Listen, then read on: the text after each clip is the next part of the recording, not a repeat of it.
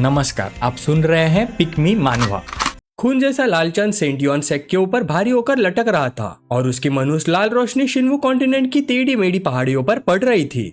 Sect के अंदर मोमबत्ती की रोशनी से जगमग करते कमरे के अंदर हवा में अगरबत्ती की खुशबू घुली हुई थी, लेकिन उसके नीचे खून की हल्की लोहे जैसी गंध भी महसूस हो रही थी। सीनियर सिस्टर, मैं आपसे भीख मांगता हूँ, प्लीज मुझे जाने दो, उसने हाफते हुए कहा। उसकी आवाज इतनी कमजोर थी कि आग की क्रैक कैक के बीच मुश्किल से सुनाई दे रही थी। जाओमू रस्सी से बंधा हुआ पड़ा था, उसकी सांसें टूटी हुई हल्की हल्की और बेहाल सी निकल रही थी। उसकी वाइफू बनने वाली एक औरत थी जिसके लंबे लाल बाल थे और चेहरे पर शिकारी मुस्कान।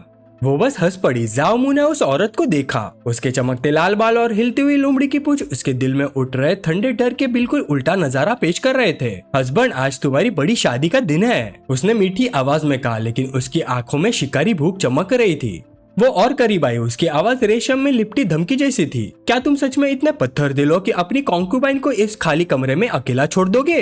किसी और को ये सीन एक प्यारे घर का रोमांटिक पल लग सकता था, लेकिन जाओमू सच जानता था। वो एक ट्रांस माइग्रेटर था, एक ऐसा इंसान जो एक दुनिया से दूसरी दुनिया में आया था सिर्फ इसलिए कि एक अजीब मजाक में फंस जाए।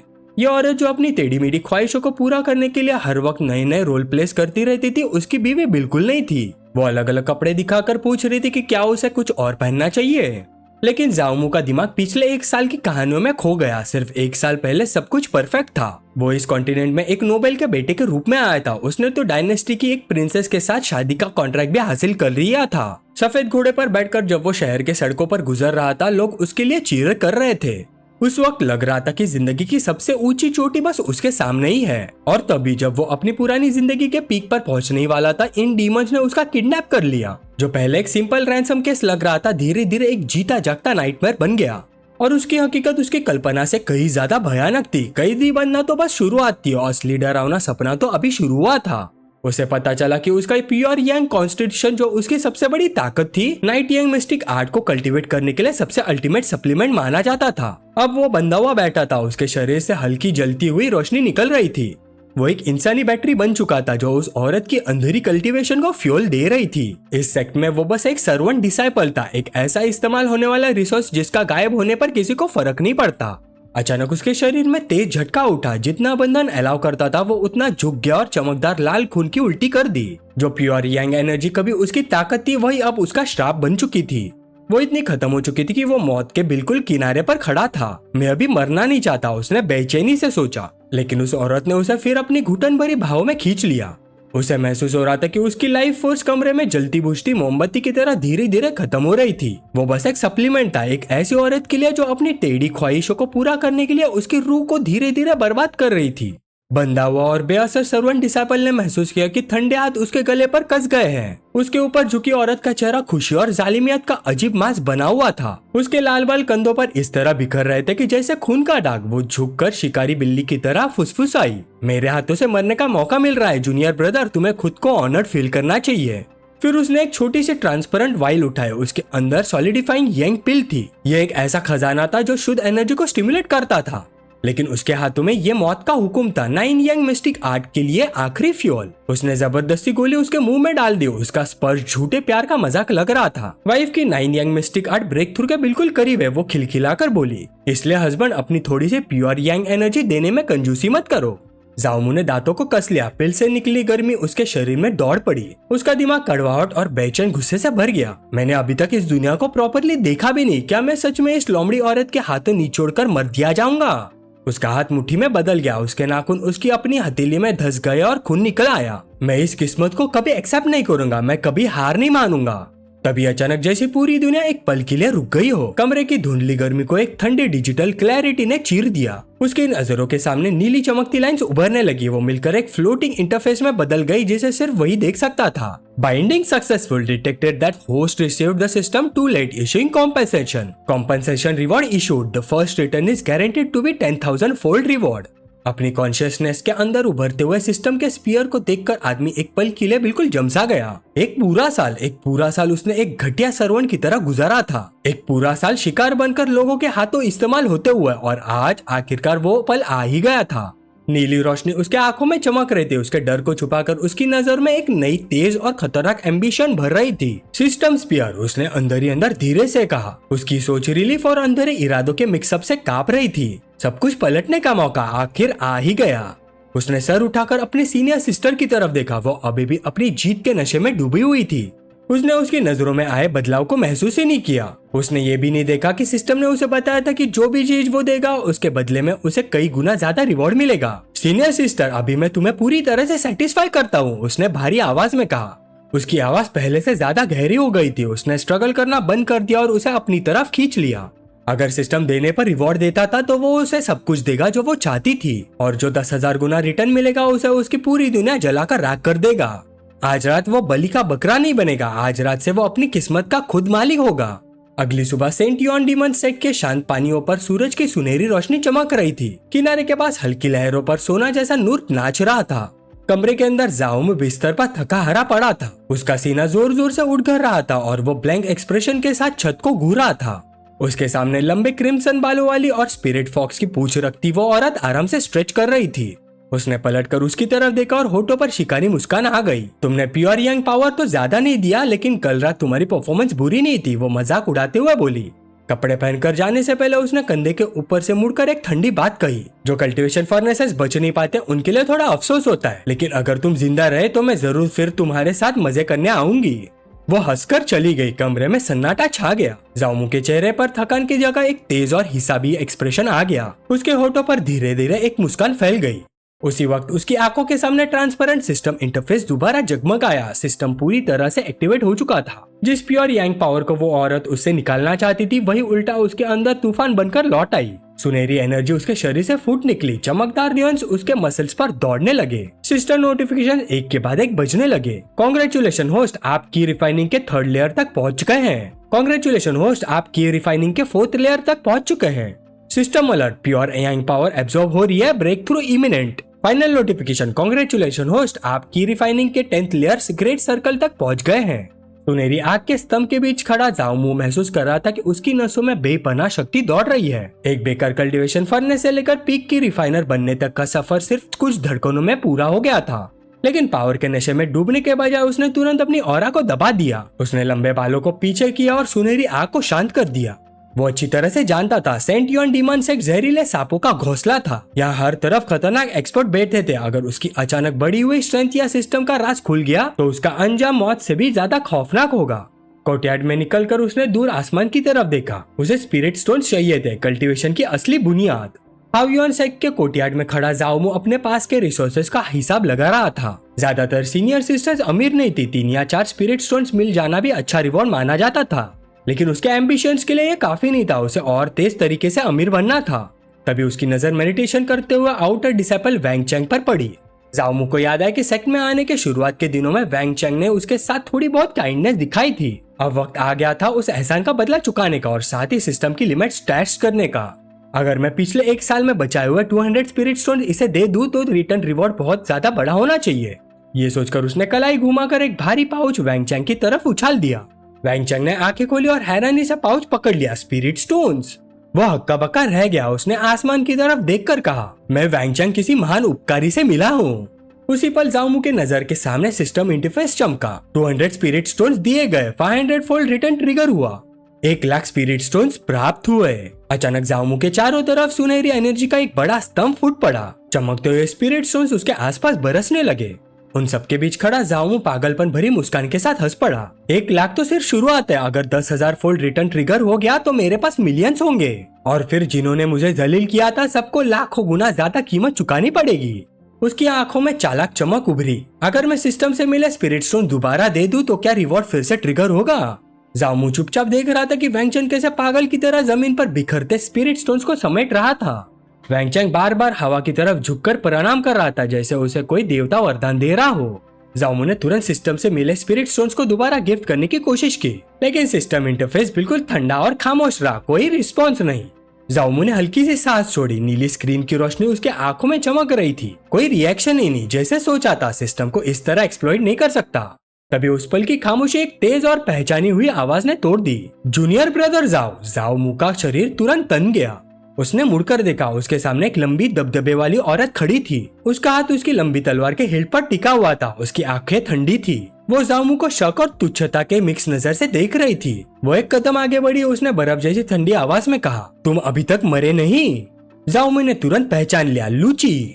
धूप सेक्ट के कोर्टयार्ड पर चमक रही थी जब लूची उसके पास आई। आउटर डिसाइपल के सफेद रोब से वो सख्त लेकिन ग्रेसफुल लग रही थी। उसे देखते ही जाओमू ने दोनों हाथ जोड़कर हल्का सा झुककर प्रणाम किया। सीनियर सिस्टर लू प्रणाम। उसकी आवाज बिल्कुल स्टेडी थी। लूची उसके सामने रुक गई। उसकी नजर ठंडी और जांचने वाली थी। ये फीमेल कल्टीवेटर लूची है। ये भी एक आउटर डिसाइपल है जो 9 यिन मिस्टिक आर्ट कल्टीवेट करती है।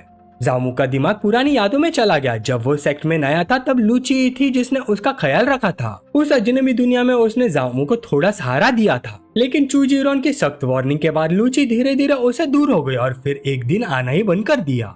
खामोशी तोड़ते हुए लूची बोली, तुम्हारी कल्टीवेशन काफी इम्प्रूव हुई है। लगता है तुम्हारा प्योर यांग कॉन्स्टिट्यूशन मेरे सोच से भी ज्यादा पावरफुल है। जामू ने नम्रता से मुस्कुराया। सीनियर सिस्टर ज्यादा तारीफ कर रही है, बस थोड़ी सी किस्मत थी।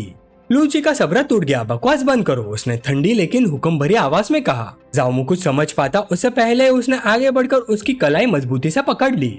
जाओमू ने हैरानी से आंखें झपकाई। है?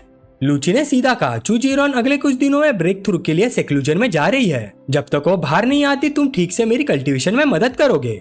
जाओमू बिल्कुल चौंक गया। है क्या? लूची ने कुछ और एक्सप्लेन नहीं किया। उसने जमीन की तरफ इशारा किया और स्पिरिचुअल एनर्जी की लहर के साथ एक विशाल नीली तलवार हवा में मटेरियलाइज हो गई। जमीन तलवार से कुछ इंच ऊपर तैर रही थी। उसकी ब्लेड से रोशनी के कण निकल रहे थे। ऊपर चढ़ जाओ, लूची ने सीधा हुक्म दिया। जैसे ही दोनों हवा में उड़े, अचानक स्पीड बदलने से जाओमू का बैलेंस हिल गया। खुद को संभालने के लिए उसने इंस्टिंक्टिवली लूची को पकड़ लिया। लूची का चेहरा तुरंत लाल हो गया। तेज हवा उनके पास से गुजरती रही। सीनियर सिस्टर थोड़ा स्लो, जाओमू ने उसे पकड़े हुए कहा। दूर पहाड़ों की तरफ तलवार बिजली की तरह दौड़ रही थी। लूची ने उसकी तरफ नजर डाली। उसकी आंखें थोड़ी सी सिकुड़ गई। कुछ महीनों से तुमसे नहीं मिली, लेकिन तुम्हारे कल्टीवेशन और ऑरा में इतना बदलाव, क्या तुम्हें उस फॉक्स चूजीरोन से कुछ बेनिफिट्स मिले? जामू ने थके हुए से सांस भरी। सीनियर सिस्टर चू तो बस मुझसे लेती रहती है, मुझे क्या बेनिफिट्स मिलेगा? लूची का एक्सप्रेशन थोड़ा नरम हुआ। डिमोन्स कभी सच में दयालु नहीं होते। अगर तुम उसके साथ रहे तो एक दिन वो तुम्हारा प्योर यांग पूरी तरह से निकाल कर तुम्हें मार देगी। फिर उसकी आवाज में डिटर्मिनेशन आ गया। इस बार जब मैं कोर फॉर्मेशन रैम में ब्रेक थ्रू कर लूंगी, मैं चूजीरोन को चैलेंज करूंगी। अगर मैं जीत गई तो उसके बाद तुम मेरे साथ रहोगे। जाओमू की आंखों में शरारती चमक आ गई। वो थोड़ा और करीब झुककर धीरे से बोला, तो फिर मुझे सिस्टर लू का सहारा लेना पड़ेगा। अचानक इतनी नजदीकी से लूची घबरा गई। उसकी गर्दन तक लाली चढ़ गई। तुम बहुत करीब हो, वो हिचकिचाते हुए बोली। जब वो सेंट यॉन डेमोन सेट के इनर एरिया की तरफ बढ़ रहे थे, जामू के दिमाग में सवाल घूम रहे थे। मेरे साथ रहोगे का क्या मतलब? तुम लोग मुझे समझते क्या हो? थोड़ी देर बाद दोनों लूची के प्राइवेट क्वार्टर्स में पहुंच गए। खुली हवा की जगह पॉलिश वुड और इंसेंस की खुशबू ने ले ली। लूची उसकी तरफ मुड़कर बोली, मैं कोर फॉर्मेशन रेल्म के ब्रेक थ्रू के बिल्कुल करीब हूँ। अगर तुम मेरी मदद करोगे और ब्रेक थ्रू स्मूथली हो गया तो रिवॉर्ड के रूप में मैं तुम्हें एक वाइटलिटी पिल दूंगी। जामू ने सीधा सिर हिलाया। अच्छा। वो रूम के पिछले हिस्से की तरफ बढ़ने लगी जहाँ एक स्क्रीन के पीछे बाथिंग एरिया था। मैं नहाने जा रही हूँ। बात उसकी गर्म और भाप से भरी हवा में सीनियर सिस्टर आराम से लकड़ी की टब में बैठ गई। उसने एक लंबी थकी हुई सांस छोड़ी और पानी हल्की हल्की लहरों के साथ उसके आसपास हिलने लगा। इस बार मुझे कोई नहीं रोक सकता, उसने धीरे से खुद से कहा। उसके चेहरे पर उम्मीद और पक्के इरादे का मिक्स साफ नजर आ रहा था। इस बार मुझे जरूर क्या? एक खुश मिजाज आवाज ने उसकी बात बीच में ही काट दी। आवाज सुनते ही सीनियर सिस्टर घबराकर जोर से चीख उठी। वो तुरंत मुड़कर देखने लगी। वहाँ उसका जूनियर ब्रदर खड़ा था। वो पहले से ही नहाने के लिए तैयार था और उसके चेहरे पर शरारती मुस्कान थी। तुम अचानक अंदर कैसे आ गए? वो हिचकिचाते हुए बोली। उसका चेहरा लाल हो गया था कि पानी की गर्मी भी उसके सामने फीकी लग रही थी। जाओमू बिना जरा भी घबराए बड़े टब में उतर गया। टाइम बहुत कीमती है, उसने मुस्कुराते हुए कहा। साथ में नहाएंगे तो ज्यादा जल्दी होगा। जैसे ही वो उसके पास बैठा, हवा का माहौल बदल गया। हैरानी की जगह अब एक अजीब सी गर्म और रूहानी टेंशन ने ले ली। उसने हाथ बढ़ाया। उसका टच जेंटल था लेकिन उसकी प्रेजेंस पूरी तरह से डोमिनेंट थी। तो फिर शुरू करे, उसने धीरे से कहा। कमरे में धीमी और रिदम वाली गूंज भर गई। दोनों ने कल्टीवेशन शुरू कर दी। लूची की पलकें हल्की सी बंद हो गई। उसकी सांस एक पल को अटक गई जब उसने एनर्जी का फ्लो महसूस किया। उसने उसकी टेक्निक की फेमिलियर लेकिन पावरफुल ताकत को महसूस किया। सीनियर सिस्टर की 9 यिन मिस्टिक आर्ट वाकई कमाल है, जाओमू ने तारीफ की। उसकी आवाज गर्म भाप में गूंज उठी। लूची के होठों पर शर्मीली सी मुस्कान आ गई। जूनियर ब्रदर का प्योर यांग कॉन्स्टिट्यूशन भी काफी डोमिनियरिंग है, उसने हल्की आवाज में जवाब दिया। उसके आसपास पानी घूमने लगा। यिंग और यांग एनर्जीज के टकराव से टब का पानी खुद रिएक्ट कर रहा था। भाप और तेज होती गई। काफी देर बाद कल्टीवेशन खत्म हुई। टब के पानी पर भारी खामोशी छा गई। जामू टब के किनारे से टेक लगाकर संतुष्ट एक्सप्रेशन के साथ बैठा था। उसने लूची की तरफ देखा, उसका चेहरा गहरी लाली से भरा हुआ था। मैंने सच में एक्सपेक्ट नहीं किया था कि सीनियर सिस्टर लू जो 9 यिंग मिस्टिक आर्ट को कल्टीवेट करती है, असल में बस तुम्हें पता है इतना काफी है, उसे जुबान पर लाने की जरूरत नहीं। लूची ने बीच में ही उसकी बात काट दी। उसकी सांसें अभी भी थोड़ी बेकरार थी। ठीक है, जामू हंस पड़ा और मजाक में दोनों हाथ उठा दिए। लेकिन अगले ही पल लूची का एक्सप्रेशन उदास हो गया। अगले महीने मेरी शादी है, उसने धीरे से कहा। लूची ने आगे कहा, उसका नाम लॉन्ग टिंशियान है, तुमने उसका नाम जरूर सुना होगा। जामू का हल्का फुल्का मूड तुरंत सीरियस हो गया। जामू ने भाई सिकोड़ ली, लॉन्ग टिंशियांग। वो नाम काफी मशहूर था, सेंट युआन डीमन सेक्ट का सबसे बड़ा जीनियस। 30 साल से पहले इनेसेंट सोल रेम तक पहुंच चुका था, हेवेंस प्राइड लिस्ट का टॉप एक्सपर्ट, और जिसने अपने दम पर स्वॉर्ड इंटेंट समझा था। जामू के चेहरे पर एक पल के लिए घबराहट आ गई। अगर इतने बड़े एक्सपर्ट को पता चल गया कि मैंने उसके सिर के ऊपर ग्रीन हैट पहना दी तो मेरा क्या होगा? उसने परेशानी में सिर पकड़ लिया। लूची ने आगे बढ़कर उसके सीने पर हाथ रखा। चिंता मत करो, उसने पक्की आवाज में कहा। फिर उसने एक राज बताया। लॉन्ग टिंशियान ने पूरे स्वॉर्ड मैनुअल के प्रैक्टिस के दौरान अपने मेरिडियंस को नुकसान पहुंचा दिया था और अब वो मर्दाना तौर पर असमर्थ था। इसलिए जब तक मैं खुद कुछ नहीं बोलती, किसी आउटसाइडर को इस बात का कभी पता नहीं चलेगा।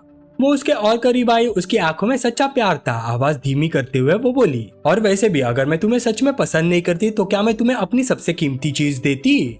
जामू उसके और करीब झुक गया। उसने धीमी गहरी आवाज में कहा, सीनियर सिस्टर। फिर दोनों की नजरें एक दूसरे में खो गई। उनके बीच एक बेआवाज समझ पैदा हो गई। लूची ब्रेक थ्रू के करीब थी। जामू ने सोचा, तो फिर और मेहनत करते हैं। लूची ने हल्की सी सांस के साथ कहा, तुम इडियट। लेकिन उसके एक्शंस उसके लफ्जों के बिल्कुल ऑपोजिट थे। खिड़की के बाहर लैटिस विंडो पर उनकी सिलुएट्स नजर आ रही थी, दो साए जो मिलकर और ज्यादा ताकत हासिल करने की कोशिश कर रहे थे। कोर्टयार्ड के शांत माहौल में बाम्बू की खुशबू फैली हुई थी। अंदर कमरे का माहौल और भी ज्यादा इंटेंस था। लूची बेड पर आराम से सोई हुई थी। तभी अचानक जामू की आंखों के सामने नीले सिस्टम इंटरफेसेस चमकने लगे। सिस्टम आ गया, उसने अंदर ही अंदर बेचैनी से कहा। आपका सारा यांग पावर ड्रेन कर लिया गया है, सिस्टम एक्टिवेट हो गया है। रेड यांग सेक्रेट बॉडी की इंटेंसिटी काफी बढ़ गई है। उसने महसूस किया कि उसके पूरे शरीर में जबरदस्त बदलाव हो रहा है। उसकी मसल तन गई, उन पर सुनहरी रोशनी चमकने लगी। आखिर में उसके दिमाग में एक विजयी नोटिफिकेशन गूंजा, डिंग, कांग्रेचुलेशन होस्ट, आप फाउंडेशन एस्टेब्लिश स्टेज में ब्रेक थ्रू कर चुके हैं। जामू खड़ा हो गया। उसके पूरे शरीर के आसपास सुनहरी आग की लपटें हल्की हल्की झिलमिला रही थी। उसकी आंखों में नई शक्ति का भरपूर कॉन्फिडेंस जल रहा था। उसने अपनी मुट्ठियां कसकर बंद कर दी। उसे महसूस हो रहा था कि बेहद रॉ और बेकाबू ताकत उसकी नसों में दौड़ रही है। इतने कम वक्त में ही मैं फाउंडेशन एस्टेब्लिशमेंट रैंक तक पहुंच गया। उसके होठों पर एक तेज और डिटरमिन्ड मुस्कान आ गई। अगर इसी स्पीड से प्रोग्रेस करता रहा तो लॉन्ग टियांगशे और उसके लॉन्ग फैमिली से भी मुझे जरा सा भी डर नहीं होगा। उसने बिस्तर पर सो रही लूसी की तरफ देखा। वो गहरी नींद में डूबी हुई थी।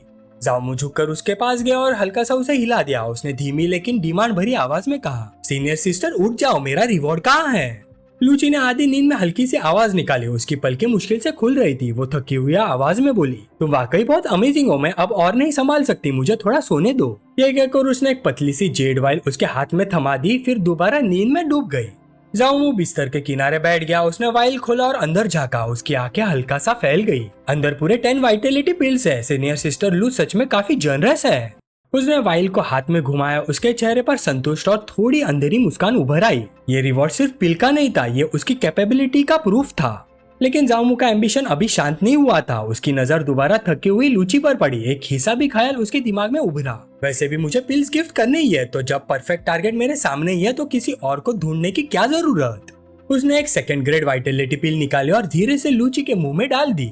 तुरंत ही उसके आंखों के सामने सिस्टर इंटरफेस चमका। सेकंड ग्रेड वाइटलिटी पिल गिफ्ट की गई। 30 फोल्ड रिटर्न ट्रिगर हुआ। थर्ड ग्रेड वाइटलिटी पिल प्राप्त हुई। जामू ने नई पिल को हाथ में उठाया और थोड़ा सा मुंह बनाया। सिर्फ 30 फोल्ड, ज्यादा खास नहीं। लेकिन उसने हार नहीं मानी। अभी भी मेरे पास 9 चांसेस और हैं। हर बार 10,000 फोल्ड तो नहीं मिलेगा, लेकिन कम से कम 1000 फोल्ड तो मिलना चाहिए। फिर उसने एक के बाद एक पिल्स लूची को खिलानी शुरू कर दी। लूची बस कमजोर सी आवाज में कुछ बोल पा रही थी।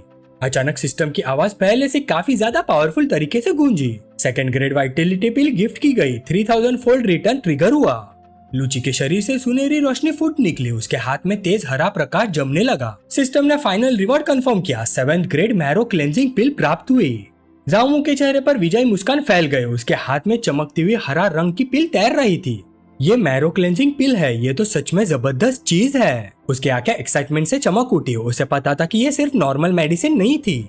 ओरिजिन नर्चरिंग पिल की तरह यह फाउंडेशन को मजबूत करती थी और वाइटैलिटी बढ़ाती थी, लेकिन इसका असली कमाल कुछ और था। ये कल्टीवेटर की रूट बोन एप्टीट्यूड को इम्प्रूव करती थी। जाओमू ने अपने बारे में सोचा। उसका प्योर यांग कॉन्स्टिट्यूशन मोर्टल्स के बीच काफी आउटस्टैंडिंग माना जाता था, लेकिन सेक्ट के असली जीनियसेस के सामने वो अभी भी कुछ खास नहीं था।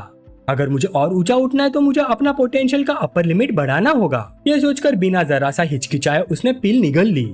जैसी पिल अंदर गई, जबरदस्त मेडिसिनल पावर उसके शरीर में फूट पड़ी। सुनहरी एनर्जी उसकी स्किन पर लपटों की तरह नाचने लगी। वो तुरंत मेडिटेशन पोजीशन में बैठ गया। उसने दांत भींचते हुए कहा, इस मेडिसिनल पावर को जल्दी रिफाइन करना होगा। पूरे इरादे के साथ उसने उस एनर्जी को मेरिडियंस के थ्रू गाइड करना शुरू कर दिया।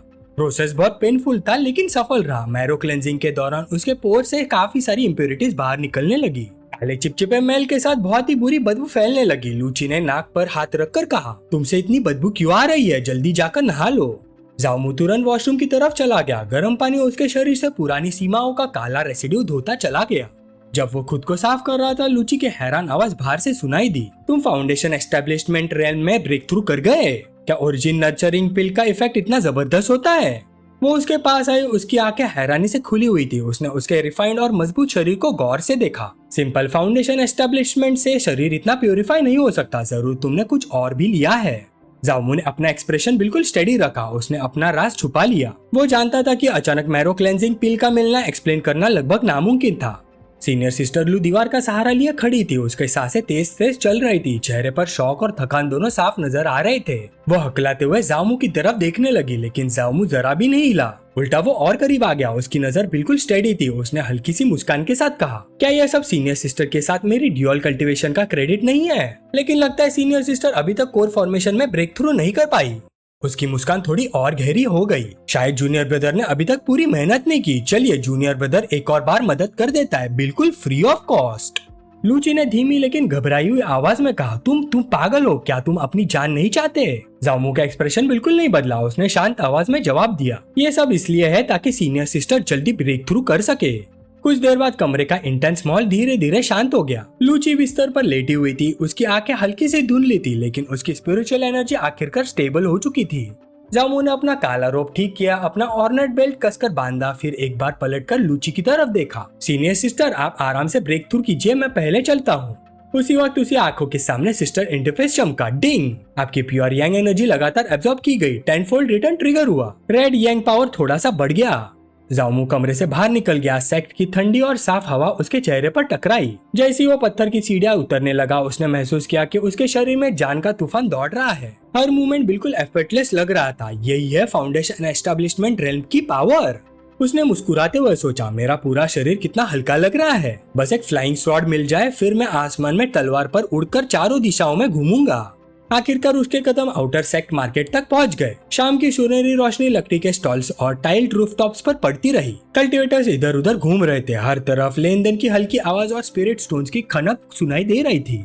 जाओमू एक स्टॉल के पास रुक गया। वहाँ कई लंबे लकड़ी के बॉक्सेस रखे थे। हर बॉक्सेस में एक तलवार थी। वेंडर ने जामू की नई ऑरा महसूस की और हल्के से झुककर एक पॉलिश केस उसके हाथ में रख दिया। फेलो डाविस्ट, आप काफी जनरस है, धन्यवाद।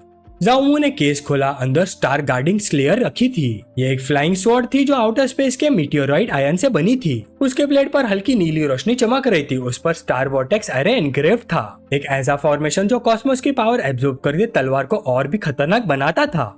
जाओमू ने तलवार को हाथ में तोला। उसके होठों पर हल्की सी मुस्कान आई। इसकी कीमत 30,000 स्पिरिट स्टोन्स थे, लेकिन उससे ज्यादा क्यूरियोसिटी इस बात की थी, जब वो इसे किसी और को गिफ्ट करेगा, सिस्टम उसे क्या रिवॉर्ड देगा।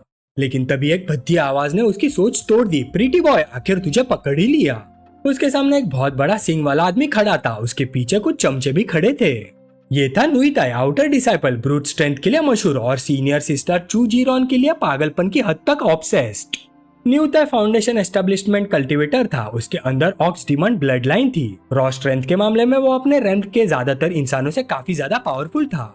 नुइताई आगे बढ़ा और जामू का कॉलर पकड़ लिया। उसकी पकड़ लोहे के जैसे मजबूत थी। नुइताई ने गुस्से से दांत भींचे। लॉर्ड नुई ने सुना है कि तू फिर से सीनियर सिस्टर चू से मिला था, क्या ये सच है? पर जामू बिल्कुल नहीं घबराया। उसने बिल्कुल शांत आवाज में जवाब दिया, तो अगर मिला था तो? ये जवाब नुइताई को और भड़का गया। वो दहाड़ा, तू? उसकी मुट्ठी पर भड़की हुई आग लपक उठी। गर्मी से आसपास की हवा तक टेढ़ी मेढ़ी होने लगी। नुइताई ने पहाड़ जैसी मुट्ठी जामू पर दे मारी, तो मर जा। लेकिन जामू की मूवमेंट इतनी स्मूथ थी जैसे सब कुछ पहले से ही देख रहा हो। एक ही मुंह में उसने जलती हुई मुट्ठी अपनी हथेली में पकड़ ली। धमाके से धूल का बादल उड़ गया, लेकिन जामू अपनी जगह से जरा भी नहीं हिला। उसका एक्सप्रेशन बिल्कुल शांत था। उसने हल्की सी इंसल्टिंग मुस्कान के साथ कहा, सॉरी पर मैं अभी जिंदा रहना चाहता हूँ सीनियर सिस्टर चू के साथ और मजे करने के लिए। नुईताई की आंखें फट गई। गुस्सा एक पल के लिए प्योर डिसबिलीफ में बदल गया। तू भी फाउंडेशन एस्टेब्लिशमेंट रेल में पहुंच गया। वो एक कदम पीछे हटा। उसकी ऑरा और तेज हो गई। उसके शरीर से गहरी लाल रोशनी फूट निकली। ऑक्स डीमन ब्लड लाइन अपनी पूरी ताकत पर पहुंच चुकी थी। सिर्फ ब्रेक थ्रू कर लेने से ये मत समझना कि तू मेरे बराबर हो गया। जामू के रेड यंग सेक्रेड बॉडी के आसपास हवा क्रैकल करने लगी। वो बिल्कुल शांत खड़ा रहा। उसकी आंखें नुईताई के हर डेस्परेट अटैक को क्लियरली देख रही थी। उसने ठंडी आवाज में कहा, ताकत बुरी नहीं है लेकिन स्पीड काफी कम है। ये सुनते ही नुईताई का गुस्सा सातवें आसमान पर पहुंच गया। वो जोर से दहाड़ा, बकवास बंद कर। अगले ही पल उसने अपने दोनों मुट्ठियों से लगातार हमले करने शुरू कर दिए। गुलाबी रोशनी के चमकते हुए मुक्के हवा को चीर रहे थे, लेकिन जामू पहले उसके अटैक पैटर्न्स को समझ चुका था। उसकी आंखों में सुनहरी रोशनी चमकी। उसने ठंडी आवाज में कहा, ये तमाशा कब खत्म होगा? और एक ही पल में उसका शरीर बिजली की तरह हिला। धड़ाम! एक तेज और निश्चित वार नुईताई को सीधा जमीन पर गिरा गया। नुईताई मिट्टी में लुढ़क गया और मुंह से खून उगल दिया।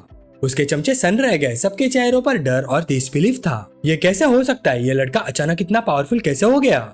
जमीन पर पड़े नुईताई को देखकर उसके साथियों ने तुरंत धमकी देनी शुरू कर दी। हमारा परिवार सेक्ट में काफी इन्फ्लुएंस रखता है। अगर तुमने हद पार की तो अंजाम बुरा होगा। जामू एक पल के लिए रुक गया। उसके होठों पर हल्की सी खतरनाक मुस्कान उभरी। ओ, तुमने तो मुझे एक अच्छी बात याद दिला दी। उसने कलाई घुमाई। तुरंत एक सेकंड ग्रेड फ्लाइंग स्वॉर्ड हवा में मटेरियलाइज हो गई। ठंडी नीली रोशनी उसके ब्लेड पर चमक रही थी। सबको लगा वो तलवार से नुईताई पर वार करेगा, लेकिन जामू ने तलवार को सीधा नुईताई के सामने जमीन पर गिरा दिया। उसने बेपरवाही से कहा, इस फ्लाइंग स्वॉर्ड की कीमत 30,000 स्पिरिट स्टोन है। इससे उसके मेडिकल एक्सपेंसेस कवर हो जाएंगे। जैसे उसने तलवार गिफ्ट की, सिस्टम इंटरफेस उसकी आंखों के सामने चमका। Catching! Arkan grade flying sword gift की गई। 1000 फोल्ड रिटर्न ट्रिगर हुआ। सिस्टम ने तुरंत रिवॉर्ड कैलकुलेट किया। उसके प्राइवेट इन्वेंट्री में एक और भी पावरफुल अर्थ ग्रेड स्वॉर्ड आ गई, लेकिन जामू के लिए वो भी बस ठीक ठाक ही थी। सबको लगा कि जामू का ध्यान भटक गया है।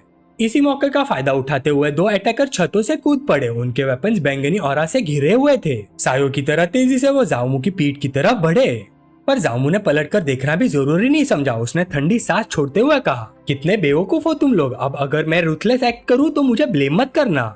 उसके शरीर से नीली रोशनी का जबरदस्त शॉकवेव फूट निकला। एक अंधा कर देने वाली एनर्जी आग गली में चमकी और अगले ही पल दोनों अटैकर्स के वेपन हवा में उड़ गए। वो दोनों अपने सीने पकड़कर दर्द से कराहने लगे, लेकिन भीड़ कुछ समझ पाती उससे पहले एक नई शक्ल रोशनी में आगे आई। लंबे बहते हुए बाल, तेज और सख्त नजर। वो एक खूबसूरत लेकिन ऑथोरिटी से भरी हुई औरत थी। उसने जमीन पर गिरे अटैकर्स को तुच्छ नजर से देखा। तुम लोगों में इतनी हिम्मत है कि पहले खुद कंप्लेंट करने आ गए? फिर उसने सख्त आवाज में कहा, मैंने अपनी आंखों से देखा है। पहले तुम लोगों ने ही चिपके से अटैक किया था। टेकटाउन की ठंडी शाम की हवा में जबरदस्त टेंशन घुली हुई थी। जाओमो बिल्कुल अपनी जगह पर मजबूती से खड़ा था। तभी मुजुलिंग तेज कदमों से उसके पास आई। उसके चेहरे पर गुस्सा और चिंता का मिक्स साफ दिख रहा था।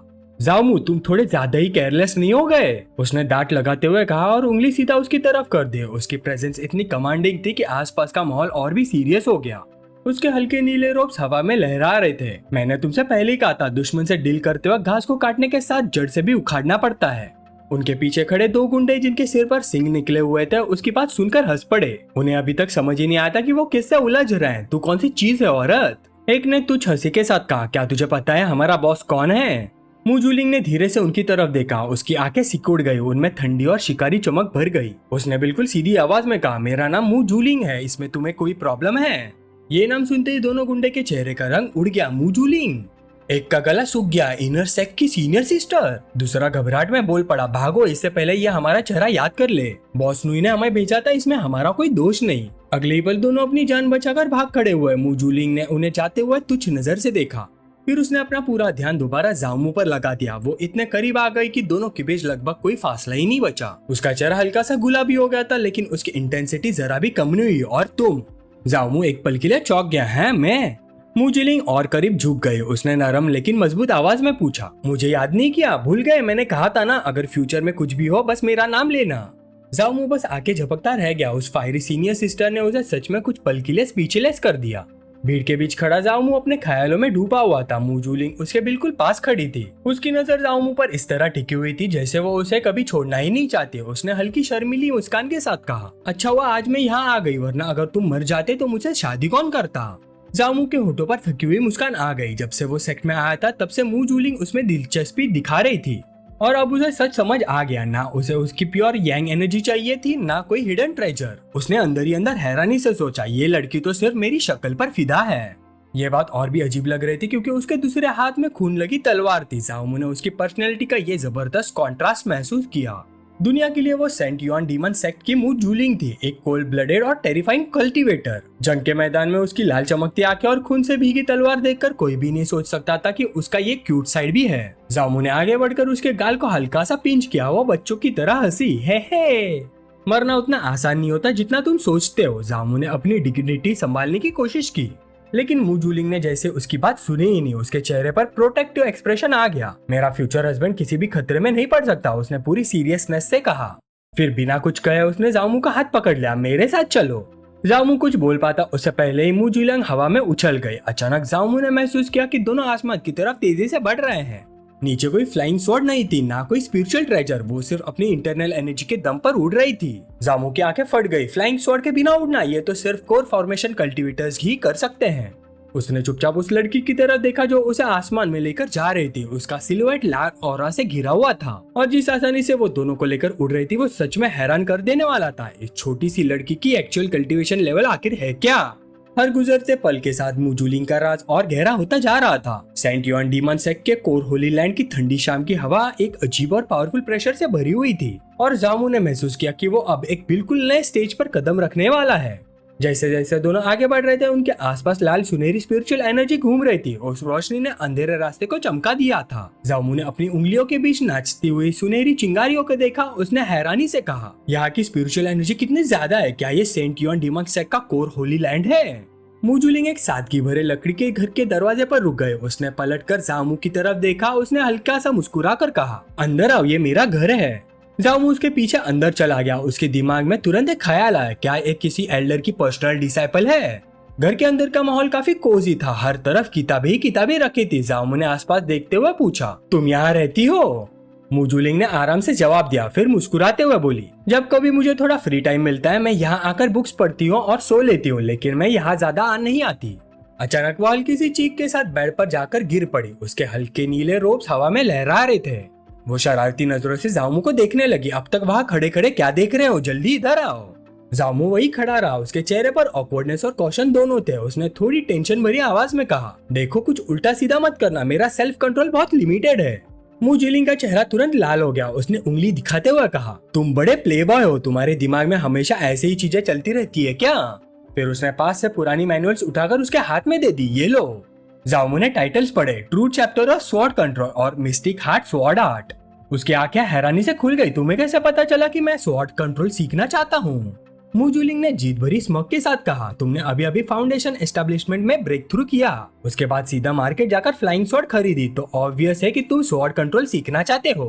फिर उसने एक सुंदर केस निकाला, वैसे ये फ्लाइंग स्वॉर्ड भी तुम्हारे लिए है। ये 6 ग्रेट कोल एट्रीब्यूट फ्लाइंग स्वॉर्ड है, इसका नाम फ्रॉस्ट फॉल है। जामू ने तलवार को हाथ में लिया। ब्लेड के अंदर से शुद्ध और तेज स्पिरिचुअल एनर्जी महसूस हो रही थी। मूजूलिंग ने उसकी तरफ देखते हुए मुस्कुरा कर कहा, तुम्हारे अंदर जो प्योर और गर्म एनर्जी है उसे बैलेंस करने के लिए ये स्वॉर्ड बिल्कुल परफेक्ट है, ताकि तुम्हारा इविल फायर कंट्रोल में रहे और तुम पूरा दिन वही चीजें सोचना बंद करो। जामू शर्माते हुए मुस्कुराए, तुम वाकई बहुत थॉटफुल हो। मूजूलिंग खड़ी हो गई, ठीक है, तुम कुछ दिन यही रुककर स्वॉर्ड कंट्रोल कल्टीवेट करो, बाकी सब मैं हैंडल कर लूंगी।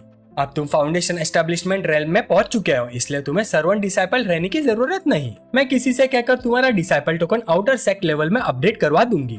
जामू ने हैरानी से पूछा, गर्ल तुम आखिरकार हो कौन?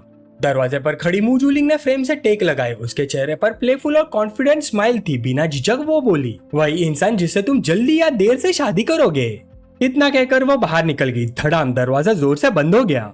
जामू ने सिर हिलाकर अपने ख्याल साफ किए। उसने हल्की मुस्कान के साथ कहा, ये छोटी सी लड़की फ्लर्ट करने में काफी एक्सपर्ट है, लेकिन वो ज्यादा देर तक डिस्ट्रैक्ट नहीं रह सकता था। छोड़ो, अभी स्वॉर्ड कंट्रोल कल्टीवेट करना ज्यादा इंपॉर्टेंट है। वो क्रॉस लेगेड बैठ गया। उसके आसपास तलिस्मान चमकने लगे, सुनहरी एनर्जी घूमने लगे। उसने पूरी मेहनत से टेक्निक समझने की कोशिश की।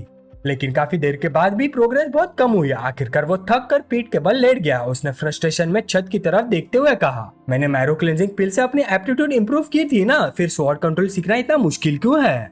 वो दोबारा बैठ गया। थोड़ी देर तक सोचता रहा। उसे समझ आ गया पिल ने उसकी शरीर की पोटेंशियल तो बढ़ा दी थी, लेकिन उसकी कॉम्प्रहेंशन बिल्कुल इम्प्रूव नहीं हुई। अब वो सच में अटक गया था। मैं क्या करूं, मेरे पास सिस्टम तो है, लेकिन अगर कॉम्प्रहेंशन ही वीक रही तो कल्टीवेशन रुक जाएगी, फिर तो मैं सच में रो रो कर मर जाऊंगा। तभी उसकी नजर पास ही घास खाते एक छोटे सफेद सींग वाले डीमन बीस्ट पर पड़ी। अचानक उसके दिमाग में बिजली सी चमकी। उसे याद आया कि सिस्टम ने प्रीमोर्डियल यांग को भी गिफ्ट माना था। अगर ऐसा है तो नॉलेज या कॉम्प्रहेंशन देने पर भी सिस्टम रिवॉर्ड दे सकता है। उसके चेहरे पर शरारती और थोड़ी डेंजरस मुस्कान आ गई। वो धीरे धीरे उस छोटे बीस्ट के पास गया। छोटे, तुम काफी बोर लग रहे हो, कैसा रहेगा अगर मैं। अचानक उसने उसके सिंग पकड़ लिया। मैं तुम्हें मल्टीप्लिकेशन टेबल सिखाऊं। छोटे डीमन बीस्ट की आंखें डर से फट गई और जामू तुरंत जोर जोर से बोलने लगा, 1 गुना 5 बराबर 5, 3 गुना 4 बराबर 12, 4 गुना 5 बराबर 20। जैसे बेचारे डीमन बीस्ट का दिमाग इतने सारे मैथ्स के सवालों से हैंग हो गया, जामू के सामने सिस्टम नोटिफिकेशन चमक उठा। डिंग, अपने एक डीमन बीस्ट को एनलाइटन किया है। नॉलेज इंपोर्ट करने से 100 फोल्ड रिटर्न ट्रिगर हुआ। होस्ट की कॉम्प्रेशन काफी हद तक बढ़ गई है। अचानक जामू को महसूस हुआ जैसे उसके दिमाग से सारी धुंध हट गई हो। जो स्वॉर्ड कंट्रोल के कॉम्प्लेक्स पाथ कुछ देर पहले तक उसके लिए पजल बने हुए थे, अब बिल्कुल सिंपल लगने लगे। उसने अपनी मुट्ठी कस ली और उसकी आंखों में विजय की चमक उठी। ये सच में काम कर गया। जामू मेडिटेशन में बैठा था। उसके आसपास सुनहरी इंस्क्रिप्शंस पुरानी शक्ति के साथ गूंज रही थी। पहली बार हाई लेवल कुंफू के वो मुश्किल सिंबल्स उसे बिल्कुल क्लियरली समझ आ रहे थे। जैसे दिमाग पर छाई धुंध अचानक छा गई हो, उसने आंखें खोली। उनमें तेज एम्बर रोशनी चमक रही थी। उसने धीरे से कहा, बुरा नहीं। उसने हाथ आगे बढ़ाया। तुरंत एक स्पेक्ट्रल स्वॉर्ड उसके सामने मटेरियलाइज हो गई। वो शांत और ओबीडियंट रोशनी के साथ तैर रही थी। जो कुंफू पहले समझ नहीं आ रहा था, अब मैं उसे तुरंत कॉम्प्रहेंड कर सकता हूँ। लेकिन ब्रेक थ्रू के बाद भी उसके चेहरे पर पूरी संतुष्टि नहीं थी। इस दुनिया का सच वो अच्छी तरह से जानता था। एक ट्रांस माइग्रेटर के लिए काफी अच्छा होना मतलब मौत को इनवाइट करना था। उसे अनपैरेलल्ड बनना था, सबसे अलग, सबसे बेहतर। उसकी नजर पास खड़े छोटे से हॉर्न स्पिरिट बीस्ट पर पड़ी। वो वाइड आइज के साथ उसे देख रहा था। जामू के चेहरे पर शरारती और थोड़ी सिनिस्टर स्माइल आ गई। उसने क्रिएचर को गर्दन से उठाया। हम लगता है तुम सीखने के लिए काफी ईगर हो, तो आज तुम्हारा टीचर तुम्हें एक नया सब्जेक्ट पढ़ाएगा, ज्योमेट्री थियरम्स।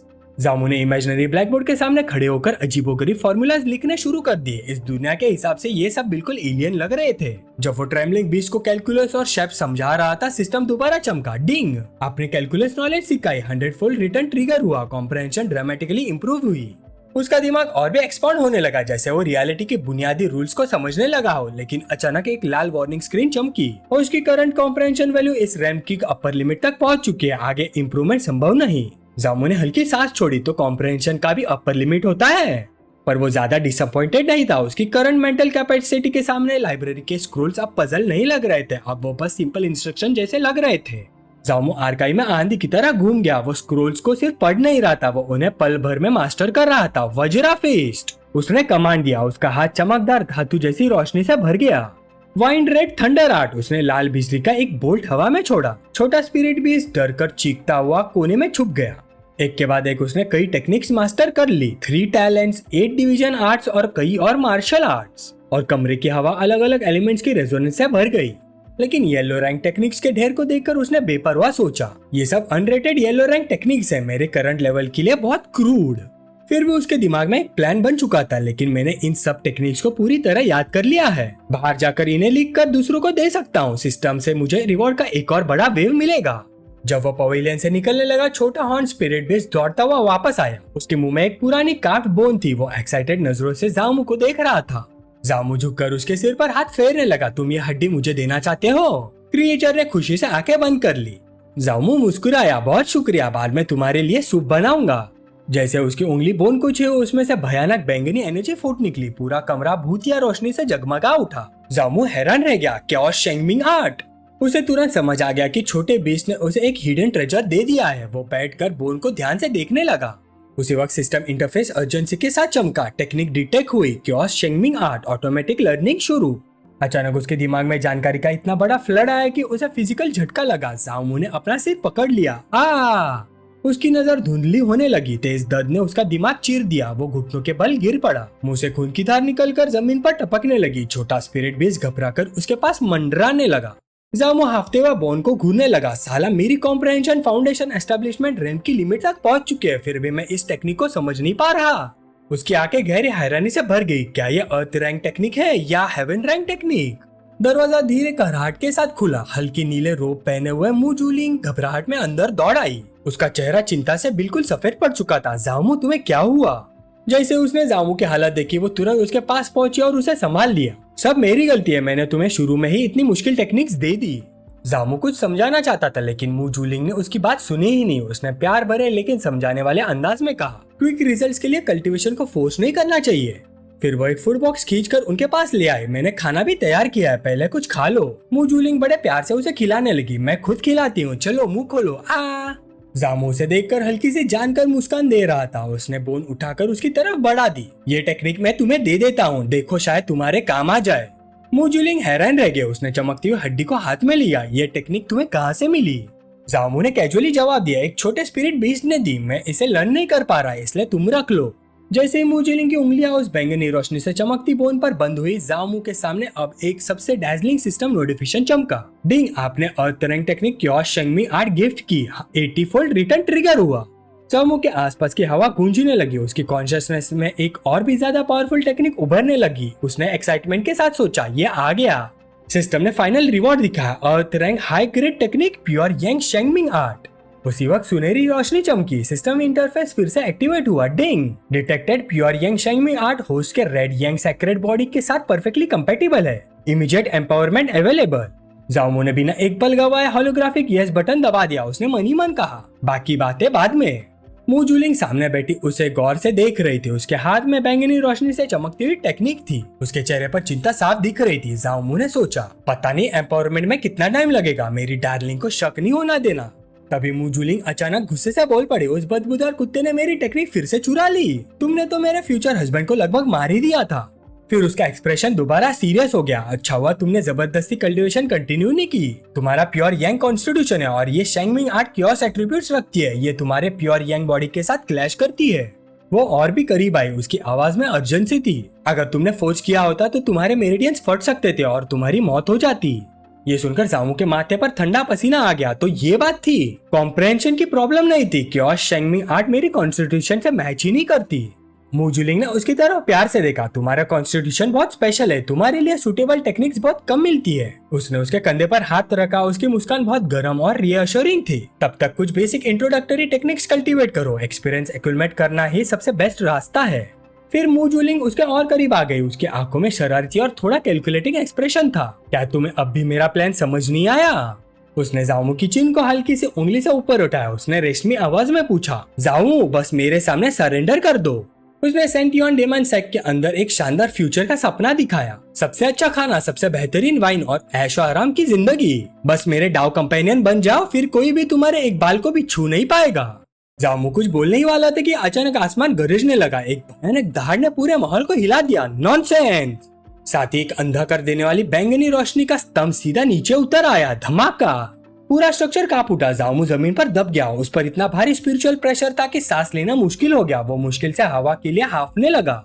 मु जूलिंग का प्लेफुल कॉन्फिडेंस पल भर में गायब हो गया। उसकी आंखों में शॉक और कंफ्यूजन भर गया। इतनी डरावनी ऑरा, ये कौन है? अगले ही पल उसकी आंखें पहचान से फट गई। मास्टर, आप यहाँ क्यों आई हो? आसमान से एक फिगर धीरे धीरे नीचे उतरी। उसके आसपास बैंगनी आग जल रही थी। उसकी प्रेजेंस ठंडी, डोमिनेटिंग और बेपनाह पावरफुल थी। उसकी आंखें मु जूलिंग पर टिकी हुई थी। बर्फ जैसी ठंडी नजर के साथ उसने व्यंग्य भरी आवाज में कहा, मेरे आने से तुम्हारे अच्छे काम का मजा खराब हो गया क्या?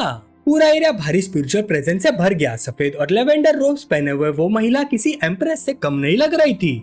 मु जूलिंग ने तुरंत सिर झुकाया। उसकी आवाज कांप रही थी। डिसाइपल की इतनी हिम्मत नहीं है। एम्प्रेस की आंखें सिकुड़ गई। उनमें शक्ति और निराशा दोनों साफ दिख रहे थे। उसकी आवाज बर्फ की तरह ठंडी थी। जूलिंग, तुम वो डिसाइपल हो जिसे ये टीचर सबसे ज्यादा इंपॉर्टेंस देती है। मैंने तुम्हें इसलिए पाला था ताकि तुम मेरी जगह सेंटियन डेमन सेक्ट की अगली सेक्ट एम्प्रेस बनो। उसने जामो की तरफ इशारा किया जो अभी भी भिखारी हालत में खड़ा था। लेकिन तुम्हें देखो ना, तुम ढंग से कल्टीवेट करती हो और ऊपर से एक सर्वेंट डिसाइपल को अपने रेसिडेंस में छुपाकर उसके साथ फ्लर्ट कर रही हो। जामो के माथे पर पसीने की बूंद बह गई। उसके आसपास बैंगनी ऑरा बेचैनी से हिलने लगी। तो सेक्ट एम्प्रेस जूलिंग की मास्टर है। अब समझ आया उसमें इतना कॉन्फिडेंस क्यों था। मू जूलिंग तुरंत जमीन पर गिर गई और गहरा काउटाव किया। मास्टर, कृपया मुझे माफ कर दीजिए, डिसाइपल अपनी गलती समझ गई है। एम्प्रेस का एक्सप्रेशन बिल्कुल नहीं बदला। काफी देर तक वो चुप रही। फिर उसने ठंडी सांस छोड़ी। सिंस तुम अपनी गलती समझ गई हो तो ये टीचर तुम्हें एक मौका देगी। उसने अपनी कलाई हल्का सा घुमाई। तुरंत एक चमकती हुई ट्रांसलूसेंट स्वॉर्ड उसके हाथ में मटेरियलाइज हो गए। उस ब्लेड से खतरनाक किलिंग इंटेंट निकल रहा था। उसने तलवार जूलिंग के सामने जमीन में गाड़ दी। अपने हाथों से इस आदमी को मार दो, अपनी मोह माया की जड़ को काट दो, फिर मेरे साथ पर्पल क्लाउड पीक चलो और 30 साल तक क्लोज डोर कल्टीवेशन करो। जूलिंग की सांसें तेज हो गए। उसने जमीन में गड़ी तलवार को देखा। एक तरफ उसका फ्यूचर, दूसरी तरफ जाओमू, लेकिन उसने तलवार नहीं उठाई। उसने आंसू भरी आंखों से अपनी मास्टर की तरफ देखा। उसकी आवाज कांप रही थी लेकिन उसका डिटर्मिनेशन मजबूत था। इसका जाओमू से कोई लेना देना नहीं। अगर डिसाइपल जाओमू को मार देगी तो मेरा डाव हार्ट जरूर प्रभावित होगा और शायद मेरी कल्टीवेशन कभी आगे नहीं बढ़ेगी। एम्प्रेस की आंखें ठंडी चमक से भर गई। तुम मुझे धमकी दे रही हो? और धड़ाम बैंगनी स्पिरिचुअल एनर्जी का एक भयानक ब्लास्ट बाहर निकला। जामू और जूलिंग दोनों जमीन पर जोर से दबा दिए गए। जामू ने दांतों तले होठ दबा लिया। साला, क्या यह एम्प्रेस सच में हमें यही मारने वाली है? जूलिंग मुश्किल से बोल पाए। उसकी ताकत खत्म हो रही थी। मास्टर! जब जामू ने जूलिंग को टूटने के कगार पर देखा, उसके अंदर की एनर्जी फट पड़ी। मेरी स्पिरिचुअल पावर ले लो। वो गरजता हुआ आगे बढ़ा और जूलिंग को अपनी बाहों में थाम लिया। उसी पल सुनहरी रोशनी बैंगनी प्रेशर के बीच से फूट निकली। एम्प्रेस का एक्सप्रेशन बदल गया। रेज की जगह सच्चा शौक आ गया। तो सच में इसके अंदर सीक्रेट था। उसने गहरी नजर से जामू को देखा। अगर मैं गलत नहीं हूँ तो इसने 6 पाथ सीक्रेट बॉडी अवेकन कर लिया है। एम्प्रेस के सामने जामू का पूरा रूप बदल गया। वो सीधा खड़ा हो गया। उसके पीछे एक विशाल सुनहरा फैंटम उभर आया, जैसे एक देवता का शैडो उसके पीछे खड़ा हो। उस लेटेंट पावर की इंटेंसिटी ने पूरे एरिया का माहौल बदल दिया। एम्प्रेस चुपचाप उसे देखती रह गई, जिसे वो अब तक एक छोटा सर्वेंट डिसाइपल समझती रही। उसके अंदर दुनिया को हिला देने वाला पोटेंशियल था। जूलिंग का शौक धीरे धीरे एक क्यूरियस और थोड़ा प्रेडेटरी स्माइल में बदल गया। तुम शरारती लड़के, अगर मुझे पहले पता होता कि तुम्हारे पास 6 पाथ सेक्रेट बॉडी है तो मैं तुम्हें सीधा बेड से बांध देती और जबरदस्ती खुद को तुम पर थोप देती। जामू का चेहरा बिल्कुल ब्लैंक हो गया। है? ये सुनकर एम्प्रेस जोर से खांसी। अहम अहम। जूलिंग कुछ कहना चाहती थी लेकिन एम्प्रेस ने उसकी बातें इग्नोर कर दी। उसकी नजर अब भी जामू पर टिकी हुई थी। जूलिंग ने दोबारा विनती की, मास्टर प्लीज जामू को छोड़ दीजिए। एम्प्रेस ने ठंडी सांस ली। फाइन, आज जूलिंग की वजह से मैं तुम्हारी जान बख्श रही हूँ। फिर उसने हाथ हिलाया। तुरंत वॉयलेट स्पिरिचुअल एनर्जी का वोर्टेक्स उसके और जूलिंग के आसपास घूमने लगा। आउटर सेक्ट वापस जाओ। नेसेंट सोल रेम तक ब्रेक थ्रू किए बिना जूलिंग को ढूंढने बताना। एक चमक के साथ दोनों गायब हो गए। हवा में सिर्फ ओजोन की खुशबू और हिलते हुए पत्तों की आवाज रह गई। जामू अकेला खड़ा रह गया। उसने अपने सीने को पकड़ लिया। एड्रेनलिन धीरे धीरे उतर रहा था। क्या डरावने मेथड से? अगर एम्प्रेस मुझे मारना चाहती तो शायद उसे सिर्फ एक ख्याल की जरूरत होती। उसकी आंखों में फ्रस्ट्रेशन और डिटर्मिनेशन दोनों जल उठे। मुझे और ज्यादा स्ट्रॉन्ग बनना होगा। जामू अपने सर्वेंट क्वार्टर्स में वापस आ गया। वो फ्लोर पर क्रॉस लेकर बैठ गया। कमरे की शांति कुछ देर पहले के हंगामे से बिल्कुल उल्टा थी। आखिर मुझे कंसंट्रेट करने का टाइम मिला। मुझे जल्दी कल्टीवेशन शुरू करनी होगी। मेरे गोल्स अभी बहुत दूर है। उसने मन ही मन कमांड दिया, सिस्टम इम्प्रूवमेंट शुरू करो। ट्रांसलूसेंट ब्लू स्क्रीन उसके सामने चमक उठी। जामू ने गहरी सांस ली। उसके अंदर की कल्टीवेशन स्पीड अजीब तरीके से बढ़ने लगी। क्या ये फायर पॉन्ड हमिंग आउट और 6 पाथ सेक्रेट बॉडी का इफेक्ट है? तभी स्क्रीन पर एक लाल वार्निंग आइकॉन फ्लैश हुआ। डिटेक्टेड, आसपास की heaven and earth spiritual energy next improvement के लिए इनसफिशिएंट है। Additional energy required. जामू ने बिना एक पल गवाए जवाब दिया। उसने सिस्टम इंटरफेस पर होलोग्राफिक बटन दबा। यस। अगले पल पूरा कमरा नीली रोशनी से जगमगा उठा। हजारों स्पिरिट स्टोन्स हवा में उभर आए। हर स्टोन चमक रहा था जैसे छोटे सितारे कमरे में तैर रहे हो। जामू ने धीरे से कहा, यह है मेरे जमा हुए स्पिरिट स्टोन्स। वो देख रहा था कैसे सिस्टम उन स्पिरिट स्टोन्स की एनर्जी को एब्जॉर्ब कर रहा था। एक के बाद एक स्टोन्स क्रैक होने लगे, फिर धूल बनकर बिखर गए। उनके अंदर की रंग बिरंगी स्पिरिचुअल एसेंस एक बड़ी एनर्जी स्ट्रीम में बदलकर जामू के अंदर घुसने लगी। उसने दांत बींचकर कहा, अब शुरू होता है असली इम्प्रूवमेंट। उसका पूरा शरीर सुनहरी ऑरा से धधक रहा था। वो अगले ट्रांसफॉर्मेशन के लिए तैयार हो गया। रात भर चांद सेंटियन सेक्ट के ऊपर चमकता रहा। जामू मेडिटेशन में बैठा रहा। उसके आसपास आग जैसी चमकती स्पिरिचुअल एनर्जी घूम रही थी। ब्रेक थ्रू बहुत इंटेंस था। उसे महसूस हो रहा था कि शक्ति उसके मेरिडियंस के अंदर बन रही है। जब सुबह उसने आंखें खोली और कल्टीवेशन की गंदी हवा बाहर निकली, तब उसे अपनी प्रोग्रेस की कीमत समझ आई। सिर्फ एक रात में फाउंडेशन एस्टेब्लिशमेंट रैम के 3rd लेयर तक पहुंचने के लिए उसने पूरे 70,000 स्पिरिट स्टोन्स जला दिए थे। ये कचरा देखकर कोई भी हिल जाए। अब वो काफी पावरफुल हो चुका था, लेकिन उसकी जेब लगभग खाली हो गई थी। अगली सुबह जामू अपने क्वार्टर से बाहर निकला। उसने हाथ पैर स्ट्रेच किए। उसका दिमाग तुरंत पैसों की तरफ चला गया। अब मुझे पैसे कमाने का कोई तरीका ढूंढना पड़ेगा। लेकिन उसकी सोच अचानक रुक गई। कुछ डिसाइपल्स उसका रास्ता रोक कर खड़े थे। बीच में एक लंबा चौड़ा मस्कुलर आदमी था, लंबे ब्लॉन्ड बाल, चेहरे पर और कॉन्फिडेंस स्मार्क। उसने नकली दोस्ती के लहजे में पुकारा, जामू सुना है सीनियर सिस्टर चू ने तुम्हें काफी बेनिफिट्स दिए हैं, हम भाइयों को भी थोड़ा एप्रिशिएशन नहीं दिखाओगे? जामू ने उसे ठंडी नजर से देखा। ये शियांग था, एक ऐसा आदमी जो कमजोरों को डरा धमका कर जीतता था, सर्वेंट डिसाइपल्स के बीच शेर बनता फिरता था। हाल ही में वो ची रिफाइनमेंट 9th लेयर तक पहुंचा था। जामू ने शांत आवाज में कहा, कमजोरों को बुली करने के लिए तुमने काफी स्पिरिट स्टोन्स उड़ा दिए लगता है। शियांग का चेहरा तुरंत गुस्से से टेढ़ा हो गया। साले तू समझता क्या है अपने आप को? गरजता हुआ वो जामू पर झपटा। उसकी मुट्ठी के आसपास एक बड़ी टाइगर फैंटम की इमेज उभर आई। शियांग को लगा जामू उसके सामने हिल भी नहीं पाएगा, लेकिन जामू की नजर में ये अटैक बहुत ही स्लो था। उसने हल्की आवाज में कहा, बहुत स्लो। शियांग समझ भी नहीं पाया और जामू पल भर में ही उसके साइड में पहुंच गया और धड़ाम, एक कैजुअल लेकिन लाइटनिंग फास्ट स्ट्राइक। शियांग हवा में हिल गया, उसके मुंह से खून छिड़क गया, वो पीछे लड़खड़ा कर गिर गया। उसके लेगीज घबरा कर उसे संभालने दौड़े। ब्रदर शियांग, आप ठीक हैं? शियांग ने ऊपर देखा, उसका चेहरा सफेद पड़ चुका था, आंखें डिसबिलीफ में फट गई थी। तू एक्चुअली फाउंडेशन एस्टेब्लिशमेंट रैम में ब्रेक थ्रू कर चुका है। जामू सीधा खड़ा था, उसके चेहरे पर कॉन्फिडेंट और शरारती मुस्कान थी, उसके शरीर से हल्की गर्म ऑरा निकल रही थी। उसने मुस्कुराते हुए पूछा, इतना ऑब्वियस है क्या? धूल से भरे ट्रेनिंग ग्राउंड में जोर जोर से चीखने की आवाज गूंज रही थी। कुछ बड़े बड़े डिसाइपल जामू को चारों तरफ से घेर चुके थे। भाइयों बस खड़े मत रहो, साथ में अटैक करो, उनमें से एक ने गरज कर कहा। उसके शरीर से जहरीली हरी एनर्जी निकल रही थी। फिर सब एक साथ जामू पर टूट पड़े। उन्हें पूरा यकीन था कि इतने लोग मिलकर उसे आसानी से कुचल देंगे, लेकिन इस तूफान के बीच जामू बिल्कुल शांत खड़ा था। उसने बस हल्की सी नाक से आवाज निकाले, फिर वो इतनी स्मूथली मूव हुआ जैसे हवा हो। उसने मसल के इस दीवार के बीच से निकलते हुए उनके सारे भारी अटैक्स आसानी से डॉज कर लिए। साइड में खड़े डिसाइपल्स हैरानी से देखते रहे। एक लड़की ने आके फाड़कर कहा, मैंने सोचा भी नहीं था कि जूनियर ब्रदर जाओ इतनी जल्दी फाउंडेशन एस्टेब्लिशमेंट रेल में ब्रेक थ्रू कर लेगा। उसके पास खड़ा डिसाइपल टेंशन में बोला, वो अभी भी फाउंडेशन एस्टेब्लिशमेंट में आया है। इतने सारे ची रिफाइनिंग कल्टिवेटर्स का एक साथ सामना करना फिर भी आसान नहीं होगा। जैसे हरी रोब्स वाले डिसाइपल्स और एग्रेसिवली अटैक करने लगे, लड़की घबरा कर चिल्लाई, जूनियर ब्रदर जाओ संभाल के। लेकिन जामू का फोकस बिल्कुल नहीं हिला। उसने अपनी इंटरनल एनर्जी को गैदर किया। उसके हाथ तेजी से एक मिस्टीरियस जेस्चर बनाने लगे। हवा पावर से गूंजने लगी। वो गरजा, गेट लॉस्ट, और धड़ाम, लाल एनर्जी का एक वायलेंट ब्लास्ट बाहर निकला। शॉकवेव इतना पावरफुल था कि सारे अटैकिंग डिसाइपल्स हवा में उड़ गए, बिल्कुल टूटी हुई गुड़ियों जैसा। धूल अभी बैठे भी नहीं थी कि आसमान से एक नया साया नीचे आया, एक टाइगर डीमन डिसाइपल। उसके शरीर पर बाघ जैसे स्ट्राइप्स थे, आंखों में जंगली गुस्सा था। जामू ने सिर्फ थोड़ा सा ऊपर देखा, उसका एक्सप्रेशन बिल्कुल ठंडा था। टाइगर डीमन, गरजा, मर जा। उसके पंजा हवा चीरते हुए सीधा जामू के पीठ की तरफ बढ़े, लेकिन जामू के होठों पर बस एक हल्का सा कॉन्फिडेंट स्मॉक था। जामू ने अपनी मुट्ठी के आसपास लाल एनर्जी को कंप्रेस किया। वो एनर्जी बहुत वायलेंट तरीके से धड़क रही थी और अगली ही पल धड़ाम, उसने एक ही पंच मारा, लाल एनर्जी फट पड़ी। टाइगर डीमन जबरदस्त फोर्स के साथ जमीन में गाड़ दिया गया। इंपैक्ट की गूंज पूरे एरिया में सुनाई दी। उसका विशाल शरीर जमीन पर घसीटते हुए दूर जा गिरा। वो मुश्किल से उठने की कोशिश करने लगा। उसके चेहरे पर दर्द और गुस्सा दोनों साफ दिख रहे थे। उसने घूरते हुए चिल्लाया, जामू बस रुक जा। जामू आसमान से नीचे उतरा। उसका शरीर लाल एनर्जी से घिरा हुआ था। वो सीधा टाइगर डीमन के ऊपर पैर रखकर खड़ा हो गया। उसकी प्रेजेंस ही इतनी हैवी थी कि सबकी सांसें रुक गई। टाइगर डीमन गुस्से से करा रहा था, लेकिन जामू की ऑरा और भी पावरफुल हो गई। उसने ठंडी नजर से नीचे देखा, बस एक शब्द, चुप, और टाइगर डीमन की सारी अकड़ निकल गई। आसपास के लोग एक्साइटमेंट से चीख उठे, शाबाश ब्रदर जाओ, आपने हमारा बदला ले लिया। एक और डिसाइपल हैरानी से बोला, कौन सोच सकता था कि ये टाइगर डीमन जो हमेशा दूसरों को डराते थे आज किसी आयरन प्लेट से टकरा जाएंगे।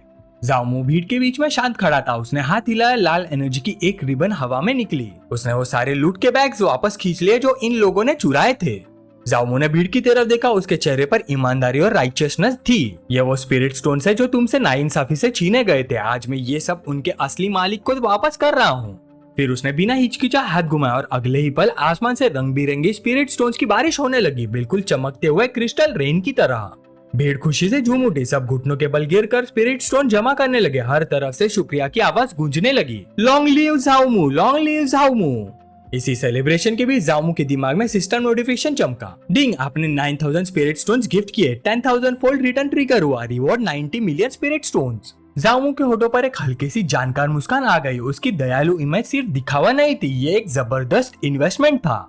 फिर उसने अपनी नजर ग्रीन हेड डिसाइपल पर डाली। आगे बढ़ते हुए जाओमू ने अपने हाथ आगे बढ़ाए। उसकी उंगलियों के बीच एक हाई ग्रेड पिल चमक रही थी। जाओमू ने शांत आवाज में कहा, सीनियर ब्रदर वैंगचेंग, जब से मैं सेक्ट में आया हूँ आपने हमेशा मेरा ख्याल रखा है। ये लीजिए एक की रिफाइनिंग पिल। वैंगचेंग की आंखें हैरानी से फट गई। ये तो सच में ची रिफाइनिंग पिल है। नहीं, ये बहुत ज्यादा कीमती है, मैं इसे एक्सेप्ट नहीं कर सकता। वो घबराहट में दोनों हाथ हिलाकर मना करने लगा। उसका चेहरा सफेद पड़ गया था। लेकिन जामू फॉर्मेलिटीज के मूड में नहीं था। उसकी आवाज एकदम ऑथोरिटेटिव हो गई। बकवास बंद करो, जो दे रहा हूँ चुपचाप ले लो। वैंगचेंग कुछ और बोल पाता उससे पहले ही जामू ने उंगली से पिल को फ्लिक कर दिया और वुश, पिल सीधा वैंगचेंग के खुले मुंह में जा घुसी। इसी वक्त जामू के सामने सिस्टम इंटरफेस चमका। डिंग, आपने ची रिफाइनिंग पिल गिफ्ट की। 1000 फोल्ड रिटर्न ट्रिगर हुआ। रिवॉर्ड ची ट्रांसफॉर्मेशन पिल। वैंगचेंग का एक्सप्रेशन पैनिक से बदलकर गहरी रिस्पेक्ट में तब्दील हो गया। उसकी आंखें एडमिरेशन से चमक रही थी। ब्रदर जामू, आज आपको देख के मेरी सोच ही बदल गई। आज से मैं आपके साथ चलूंगा। आप जल्दी से आउटर सेक्ट में प्रमोट हो जाओ और अपना खुद का बैकिंग ढूंढ लो। जामू ने बस हल्का सा सिर हिला दिया। मन ही मन में जामू मुस्कुराया, मेरा भी यही इरादा है। कुछ देर बाद उसके कदम आउटर सेक्ट मैनेजमेंट हॉल तक पहुंचे। ये एक भव्य बिल्डिंग थी। यही सेक्ट के लोअर रैंक डिसाइपल्स के सारे एडमिनिस्ट्रेटर्स काम होते थे। हॉल के अंदर हवा में गर्मी थी, साथ ही मेडिसिनल हर्ब की तेज खुशबू फैली हुई थी। कमरे के बीच एक बड़ा सा एंशिएंट कॉल्ड्रॉन रखा था। उसके नीचे आग जोर जोर से जल रही थी। उसके पास खड़ा था आउटर सेक्ट मैनेजर जैंग डिंग चुआन। उसके सफेद होते बाल और थकी हुई आंखें सालों की मेहनत का सबूत थी। अंदर आते हुए जामू ने रिस्पेक्टफुली झुककर कहा, डिसाइपल जामू लॉर्ड मैनेजर को प्रणाम करता है। लेकिन जैंग डिंग चुआन ने पहले उसकी तरफ देखा तक नहीं। उसका पूरा ध्यान कॉल्ड्रॉन की आग पर था। तभी अचानक फ्लेम्स भड़क उठी। प्रेशर कंट्रोल से बाहर हो गया। जामू ने जोर से चिल्लाया, सीनियर संभालिए, और बूम, कॉल्ड्रॉन का लेड जोर से उड़ गया। काला धुआं पूरे कमरे में फैल गया। खांसी करते हुए जैंग डिंग चुआन धुएं से बाहर निकला। उसके साफ सुथरे रोब्स अब काले सूत से भरे हुए थे। उसका चेहरा गुस्से से लाल हो गया। उसने कांपते हुए उंगली जामू की तरफ तानी। सब तुम्हारी वजह से हुआ, तुमने मेरा कंसंट्रेशन तोड़ दिया, पिल एक्सप्लोड हो गया, निकल जाओ यहाँ से। जामू ने अपनी तरफ उंगली करते हुए हैरानी से पूछा, क्या मैं? लेकिन अंदर ही अंदर उसका दिमाग तेजी से काम कर रहा था। क्लियरली ये पिल रिफाइनमेंट में फेल हुआ है और ब्लेम मुझ पर डाल रहा है। मुझे पहले से पता था सेक्ट के एल्डर्स उतने भी नेक नहीं होते जितना दिखावा करते हैं, या फिर किसी ने इसे स्पेसिफिकली मुझे रोकने के लिए भेजा है। जैंग डिंग चुआन अब भी गुस्से से चिल्ला आ रहा था, लेकिन जामू बिल्कुल शांत रहा। वो एक कदम आगे बढ़ा। लॉर्ड मैनेजर, गुस्सा मत कीजिए। उसने स्टोरेज बैग से कुछ भारी पाउचेस निकाले। यहाँ 50,000 स्पिरिट स्टोन्स है, कृपया मुस्कुराते हुए एक्सेप्ट कीजिए। 50 स्पिरिट स्टोन्स देखते ही जैंग डिंग चुआन की आंखें चमक उठी। उसका गुस्सा पल भर में गायब हो गया। चेहरे पर तुरंत एक फ्रेंडली स्माइल आ गई। हाँ, little brother outer sect strongman ranking के लिए आया है ना, मैं अभी के अभी अरेंज करता हूँ। ये बोलकर उसने पैसों के पाउचेस तुरंत अपने पास रख लिए। जामू ने हल्का सा झुककर कहा, फिर उसकी आंखें तेज हो गई। फिर मैनेजर जैंग को तकलीफ देता हूँ। वैसे क्या मैनेजर जैंग मुझे बता सकते हैं कि कौन मुझे आउटर डिसाइपल बनने से रोकना चाहता है? जैंग डिंग चुआन ने अपनी दाढ़ी सहलाई। उसकी नजरें इधर उधर घूमने लगी। वो धीरे से बोला, मैं बस पैसे लेता हूँ और लोगों के काम करता हूँ, किसी को बेच देने में मुझे कोई प्रॉब्लम नहीं। जामू की आंखों में समझ की चमक आ गई। उसे पता था अब असली सच सामने आने वाला था। जामू ने अपना हाथ उठाया। तुरंत ही और भी कई स्पिरिट स्टोन्स के बैग हवा में प्रकट हो गए। हर बैग पर हाई वैल्यू डिनोमिनेशन के निशान बने हुए थे। सुनहरी रोशनी में चमकते हुए वो बैग्स किसी खजाने से कम नहीं लग रहे थे। जामू ने शांत आवाज में पूछा, मैनेजर जैंग, क्या इतने स्पिरिट स्टोन्स काफी होंगे? जैंग डिंग चुआन की आंखें लगभग बाहर निकल आई। इतनी दौलत देखकर उसका गला सूख गया। उसने हल्का सा खांसी किया और जामू को पास बुलाया, इधर आओ। जामू ने एक कदम आगे बढ़ाया। ठीक है। जैंग डिंग चुआन नीचे झुका और जमीन पर जमी राख और धूल में उंगली से कुछ लिखने लगा और कुछ ही पल बाद नाम सामने आ गया। जामू ने ध्यान से देखा। उसकी बाहें सिकुड़ गई। दिल में एक ठंडी लहर दौड़ गई। उसके दिमाग में तुरंत उस लाल बालों वाली खतरनाक औरत की तस्वीर उभर आई। अब साजिश के सारे टुकड़े अपनी जगह पर फिट हो गए थे। चूज हीरोन, एक ऐसी औरत जो देखने में मोहक थी लेकिन अंदर से जहर से भरी हुई। आउटर सेक्ट में उसके आंख और कान हर जगह मौजूद थे। पर्दे के पीछे से सब कुछ वही कंट्रोल कर रही थी। अगर जामू ज्यादा ओपनली मूव करता तो सीधा उसके जाल में फंस जाता। जामू ने गहरा झुककर कहा, मैनेजर जैंग, वार्निंग के लिए बहुत धन्यवाद। जैंग डिंग चुआन ने तुरंत अपना प्रोफेशनल मास्क वापस पहन लिया। उसने हाथ हिलाकर बेपरवाही से कहा, मैंने कुछ नहीं कहा, और फिर ऐसे काम में लग गया जैसे ये पूरी डील कभी हुई ही ना हो। जामू ने अंदर ही अंदर सोचा। उसने एक पल भी बर्बाद नहीं किया। अब मैं सेक्ट के मेन हॉल में नहीं रुक सकता। मुझे कुछ दिनों के लिए लूची के पास छुपना होगा। खुले आसमान में निकलते ही उसने अपनी फ्लाइंग स्वॉर्ड समन की। सुनहरी रोशनी का एक फ्लैश हुआ और वुश, जामू तीर की तरह आसमान में उड़ गया। पहाड़ों के बीच से गुजरता हुआ वो सेक्लूडेड रेसिडेंशियल पवेलियन की तरफ बढ़ने लगा। जब वो लूची के रेसिडेंस के पास पहुंचा उसकी आंखें तीखी हो गई। आज वहाँ का माहौल कुछ अलग था। उसने दूर से देखा लूची के कमरे से दो आदमी बाहर आ रहे थे। दोनों की प्रेजेंस बहुत ही पावरफुल थी। जामू का दिल संग गया। वो दूर आसमान में उन्हें मंडराता हुआ ऑब्जर्व करने लगा। पहला आदमी एक बुजुर्ग था, लंबी सफेद दाढ़ी, लाल और सफेद ऑर्नेट रोब्स, हाथ में ट्रेडिशनल फैन। ये था लू हाईकोंग, सेंट युआन डीमन सेक्ट के 12 एल्डर्स में से एक। उसके पीछे खड़ा था एक जवान और शानदार कल्टीवेटर, बैंगनी रोब्स में, चेहरे पर कॉन्फिडेंस। ये था ली टिंगशुआन, सेंट युआन डीमन सेक्ट के हेवनली प्राइड रैंकिंग में से 5वें स्थान पर। जाओमू ने महसूस किया जिस तूफान से बचने के लिए वो यहाँ आया था, शायद वो तूफान उसके सोचने से भी ज्यादा बड़ा था। बाहर कोर्टयार्ड में एल्डर लू हाईकोंग अपनी दाढ़ी सहलाकर मुस्कुरा रहा था। उसने संतुष्टि भरी आवाज में कहा, अब जब लूची कोर फॉर्मेशन रेल में पहुंच चुकी है तो तुम्हारी शादी की बात ऑफिशियली तय कर देनी चाहिए। ली टिंगशुआन ने अदब से झुककर जवाब दिया, मैं समझ गया। इस साल के ग्रैंड हंटिंग कंपटीशन में फर्स्ट प्लेस जीतने के बाद मैं आपकी ग्रैंड डॉटर से शादी करूंगा। लू हाईकोंग जोर से हंस पड़ा, हा हा हा हा हा, मैं उस दिन का बेसब्री से इंतजार कर रहा हूँ। अंधेरे में छुपा जाओमू ये सब देख रहा था। उसकी आंखें ठंडी हो गए। उसने दांतों तले होठ दबाए। अच्छा, तो ये ग्रीन हेड टिंगशुआन का मामला है। वो वहाँ और नहीं रुका। सुनहरी स्पिरिचुअल एनर्जी का ब्लास्ट हुआ और वुश, जाओमू बिजली की तरह महल के दूसरे हिस्से की तरफ निकल गया। उसने लैंड करते ही आवाज लगाई, सीनियर सिस्टर अंदर हो। अगली पल दरवाजा खुला। सफेद रोब पहनी लूची सामने आई। जामू को देखते उसका चेहरा खिल उठा। उसकी आवाज में खुशी साफ झलक रही थी, जूनियर ब्रदर जाओ। जामू अंदर आया। उसके शरीर के आसपास गोल्डन ऑरा धीरे धीरे गायब हो गए। उसने सीधा सवाल पूछा, क्या ली टिंगशुआन तुमसे शादी की बात करने आया था? उस ग्रीन हेड का नाम सुनते ही लूची का चेहरा तुरंत बदल गया। वो जामू के करीब आई, आंखों में साफ चिढ़ दिख रही थी। मेरे सामने उसका नाम मत लो, मुझे उसका नाम सुनना भी पसंद नहीं। अगले ही पल उसका एक्सप्रेशन नरम पड़ गया। वो सीधा जामू के गोद में बैठ गई, अपना एक हाथ उसके कंधे पर रख दिया। उसकी आवाज फिर से मधुर और शरारती हो गई। उसने हल्की सी मुस्कान के साथ फुसकारा, वैसे तुम खुद से मुझे ढूंढते हुए क्यों आए हो? जामू की मुस्कान थोड़ी सी तेज और कड़वी हो गई जब उसने अपनी बंदिशों के बारे में सोचा। सब उस विक्सन की वजह से है जो मुझे आउटर सेक्ट में जीने नहीं दे रही।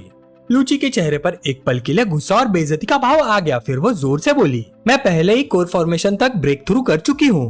फिर उसकी मुट्ठी कस गई और स्पिरिचुअल एनर्जी फिर से उसके शरीर में उबलने लगी। उसकी आंखों में एक लड़कपन वाली जंगली एम्बिशन जल उठी। जब मैं अपनी कल्टीवेशन को स्टेबल कर लूंगी, मैं उसे जाकर चैलेंज करूंगी। लेकिन अगली पल उसका गुस्सा गायब हो गया। वो फिर से जामू की तरफ झुक गई। उसकी आवाज अब नरम और फ्लर्टिशियस हो गई थी, लेकिन मैं इतनी जल्दी कोर फॉर्मेशन तक सिर्फ तुम्हारी वजह से पहुंची हूँ। और अगले ही पल वो धीरे से उसके और करीब आ गई। उसके ट्विन टावर्स उसके मुंह को सटा दिए गए। उसकी सांस उसके कान को छू रही थी। जाओमू ने हल्की सी वार्निंग दी। उसकी आवाज नीची और डेंजरस हो गई थी। सीनियर सिस्टर, अगर आप ऐसी ही रहोगी तो मैं अपनी प्योर यांग पावर को कंट्रोल नहीं कर पाऊंगा। लेकिन वो जरा भी नहीं हिली, उल्टा और करीब आ गई। एक डेयरिंग स्माइल के साथ बोले, फिर रोक के दिखाओ। लूची ने अपने रोब्स को खींचना शुरू कर दिया। उसकी नजर सीधा जाओमू पर टिकी हुई थी। जूनियर ब्रदर, मुझे तुम्हारी हेल्प चाहिए कल्टीवेशन में। सीनियर सिस्टर रुक जाओ, जाओमू ने बोला, लेकिन उसकी आवाज कमजोर थी। उसकी बात हवा में ही डूब गई। चांद ऊपर आसमान में चमक रहा था। पवेलियन के पेपर स्क्रीन पर दो सिलुएट्स हिल रहे थे। बाहर से सिर्फ हल्की सी मूवमेंट दिख रही थी। और कभी कभी जूनियर ब्रदर, ओ junior brother please be gentle की दबी हुई आवाज रात की खामोशी में घुल जाती थी। कई घंटों बाद कमरा बिल्कुल शांत हो चुका था। लूची कुशन पर लेटी हुई थी। उसके बाल बिखरे हुए थे। वो गहरी सांसें ले रही थी। उसकी आंखें थकी हुई बंद थी। उफ उफ उफ। जाओमू बैठा था। उसके लंबे बाल उसके कंधों पर गिर रहे थे। तभी उसके सामने ब्लू सिस्टम इंटरफेस चमक उठा। डिंग, रेड यांग पावर हार्वेस्ट हुआ। 50x रिटर्न ट्रिगर हुआ। यांग पावर स्लाइटली इंक्रीज हुआ। जाओमू ने स्क्रीन देखी और बाहर सिकुड़ ली। उसने धीरे से कहा, सिर्फ इतना ही? सिस्टम की ठंडी आवाज फिर गूंजी, लूची के साथ आपका इंटरेक्शन बहुत ज्यादा हो चुका है। रिटर्न रिवॉर्ड अब धीरे धीरे कम हो जाएगा। जाओमू ने लंबी सांस छोड़ी। उसे समझ आ गया था सिस्टम का रिटर्न लिमिट हो रहा था। उसे नए तरीके या नए पार्टनर्स ढूंढने पड़ेंगे। फिर वो पीठ के बल लेट गया। उसके चेहरे पर सोच उभर आई। उसके होठों पर एक हल्की सी मुस्कान आ गई। अगर एक ही इंसान पर ज्यादा इन्वेस्ट करो तो रिटर्न ड्रॉप हो जाता है। मुझे और सीनियर सिस्टर्स ढूंढनी चाहिए। वो धीरे से हंस पड़ा, मैं तो काफी बिजी हो जाऊंगा। फिर उसने आंखें बंद कर ली। स्पिरिट स्टोन्स उसके आसपास बिखरे हुए थे। गोल्डन ऑरा फिर से जल उठा। सिस्टम अपडेट हुआ। Breakthrough to foundation establishment 3rd layer, breakthrough to foundation establishment 4th layer. जामू एकदम से उठ बैठा। वो हैरान था, वेट क्या, मैं तो अभी 5th लेवल तक भी नहीं पहुंचा। उसने खाली स्पिरिट स्टोन्स के हंस देखे उसका दिमाग तेज चलने लगा। सिस्टम बहुत रिसोर्सेज कंज्यूम करता है, मतलब मुझे और ज्यादा रिवॉर्ड्स एक्युमुलेट करने पड़ेंगे। तभी अचानक खींच खिड़की की हल्की सी आवाज आई। जामू तुरंत अलर्ट हो गया। वो सीधा पलटा और विंडो खोल दी। बाहर रात की चांदनी में एक औरत झुकी हुई थी। वो पकड़ी जा चुकी थी। जामू उसे देखकर फ्रीज हो गया। उसकी आंखें हैरानी से फैली हुई थी। कमरा टेंशन से भर गया। औरत धीरे से उठी, उसकी ऑरा कोल्ड और कमांडिंग थी। व्हाइट और पर्पल रोब्स पहनी हुई थी, उसके लंबे बाल पीठ पर गिर रहे थे। उसने ठंडी आवाज में कहा, उसका टोन बिल्कुल नॉन नेगोशिएबल था, मुझे सेंटेस मत बुलाओ, ज़ीशुआन बुलाओ। जामू थोड़ा नर्वस हो गया। वो ऑकवर्ड स्माइल के साथ बैठ गया, सोचने लगा, तो लेडी ज़ीशुआन मुझे स्पेशली क्यों ढूंढ रही है। ज़ीशुआन और पास आई, उसकी प्रेजेंस ओवर पावरिंग थी। वो सीधा बोली, मुझे तुम्हारी प्योर यांग एनर्जी चाहिए कल्टीवेशन के लिए। ये सुनते ही जामू की आंखें बाहर निकल आई। क्या? उसने बस इतना ही बोला। ज़ीशुआन ने उसकी बात को इग्नोर करते हुए सीधा हाथ बढ़ाया और एक डेलिबरेट स्ट्रॉन्ग टच के साथ उसके एब्डोमेन पर, उसकी पावर के सेंटर पर उंगली रख दी। लेडी ज़ीशुआन मजाक बंद कीजिए, जामू ने किसी तरह से कहते हुए बोला, लेकिन उसका बॉडी ऑलरेडी उस अचानक आई एनर्जी से टेंस हो चुका था। तुम्हारी कल्टीवेशन एफिशिएंसी सबसे हाई है, तो तुम्हें मेरी हेल्प की जरूरत नहीं होनी चाहिए, है ना? लेकिन ज़ीशुआन अब किसी भी एक्सप्लेनेशन के मूड में नहीं थी। एक जबरदस्त पर्पल स्पिरिचुअल एनर्जी का ब्लास्ट उसके बॉडी से फूट पड़ा, पूरी रूम में फैल गया और हवा तक को हिला दिया। वो प्रेशर इतना हैवी था कि सांस लेना मुश्किल हो गया। अरे बाप रे! ज़ीशुआन चिल्ला उठा, उस एनर्जी के बोझ के नीचे दबते हुए। ज़ीशुआन उसके सामने खड़ी थी, उसका सिलुएट उस स्वर्लिंग पर्पल एनर्जी के बीच और भी इंटिमिडेटिंग लग रहा था। बकवास बंद करो, उसने कोल्ड वॉइस में कहा, बस ये बताओ तुम रेडी हो या नहीं। जामू दांत पीस रहा था, उसके चेस्ट के अंदर वायलेट एनर्जी गैदर हो रही थी और ग्लो बढ़ता जा रहा था। इतने प्रेशर के बावजूद उसने एक फोर्स्ड स्माइल बनाई। लेडी ज़ीशुआन ने कहा है तो मैं रेडी हूँ, उसने सबमिसिवली बोला। लेकिन उसके अंदर के ख्याल बिल्कुल उल्टे थे। जिंदगी है तो होप है, कभी ना कभी मैं इस औरत को अपनी पैरों के नीचे कुचल दूंगा। वो अपनी रियल इंटेंशन छुपाते हुए एक स्लाई स्माइल देता है। बस मुझे ये नहीं पता कि लेडी ज़ीशुआन को कौन से पोजीशंस पसंद है ताकि मैं प्रॉपर्ली कोऑपरेट कर सकूं। ज़ीशुआन ने उसको एक शार्प पियर्सिंग नजर से देखा, पर जैसे उसने उसकी बात सुनी उसके कान शर्म से लाल हो गए। फिर बिना किसी और बात के वो थोड़ा साइड हुई और एक मैसिव पर्पल एनर्जी पोर्टल की तरफ इशारा किया जो रूम के बीचों बीच खुल चुका था। उसने फर्मली कहा, जो पूछा नहीं जाना चाहिए वो मत पूछो। फिर एक फ्लैश हुआ और दोनों पोर्टल के अंदर गायब हो गए। अगले ही पल वो पर्पल स्काई केव एडोब में थे, एक सेक्लूडेड जगह जहां एंशिएंट ट्री के पास लैंटर्न्स और चेरी ब्लॉसम सॉफ्टली ग्लो कर रहे थे। एटमॉस्फेयर पीसफुल था, लेकिन स्पिरिचुअल एनर्जी बहुत हैवी थी। ज़ीशुआन आगे चल पड़ी बिना पीछे देखे, फॉलो करो। उसकी आवाज केव के अंदर एको हुई, ये मेरी सेक्लूजन कल्टीवेशन प्लेस है, यहाँ कोई डिस्टर्ब नहीं करेगा। जामू चुपचाप उसके पीछे चल पड़ा, पर अचानक वो रुक गई, उसकी आंखें वाइडन हो गई। तुम क्या कर रहे हो? जामू अपनी वेस्ट बैंड पर हाथ ले जा चुका था, जैसे अपने कपड़े उतारने वाला हो। उसने कैजुअली बोला, हार्वेस्टिंग में कोऑपरेट कर रहा हूँ। ज़ीशुआन का चेहरा लाल हो गया, गुस्से और एम्बैरेसमेंट दोनों के साथ। मैंने तुम्हें कपड़े उतारने को नहीं कहा, उसने स्नैप किया, मेरे पास अपनी अरेंजमेंट्स हैं। जामू बस हल्का सा हंस दिया। ओह, लेडी ज़ीशुआन इनिशिएटिव लेना पसंद करती है, ऐसे लोग मुझे भी मिल चुके हैं। अनुभव के हिसाब से म्यूचुअल कोऑपरेशन से हार्वेस्ट करना ज्यादा। उसकी बात अधूरी रह गई। एक व्हाइट क्लॉथ तेजी से हवा में आया और सीधा उसके मुंह और आंखों को बंद कर दिया। वो लड़खड़ाता हुआ पीछे गया। ज़ीशुआन का एक्सप्रेशन और भी कोल्ड हो गया। उसने डेंजरस विस्पर में कहा, आंखें और मुंह बंद रखो और कल्टीवेशन में हेल्प करो, वरना। और अगले पल सीन बदल गया। कोल्ड एक्सप्रेशन वाली ज़ीशुआन शर्माते हुए आंखें चुराने लगी और देखते ही देखते उसने अपने रूप उतारने चालू कर दिए। पर अगले सेकंड पानी एक्सप्लोड हुआ और जामू पूल से बाहर आया, जोर से सांस लेते हुए। फुआ फुआ। पानी उसके मस्कुलर बॉडी से गिर रहा था, उसके बाल चिपक गए थे। तभी एक कोल्ड कमांडिंग वॉइस आई, अपना शरीर साफ कर लो। वो ज़ीशुआन थी, किनारे पर खड़ी। जी लेडी सेंटेंस, जैसा आप आदेश दे, उसने ओबीडियंट टोन में बोला। थोड़ी देर बाद जामू पूल से बाहर आया, अपने आप को सुखाते हुए एक स्लाई स्माइल के साथ बोला, क्या मैं सपना देख रहा हूँ लेडी सेंटेंस? तो वो आगे कुछ बोलता उससे पहले ज़ीशुआन ने उसे तुरंत काट दिया, चुप हो जाओ। फिर एक वॉयलेट एनर्जी का सर्ज आया और अगले ही पल वो हवा में उड़ चुका था। फिर एक फ्लैश हुआ और जामू सीधा बेड पर गिर गया। उसके हाथ पैर ग्लोइंग रिस्ट्रेंट से बंद हो चुके थे। वो स्ट्रगल कर रहा था, पसीना उसके फोरहेड पे आ गया। उसने अंदर ही अंदर सोचा, मुझे उम्मीद नहीं थी कि सेंटेंस एक होली नाइट भी होगी, मैं खुद को रोक नहीं पा रहा। उसकी रॉ पावर इतनी ज्यादा थी कि जामू सीधा पेड़ पर दबा हुआ रह गया, हिलने तक की जगह नहीं थी। तभी उसके ऊपर एक परछाई आकर खड़ी हो गई, लेकिन जो एनर्जी थी वो सेंटेंस वाली नहीं थी। सेंटेंस कहाँ है? मेरी सेंटेंस कहाँ है? उसने घबराहट और कंफ्यूजन में चिल्ला दिया। उसके सामने दो पिंक बाल वाली फॉक्स लड़कियां बैठी थी, उनके फॉक्स ईयर्स हल्की सी हिल रही थी, चेहरे पर प्लेफुल और मिस्चीवस मुस्कान थी। अरे रिलैक्स, क्या हम सिस्टर्स काफी खूबसूरत नहीं है? एक बोली। अरे जूनियर ब्रदर क्या हुआ? दूसरी ने हल्का सा झुककर कहा। फिर दोनों ने आराम से एक्सप्लेन किया जैसे ये सब नॉर्मल हो। हम मास्टर के बनाए हुए पपेट्स है तुम्हारे साथ यिंग और यांग पावर एक्सचेंज करने के लिए। जूनियर ब्रदर अच्छे से कोऑपरेट करना, बस 2 घंटे ही लगेंगे, एक ने मुस्कुराते हुए कहा। लेकिन जामू के चेहरे पर डर नहीं था, बिल्कुल इंसल्ट वाली मुस्कान थी। उसने अंदर ही अंदर सोचा, क्या उसने सचमुच मेरी यांग एनर्जी निकालने के लिए उसकी जगह लेने के लिए पपेट्स भेज दिए, और वो भी 2 घंटे में? वो किसे नीचा दिखा रही है? तभी अचानक जामू ने एक फॉक्स गर्ल के कंधे पकड़ लिए। एक तेज ब्लास्ट जैसा मूवमेंट हुआ और जामू ने उसे पिन डाउन किया। फिर मैं तुम्हें अपनी असली स्ट्रेंथ दिखाता हूँ। अगले ही पल सिचुएशन पलट चुकी थी। अब दोनों फॉक्स गर्ल्स नीचे थे और वो ऊपर। हे धीरे रूम में उनकी आवाजें घूम गई। फॉक्स गर्ल जो पहले कॉन्फिडेंट थी अब पूरी तरह हिल चुकी थी। एक ने शर्माते हुए गुस्से में कहा, तुम मेरी सिस्टर के साथ जेंटल रहो। लेकिन जामू बिल्कुल रुक नहीं रहा था। उसकी आंखों में शार्प इंटेंसिटी थी और जामू की लाल धधकती हुई आंखें देखकर फॉक्स गर्ल कुछ डर के मारे कह नहीं पाई। बाहर शांत रात और चेरी ब्लॉसम के बीच अंदर का शोर साफ सुनाई दे रहा था। रुक जाओ, ये क्या हो रहा है? B gentle. सेंटेस पास ही बैठी थी, चीन हाथ पर रखते हुए। उसका चेहरा धीरे धीरे और ज्यादा इरिटेट होता जा रहा था। उसने धीरे से गुस्से में बोला, ये कमबख्त कितनी देर से चल रहा है? अंदर हॉट स्प्रिंग के पानी में दोनों फॉक्स पपेट्स थक कर गिर चुकी थी। उनके हाथ पैर ढीले पड़ गए थे और लड़का वो बिल्कुल नॉर्मल खड़ा था, जैसे कुछ हुआ ही ना हो। जामू हॉट स्प्रिंग को देखते हुए मन ही मन सोचता है, ये हॉट स्प्रिंग का झरना एक्चुअली मेरी यांग एनर्जी को बढ़ा सकता है। इतने लंबे समय तक करने के बाद भी मैं ऊर्जा से भरपूर हूँ। इसके दूसरी तरफ दोनों फॉक्स गर्ल्स एक दूसरे को सहारा देते हुए अपने आप को संभाल रही थी, जैसे मानो उनके अंदर कुछ टूट चुका हो। फॉक्स सिस्टर्स आप कांपते हुए सेंटेस के सामने आ गई। लेडी सेंटेस, हम मौत के लायक हैं। जामू का कॉन्स्टिट्यूशन बहुत ही टायरानिकल है, इसलिए इसमें देरी हुई। जीशुआ ने हल्का सा हवा में अपना पंखा हिलाया। उसका चेहरा थोड़ा लाल था। उसने ठंडी आवाज में कहा, मैं सब देख रही थी, ये तुम्हारी गलती नहीं है। वो थोड़ा आगे बढ़ी और ऑर्डर दिया, रेड यांग लिक्विड यहाँ छोड़ दो, जाओ और रेस्ट करो। दोनों फॉक्स गर्ल ने बाव किया और गोल्डन बाउ छोड़कर चले गए। जीशुआन जामू के पास आई स्मग सा एक्सप्रेशन लेकर, तो इस बार तुम्हारा परफॉर्मेंस काफी ठीक था।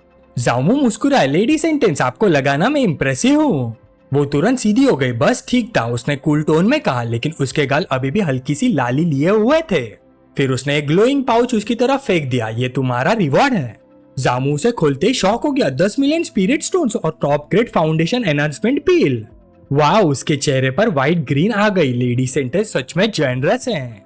वो अपने कपड़े ठीक कर रहा था कि जीशुआन का मूड सडनली चेंज हो गया। तुम अभी तक यही क्या कर रहे हो, निकलते क्यों नहीं? जामू ने हल्की सी मुस्कान के साथ चिन रब की और थोड़ा झुक गया। लेडी सेंटेंस, अगर आप सच में मेरी प्योर यांग एनर्जी को एब्जॉर्ब करना चाहती है तो ड्यूअल कल्टीवेशन का इफेक्ट और भी बेटर होगा अगर हम डायरेक्टली करें। ये सुनते ही जीशुआन का चेहरा एकदम से लाल हो गया और वो शर्माती हुए बोली, तुम ना। जीशुआन का चेहरा शर्म से लाल होने से पहले उसके अंदर एक तेज पर्पल स्पिरिचुअल फ्यूरी फूट पड़ी। बाहर निकलो, मैं तुम्हें अभी देखना नहीं चाहती। एक वॉयलेंट हाथ के झटके के साथ एक जोरदार मैजिकल एनर्जी बर्स्ट हुआ और उसने जामू को वॉयलेंट एनर्जी में लपेट लिया। जामू को कुछ कहने का मौका भी नहीं मिला और वो फोर्सफुली टेलीपोर्ट हो गया। जामू अचानक अपनी जगह पर वापस मटेरियलाइज हुआ, थोड़ा लड़खड़ाता हुआ। उसने गहरी सांस ली और अपने आप को संभाला। मैं वापस आ गया, सेंटेंस के मेथड सच में अनफैथेबल है, उसने मरमर किया। तभी उसके सामने एक shimmering blue system interface flash हुआ। सिस्टम अपडेट, आपने जीशुआन को लार्ज अमाउंट में रेड यांग पावर कंट्रीब्यूट की है। रेड यांग सेक्रेट बॉडी काफी इंप्रूव हुई है। उसके बॉडी में एक वार्म सर्ज दौड़ गया। गोल्डन ऑरा उसके शरीर से रेडिएट होने लगा। वो क्रॉस लेगेड बैठ गया और डीप कल्टीवेशन में चला गया ताकि सडन पावर को स्टेबलाइज कर सके। गोल्डन फ्लेम्स और तेज हो गई। उसके चेहरे पर एक हल्की सी मुस्कान आ गई। उसने समझ लिया था, पावरफुल लोगों के साथ इंटरेक्शन करना और अपनी रेड यांग पावर सप्लाई करना सिस्टम के रिवॉर्ड को बहुत ज्यादा बूस्ट करता है। वो अंदर ही अंदर खुश हो गया। जब तक सेंटेस को मेरी रेड यांग पावर की जरूरत है, मेरा सेक्ट में पोजीशन सेफ है, उसने सोचा। उधर सेंटेस अपने प्राइवेट रूम में एक छोटी सी बाउल को देख रही थी जिसमें गोल्डन शिमरिंग लिक्विड था। उसके होठों पर हल्की सी एक्सपेक्टेड मुस्कान थी। उसने धीरे से कहा, उम्मीद है इस लड़के का रेड यांग लिक्विड मुझे डिसअपॉइंट नहीं करेगा। जैसे उसने उस एसेंस को कंज्यूम किया, उसकी आंखों के सामने तुरंत जामू की इमेज फ्लैश होने लगी, इंटीमेट और डेंजरसली क्लोज। जामू के पास्ट के मूव्स को इमेजिन करते हुए उसका पूरा कंट्रोल टूट गया। घा! उसका सर झटके से पीछे चला गया, चेहरा डीप रेड हो गया। वो अपने सर को जोर जोर से हिलाने लगी ताकि वो इमेजेस हट जाए। गुस्से में दांत पीस कर वो सीधा बैठ गई और वॉयलेट स्पिरिचुअल एनर्जी को फ्लेयर अप कर दिया, अपने आप को मेडिटेटिव स्टेट में ढकेलने की कोशिश करते हुए। बस मैं अपने कल्टीवेशन को इसे इफेक्ट नहीं होने दूंगी।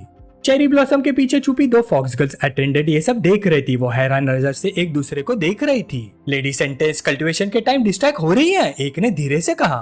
क्या उस लड़के के रेड यांग लिक्विड का साइड इफेक्ट है, दूसरी ने पूछा। रात धीरे धीरे सुबह में बदल गई। नेक्स्ट मॉर्निंग सनलाइट इन्फर्मरी में गिर रही थी। लूची एक लंबी सी यॉन लेते हुए उठी और स्ट्रेच किया। उसकी नजर जामू पर पड़ी जो ऑलरेडी फ्लोर पर क्रॉस लेगेड बैठकर गोल्डन ऑरा में कल्टीवेट कर रहा था। उसने मुस्कुराते हुए कहा, सुबह इतनी जल्दी कल्टीवेट कर रहा है, जूनियर ब्रदर जाओ और भी डिलीजेंट होता जा रहा है। जामू ने आंखें खोली और कॉन्फिडेंट स्माइल दी। उसने कैजुअली रिप्लाई किया, बस आज अचानक थोड़ी इंस्पिरेशन मिल गई ब्रेक थ्रू के लिए। लूची उसके पास आई और एक्साइटेड हो गई। जूनियर ब्रदर, अब जब तुम्हारा रेल्म इम्प्रूव हो गया है तो मेरे साथ क्लाइंबिंग हेवन रोड चैलेंज क्यों नहीं करते? सेंटियन डीमन सेक की सुबह की हवा में पुरानी और रहस्यमय शक्ति का भारी सा एहसास था। उनके सामने स्वर्गलोक का विशाल दरवाजा खड़ा था, एक आसमान छूने वाला दरवाजा जिसके बीच में बैंगनी रंग का घूमता हुआ एनर्जी वोर्टेक्स धड़क रहा था। यही था अल्टीमेट प्रूविंग ग्राउंड, एक ऐसी जगह जहां कल के लेजेंड्स खून पसीने और जज्बे की आग में तपकर बनते थे। आगे का रास्ता बहुत ही खतरनाक था। पोर्टल के उस पर हवा में तैरते हुए कई आइलैंड्स थे जो अंधेरे शून्य में लटक रहे थे। उन्हें सिर्फ स्पिरिट लैम्प्स की बीमार सी हरी रोशनी रोशन कर रही थी। यही ट्रायल्स के अलग अलग लेयर्स थे। रिकॉर्ड्स के मुताबिक सिर्फ वही आउटर सेक्ट डिसाइपल्स यहाँ कदम रखने की हिम्मत करते थे जो टॉप 100 में से रैंक करने लायक हो। तीसरे लेयर के बाद डिफिकल्टी कई गुना बढ़ जाती थी। कोर फॉर्मेशन लेवल के डीमन सामने आने लगते थे जो किसी भी भयानक कल्टिवेटर को पल भर में ही चीर फाड़ देते थे। भीड़ के बीच खड़ा जामू अपनी साथी की तरफ मुड़ा। उसकी आवाज में चिंता भी थी और शुक्रिया भी। सीनियर सिस्टर लूची, सच में मेरे लिए आपको इतनी मेहनत करने की जरूरत नहीं है। उसके पास खड़ी खूबसूरत और शांत स्वभाव वाली लूची ने बिना झिझक जवाब दिया, मैं सिर्फ तुम्हारी मदद नहीं करी, मैं अपनी भी मदद कर रही हूँ। उसकी नजर सामने खड़ी चुनौती पर टिकी हुई थी। उसने अपनी राइवल चू जीरोन का जिक्र किया। आउटर सेक्ट में उसे सबसे ज्यादा पोटेंशियल वाली फीमेल कल्टीवेटर कहा जाता था और ये टाइटल वो बिना चैलेंज किए एक्सेप्ट नहीं कर सकती थी। उसके लिए ये ट्रायल इंसानों और डीमंस के बीच एक पुल था, एक ऐसा मौका जहां एक बार और हमेशा के लिए डिसाइड हो जाएगा कि किस रेस की ताकत ज्यादा है। सेंटियन डीमन सेक्ट दिखावा तो करता था कि इंसान और डीमंस को बराबर ट्रीट करता है, लेकिन उनके बीच की तकरार और राइवलरी आज भी धीमी आग की तरह जल रही थी जिसे सिर्फ लड़ाई ही ठंडा कर सकती थी। जामू के चेहरे पर आखिर एक डिटरमिन्ड मुस्कान आ गई। मैं भी अब आउटर डिसाइपल हूँ तो बिल्कुल सही मौका है कि हम साथ चले। दोनों ने एक दूसरे की आंखों में देखा। उस नजर में सिर्फ एक ही चीज थी, पक्का इरादा। लूची ने हल्का सा मुस्कुराकर हाँ में सिर हिला दिया, ठीक है। फिर दोनों साथ में गेट की बैंगनी रोशनी की तरफ बढ़ गए, तैयार अपना नाम सेक्ट के इतिहास में लिखने के लिए। जैसे वो चमकते हुए थ्रेशोल्ड के पास पहुंचे, ट्रायल की असली मुश्किल उनके सामने साफ नजर आने लगी। बैंगनी वोर्टेक्स से 3 डिसाइपल्स लड़खड़ाते हुए बाहर निकले। उनके कपड़े फटे हुए थे, चेहरे पर चोटों के निशान थे। एक डिसाइपल ने पसीना पोंछते हुए निराश होकर कहा, हाय, फिर से फेल हो गए। हेवनली रोड के 3rd लेयर के मॉन्स्टर सच में इतने खतरनाक है, समझ ही नहीं आता कि वो हेवनली प्राइड्स कैसे उसे पार कर लेते हैं। दूसरा डिसाइपल जो घुटनों पर हाथ रखकर सांस ले रहा था तुरंत बोला, बकवास मत करो, इसलिए तो उन्हें हेवनली प्राइड्स कहा जाता है। हर तरफ हार चुके लोग थे, लेकिन उन सब में एक शख्स अलग ही नजर आ रहा था। एक लंबा बहुत ही मस्कुलर आदमी जिसके सिर पर मुड़े हुए सिंग निकले हुए थे। कई लोअर रैंक डिसाइपल्स उसके आसपास झुककर उसकी तारीफ कर रहे थे। एक डिसाइपल ने एडमिरेशन के साथ कहा, सीनियर ब्रदर ने वाकई कमाल के हैं। क्लाइंबिंग हेवन रोड चैलेंज में उनकी रैंकिंग पूरा 47 प्लेसेस ऊपर चली गई। थोड़ा और वक्त मिलता तो आउटर सेक्ट के टॉप 10 हेवनली प्राइड्स में उनकी सीट पक्की है। सीनियर ब्रदर न्यू, आप इतने कम टाइम में इतने पावरफुल कैसे हो गए? Outer sect heavenly pride ranking में 79 पोजीशन पर मौजूद न्यूताई जोर से हंसा। हा, ऑब्वियसली मेरी टैलेंट और मेहनत का रिजल्ट है। लेकिन उसकी शान बस एक पल के लिए टिक पाए। पीछे से एक तेज और ठंडी महिला की आवाज गूंजी, न्यूताई, ये मत भूलो कि तुम्हारी कल्टीवेशन इंप्रूव किसने करवाई। लाल बालों वाली एक शानदार और डोमिनेटिंग औरत भाव को फोल्ड किए खड़ी थी। उसकी ठंडी नजर सीधा न्यूताई को छेड़ रही थी। जल्दी से वो टास्क कंप्लीट करो जो मैंने तुम्हें दिया था। उस औरत को देखते ही न्यूताई के माथे पर पसीने की बूंद ऊपर आई। साफ था कि उसकी टैलेंट और हार्डवर्क के पीछे एक सीक्रेट बेनिफैक्टर थी और वो किसी भी हाल में इंतजार करने वाली नहीं थी। न्यूताई तुरंत सीधा खड़ा हो गया, बिल्कुल डिसिप्लिन सोल्जर की तरह। जी जी जी जी। उसका सारा घमंड एक पल में गायब हो गया। अब बस अपनी बेनिफैक्टर को खुश करने की बेचैनी रह गई थी। लेकिन जैसे वो मुड़कर जाने वाला था, उसकी नजर स्टोन प्लाजा पर चल रहे 2 पहचाने चेहरों पर टिक गई। उसके चेहरे पर तुरंत तिरस्कार भरी मुस्कान आ गई। वो उनके सामने आकर जामू की तरफ उंगली दिखाकर बोला, जूनियर सिस्टर लू, तुम सच में इस सॉफ्ट राइस खाने वाले प्रीटी बॉय के साथ क्लाइंबिंग हेवन रोड चढ़ने वाली हो? ये ताने भरी बात हवा में बस एक पल के लिए टिक पाई, क्योंकि उस जवान के पास खड़ी औरत तुरंत शरारती और चुभती हुई मुस्कान के साथ बोली, प्रीटी बॉय? हाँ, फिर मैंने ये कैसे सुना कि तुम्हें इस प्रीटी बॉय ने ठीक से सबक सिखा दिया था? ये बात सीधा न्यूताई के दिल पर जा लगी। उसका चेहरा गुस्से से टमाटर की तरह लाल हो गया। उसने बस अफरा तफरी का फायदा उठाकर मुझ पर छुपके से अटैक किया था। न्यूताई जोर से गरजा, अपनी बेइज्जती को छुपाने के लिए एक बहाना ढूंढते हुए। लेकिन जामू ने उसकी तरफ देखना भी जरूरी नहीं समझा। वो आराम से आगे बढ़ता रहा और शांत आवाज में सीनियर सिस्टर लू से बोला, जो हार चुका हो उसे इतना तमाशा नहीं करना चाहिए, हमें अभी क्लाइंबिंग हेवन रोड भी क्लियर करना है।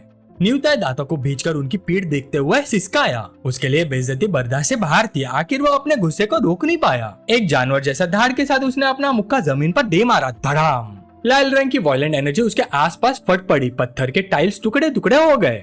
उसका सारा गुस्सा उस प्रीटी बॉय पर निकल रहा था जिसने उसे इतनी आसानी से इग्नोर कर दिया था। रुक जाओ, न्यूताई की धाड़ पूरे प्लाजा में गूंज उठी। उसने एक विशाल चमकता हुआ पत्थर उन दोनों की तरफ फेंका।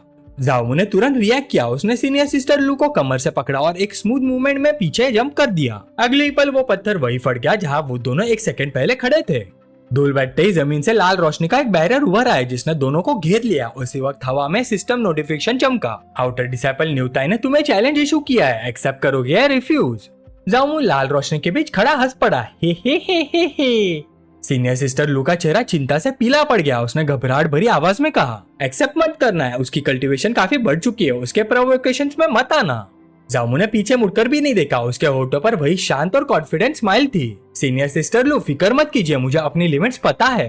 फिर उसने न्यूताई की तरफ देखकर शरारती अंदाज में कहा, सिर्फ स्पारिंग करके क्या मजा, क्यों ना थोड़ी शर्त भी लगा ले। न्यूताई ने अपने बाजू फोल्ड किए। ओह। फिर लाल रोशनी उसके आसपास घूमने लगी। उसने हवा में तैरती हुई एक स्लिक चमकती तलवार की तरफ इशारा किया। आवाज में फिर से घमंड लौट आया। अच्छा, अगर मैं हार गया तो ये सेकंड ग्रेड फ्लाइंग स्वॉर्ड तुम्हारी। जाओमू ने बिना झिझक अपने हाथ में पहनी छोटी सी सुनहरी स्टोरेज रिंग दिखाई। तो फिर मैं अपनी ये स्टोरेज रिंग दाव पर लगाता हूँ। शर्त तय होते ही सिस्टम नोटिफिकेशन दोबारा चमका। Challenge effective. दोनों ने एक दूसरे की आंखों में देखा। न्यूताई के चेहरे पर डरावनी मुस्कान थी और जाओमू के होठों पर शांत अटल स्मोक। आसपास की भीड़ एक्साइटमेंट से भर गई। एक डिसाइपल ने झुककर फुसफुसाया, स्क्वायर में चैलेंज मैच हो रहा है, सुना है न्यूताई और सर्वेंट कोर्टयार्ड वाला प्रीटी बॉय लड़ रहे हैं। बातें आग की तरह फैलने लगी। किसी ने हैरानी से पूछा, ये जाओमू अभी अभी आउटर डिसेबल बना है ना? कुछ लोग क्यूरियस थे लेकिन बहुत से लोग जलन से भरे हुए थे। जाओमू के प्योर यंग कॉन्स्टिट्यूशन और 9 यंग डिवाइन हार्ट की अलाइड फीमेल कल्टिवेटर के साथ उसके रिश्तों की अफवाहों ने सबके दिल में जलन भर दी थी। हाँ, अपने शरीर का इस्तेमाल करके नाम कमा रहा है, डीमन सेक्ट के लिए शर्म की बात है।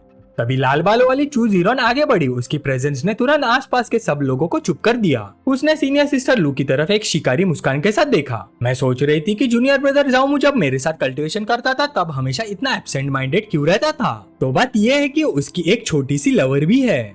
उसकी नजर सीनियर सिस्टर लू पर टिक गई। उसका चेहरा शांत हो गया। लाल बालों वाली चू जीरोन धीरे से हंसी, लेकिन ये बुरी बात नहीं है। उस औरत को देखकर सीनियर सिस्टर लू की आंखों में पहचान जम के उसका चेहरा सख्त हो गया। तो वाकई तुम हो? चूजीरोन की उंगलियां हवा में ऐसे हिल रही थी जैसे वो पहले से किसी को कुचल रही हो। जो पंछी उड़कर भागना चाहता हो उसका सबसे अच्छा अंजाम यही होता है कि उसे अपने ही हाथों से मसल दिया जाए। लाल बालों वाली औरत चूजीरोन थोड़ा सा झुककर ठंडी आवाज में बोली, अपनी पूरी ताकत का इस्तेमाल करो, चाहे जिंदा रहे या मर जाए। जो मौका मैंने तुम्हें दिया है उसे बर्बाद मत करना। यह सुनकर न्यूताई की आंखों में खूनी चमक उभर आई। उसने दोनों मुट्ठियां टकराई। सीनियर सिस्टर बेफिक्र रहिए, न्यूताई आपको बिल्कुल डिसअपॉइंट नहीं करेगा। फिर एक जोरदार धाड़ के साथ वो आगे झपटा। उसके पैरों के नीचे जमीन टूट गई। उसका विशाल शरीर वायलेंट नारंगी ऑरा से घिरा हुआ था। सीनियर सिस्टर लू का दिल जोर जोर से धड़कने लगा। उसने बेचैनी से चीख कर कहा, दोनों हाथ कसकर बांध लिए। जूनियर ब्रदर जाओ, संभाल के। न्यूताई जोर से हवा में उछल गया। उसका विशाल साया सूरज तक को ढक गया जैसे कोई जलता हुआ मीटियोर आसमान से गिर रहा हो। वो दहाड़ा और दोनों मुठ्ठियां एक साथ जाओमू के सिर पर दे मारी। धड़ाम। टकराव इतना भयानक था कि पूरा प्लाजा हिल गया। लाल एनर्जी और धूल का विशाल धमाका हुआ और शॉकवेव हर तरफ फैल गई। बैरियर के पीछे खड़े सब डिसेबल होश उड़ा देने वाले इस अटैक को देखकर सन रह गए। एक डिसेबल आके फाड़ कर बोला, ये आफ्टर इमेज स्टेप है। न्यूताई पहले ही अपनी ब्रूट स्ट्रेंथ के लिए मशहूर था, अब उसने आफ्टर इमेज स्टेप ही कल्टीवेट कर लिया है। उसकी पावर अब कई गुना बढ़ गई है। दूसरे डिसेबल ने कहा, बिल्कुल top 100 outer sect heavenly pride rank के एक्सपर्ट के लायक। भीड़ में सबका एक ही नतीजा था, जामू का काम तमाम। शायद सेंटियन डीमन सेक्ट का सबसे शॉर्ट चैलेंज मैच बनने वाला है। अगर न्यूताई ने कंट्रोल नहीं किया तो जामू सच में मर भी सकता है। चूजीरोन धूल के बादल को देखकर घमंड भरी मुस्कान के साथ खड़ी थी। देखा तुम सबने, चूजीरोन को नाराज करने का यही अंजाम होता है। लूची की आवाज गुस्से और दुख से कांप रही थी। तुम? चूजीरोन ने बस अफसोस जताने का नाटक करते हुए एक हल्की सी सांस भरी। कितने अफसोस की बात है, अगर तुम सीधे मेरे वफादार कुत्ते बन जाते तो शायद थोड़ा और जी लेते। लेकिन धूल अभी पूरी तरह से बैठी भी नहीं थी कि भीड़ से एक साथ होश उड़ा देने वाली सांसें निकली। चूजीरोन के चेहरे पर स्मग स्माइल जम गए। उसकी आंखें डिसबिलीफ से फट गई। ये कैसे मुमकिन है? उसने ब्लॉक कर लिया। मेरी आंखें धोखा तो नहीं दे रही। एक और डिसाइपल हैरानी से बोल पड़ा, ये तो कमाल है, क्या प्योर यंग कॉन्स्टिट्यूशन वाकई इतना पावरफुल होता है? धूल हटने पर जो नजारा सामने आया उसने सबको स्टन कर दिया। जामू सिर्फ जिंदा ही नहीं था, वो तो बिल्कुल आराम से न्यूताई को दबाकर खड़ा था। उसने अपनी लोहे जैसी मजबूत पकड़ से न्यूताई के दोनों सिंग पकड़ रखे थे। न्यूताई घुटनों के बल झुकने पर मजबूर था। जमीन उनके नीचे पिछले अटैक से टूट चुकी थी। लेकिन जामू बिल्कुल बिना खरोच से खड़ा था, उसकी आंखों में मजाक भरी चमक थी। जामू ने बेपरवाह अंदाज में पूछा, बस इतनी सी ताकत, क्या तुमने खाना भी नहीं खाया? नोबिता गुस्से और शर्म से दांत पीसने लगा। वो पूरी ताकत से छूटने की कोशिश कर रहा था, लेकिन जामू की पकड़ पहाड़ जैसी मजबूत थी। अपने मोहरे को इतनी बुरी तरह फेल होता देख चूजीरोन घबरा गई। उसने साइड लाइन से चीख कर कहा, उसकी पूरी कंपोजर टूट चुकी थी। जल्दी वो पील खा लो जो मैंने तुम्हें दी थी। नोबिता ने एक पल भी वेस्ट नहीं किया, उसकी आंखें खून से लाल हो गई थी। उसने अपनी मुट्ठी खोली जिसमें एक छोटी सी लाल पील चमक रही थी। ये सब तुमने मुझे करने पर मजबूर किया है। जामू ने हल्की सी गर्दन टेढ़ी की। है? उसने शांत नजर से उस ट्रांसफॉर्मेशन को देखना शुरू किया। नोबिता ने पील निगल ली, असर तुरंत हुआ और बूम, लाल ऑरा का वायलेंट ब्लास्ट फूटा जिससे जामू को पीछे जंप करना पड़ा। नोबिता का शरीर टेढ़ा मेढ़ा होने लगा, उसकी मसल्स इंसानी हदों से बाहर फूलने लगी। चेहरा लंबा होकर जानवर जैसे थूथन में बदलने लगा। उसकी आवाज अब गहरी और जानवर जैसी धाड़ में बदल चुकी थी। उसकी स्किन मोटी चमड़ी में बदल गई, पैर शक्तिशाली खूरों में तब्दील हो गए। पत्थर का प्लाजा उनके नीचे फटने लगा। मिनीटॉर फॉर्म एक्टिवेट, अब तुम मेरे ओल्ड नुई के सबसे पावरफुल फॉर्म को देखोगे।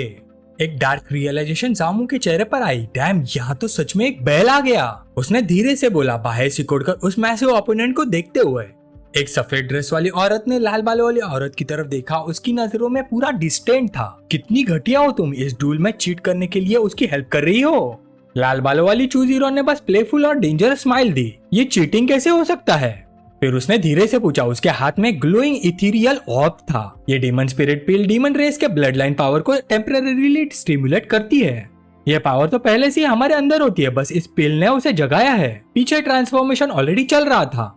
ऑक्स डीमन ने खतरनाक रोर दिया। उसका शरीर क्रिम्सन एनर्जी में लपेट गया। मसल्स और ज्यादा बढ़ गए और सिंग और तेज और लीथल हो गए। वो दहाड़ा, आज मैं तुझे बिना पूरे शरीर के मारूंगा।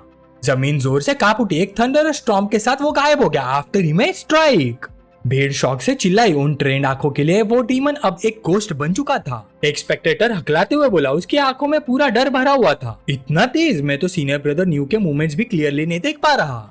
दूसरा डिसाइपल भी कांपते हुए फुसफुसाया। एरिना से निकलते हुए प्रेशर की वजह से ऑलमोस्ट जम गया था। क्या ये fully awaken barbaric ox blood line है?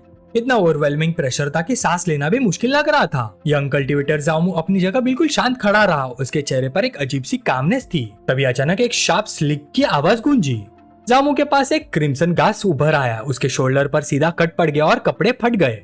वो नीचे देखता है, आंखें सिकुड़ कर। वो अपने मन में सोच रहा था। रियलाइजेशन बहुत चिलिंग था। मैं तो छुआ भी नहीं गया था, क्या मुझे विंड प्रेशर ने इंजर किया? लेकिन अगला मूवमेंट आते ड्यूअल एकदम ब्रूटल तरीके से पलट गया। एक जोर का थर्ड पूरे कोर्टयार्ड में गूंजा। बड़ा बार्बरिक ऑक्स सीधा फेस केबल स्टोन फ्लोर पर पटक दिया गया।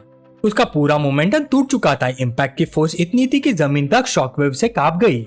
दूर खड़े डिसाइपल्स लड़खड़ा गए। धूल और प्रेशर इतना हैवी था कि सांस लेना मुश्किल हो रहा था। ये इम्पैक्ट फोर्स इतना ज्यादा कैसे हो सकता है? एक ने चिल्लाते हुए आंखों पर हाथ रखते हुए कहा। डीमन रेस की फिजिकल स्ट्रेंथ ह्यूमन रेस से वाकई कंपेयर नहीं की जा सकती। दूसरा डिसाइपल हैरानी और डर के बीच बोला, आखिर ये फाउंडेशन एस्टेब्लिशमेंट रेल्म का कल्टिवेटर है भी या नहीं? कोर फॉर्मेशन तो इसके सामने कुछ भी नहीं होगा। क्रेटर के बीच से ऑक्स डीमन धीरे धीरे खुद को उठाता है एक ग्रंट के साथ। वो अपना सिर पकड़ता है, डिसओरिएंटेशन को शेक ऑफ करता है। लेकिन उसका गुस्सा और भी भड़क चुका था। उसकी मसल्स फिर से बल्ज होने लगी। वेन्स रेड ऑरा से फड़क रही थी। वो दहाड़ता हुआ आगे बढ़ा जैसे एक चलता हुआ पहाड़ हो। मैं तुम्हें इस बार एस्केप नहीं करने दूंगा।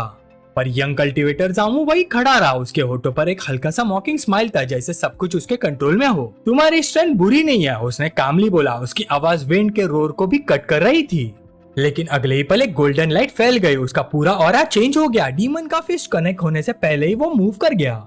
उसका अपना पंच ब्लाइंडिंग सोलर ग्लो से रैप सीधा डीमन के जबड़े पर लगा। हड्डी टूटने की आवाज पूरे कोर्टयार्ड में गूंजी। ऑक्स डीमन का सिर जोर से पीछे स्नैप हो गया। उसका मैसिव बॉडी हवा में लिफ्ट हो गया सिर्फ उस स्ट्राइक की स्पीड से। फिर वो स्पिन होता हुआ दूर जा गिरा हेल्पलेस मास की तरह। फिर स्टोन टाइल्स पर गिरते ही घसीटता चला गया, जमीन में एक गहरी लाइन बनाता हुआ। रेड हेड वुमन वही जम गई। उसका पूरा कॉन्फिडेंस टूट चुका था। ये कैसे पॉसिबल है? वो हकलाते हुए बोली। उसका चेहरा सफेद पड़ गया था। नीचे रबल में ऑक्स डीमन बेहोश पड़ा था। खून उसके मुंह से बह रहा था। उसका एक हॉर्न तक टूट चुका था। Clear proof of that overwhelming defeat. पूरा अरीना एकदम साइलेंट हो गया। सिर्फ हाफने की आवाज सुनाई दे रही थी। किसी ने धीरे से बोला, एक मूव, सिर्फ एक मूव से ही डीमन ट्रांसफॉर्मेशन का मोमेंटम तोड़ दिया। ऐसे कैसे हो सकता है? क्या प्योर यांग कॉन्स्टिट्यूशन इतना पावरफुल होता है? लोग आपस में फुसफुसाने लगे, unable to process what they just saw. लुची दौड़कर जामू के पास आई। आंखों में एक्साइटमेंट चमक रही थी। वाह जामू, ग्रेट, मैंने गलत नहीं समझा तुम्हें। वो खुश होते हुए बोली और उसके पास चिपक गई। जामू नीचे देखता है थोड़ा एम्बेरस स्माइल के साथ। उसने धीरे से कहा, लेकिन वो हट नहीं रहा था। सीनियर सिस्टर, यहाँ इतने लोग देख रहे हैं। कोर्टयार्ड के दूसरे साइड एटमॉस्फेयर बिल्कुल टॉक्सिक हो गया था। रेड हेड वुमन चू जीरॉन अपने चैंपियन को देख रही थी, जो अब एक ब्रोकन हिप बन चुका था। उसका चेहरा कोल्ड रेज से ट्विस्ट हो गया। उसने वेनम से थूकते हुए कहा, काम के लायक नहीं, इसे ले जाओ। उसने अपने सबऑर्डिनेट्स को ऑर्डर दिया। जैसे डीमंस के लाकी उस ब्रोकन बॉडी को उठाने लगे, जामू की आवाज रुक गई। उन्हें 1 मिनट और सब फ्रीज हो गए। एक लैकी ने गुस्से और डर के मिक्स में बोला, अब क्या चाहिए तुम्हें? किसी और ने गुस्से से कंप्लेन किया, बॉस नुई को तुमने इस हालत में पहुंचा दिया, आप और क्या? जामू बस मुस्कुराया, एक फेक सा बेनोवेलेंट स्माइल। मैं एक रीजनेबल पर्सन हूँ, उसने बोला और एक हैवी स्पिरिट स्टोन का बैग निकाला। ये 10,000 स्पिरिट स्टोन थे, इस बार के मेडिकल एक्सपेंसेस समझ लो। उसने कामले अपने रिस्ट को फ्लिक किया और अगले ही पल बैग उलट गया। चमकते हुए मल्टी कलर्ड जेम्स की बारिश होने लगी। पूरा का पूरा वेल्थ जैसे गिरता हुआ न्यू ताई के अनकॉन्शियस बॉडी को कवर कर गया। उसका चेहरा लिटरली पैसे के ढेर के नीचे दब गया। भीड़ में एक नया क्योस फैल गया। कुछ डिसाइपल शॉक में थे। जामू इतना एरोगेंट है, उसने नुई ताई को इतनी बुरी तरह से ह्यूमिलेट कर दिया, एक स्पेक्टेटर ने गुस्से से बोला। लेकिन कुछ लोग उस सीन से इम्प्रेस भी हो गए। एक डिसाइपल मजाक में बोला, अगर मुझे 10,000 स्पिरिट स्टोन्स मिल जाए तो मैं भी पिटने के लिए रेडी हो जाऊंगा। स्केप्टिकल लोग भी चुप नहीं रह पाए। मानना पड़ेगा, ये प्रिटी बॉय अब काफी हैंडसम लग रहा है। पर किसी को पता नहीं था कि उसके सामने एक होलोग्राफिक स्क्रीन फ्लिकर कर रही है, सिर्फ जामू के लिए विजिबल। डिंग, 10,000 स्पिरिट स्टोन दिए गए। 100x रिटर्न ट्रिगर हुआ। 1 मिलियन स्पिरिट स्टोन प्राप्त हुए।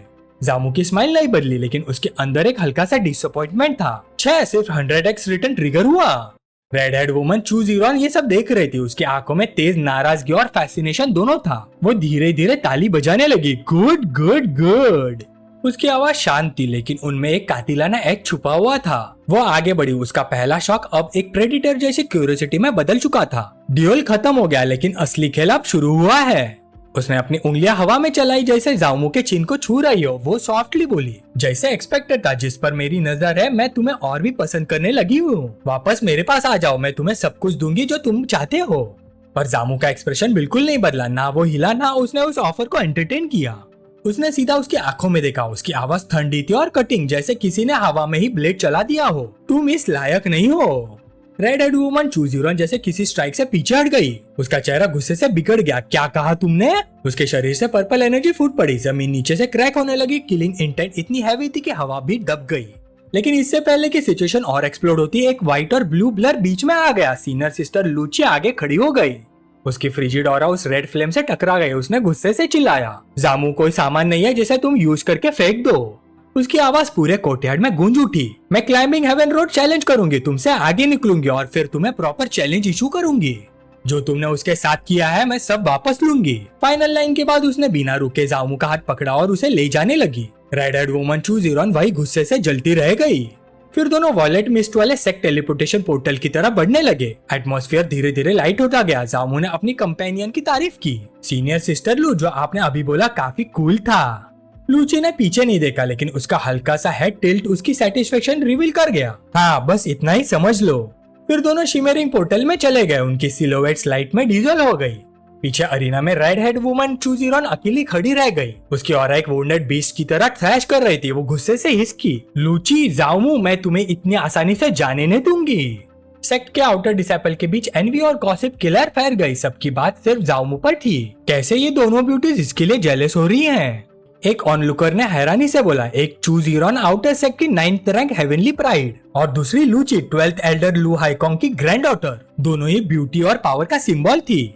लेकिन दूर डीमन सेक्ट होली लैंड के 9 ड्रैगन स्वॉर्ड माउंट में एक और पावर स्टर हो रही थी।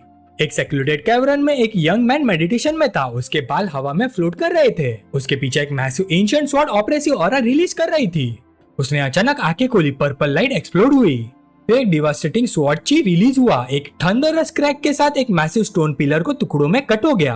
वो अपनी उस अचीवमेंट को सेलिब्रेट नहीं करता, बस शांत रहता है। उसने धीरे से अपनी आंखें फिर से बंद कर ली, जैसे कुछ हुआ ही ना हो। सीनियर ब्रदरलिंग अभी भी 9 ड्रैगन स्वॉर्ड माउंट के बीच उस पत्थर जैसे रिजिड पोस्टर में बैठा हुआ था। उसकी उंगलियां एक प्रिसाइज मुद्रा में थी। उसके आसपास पर्पल एनर्जी एक कैद की हुई तूफान की तरह घूम रही थी।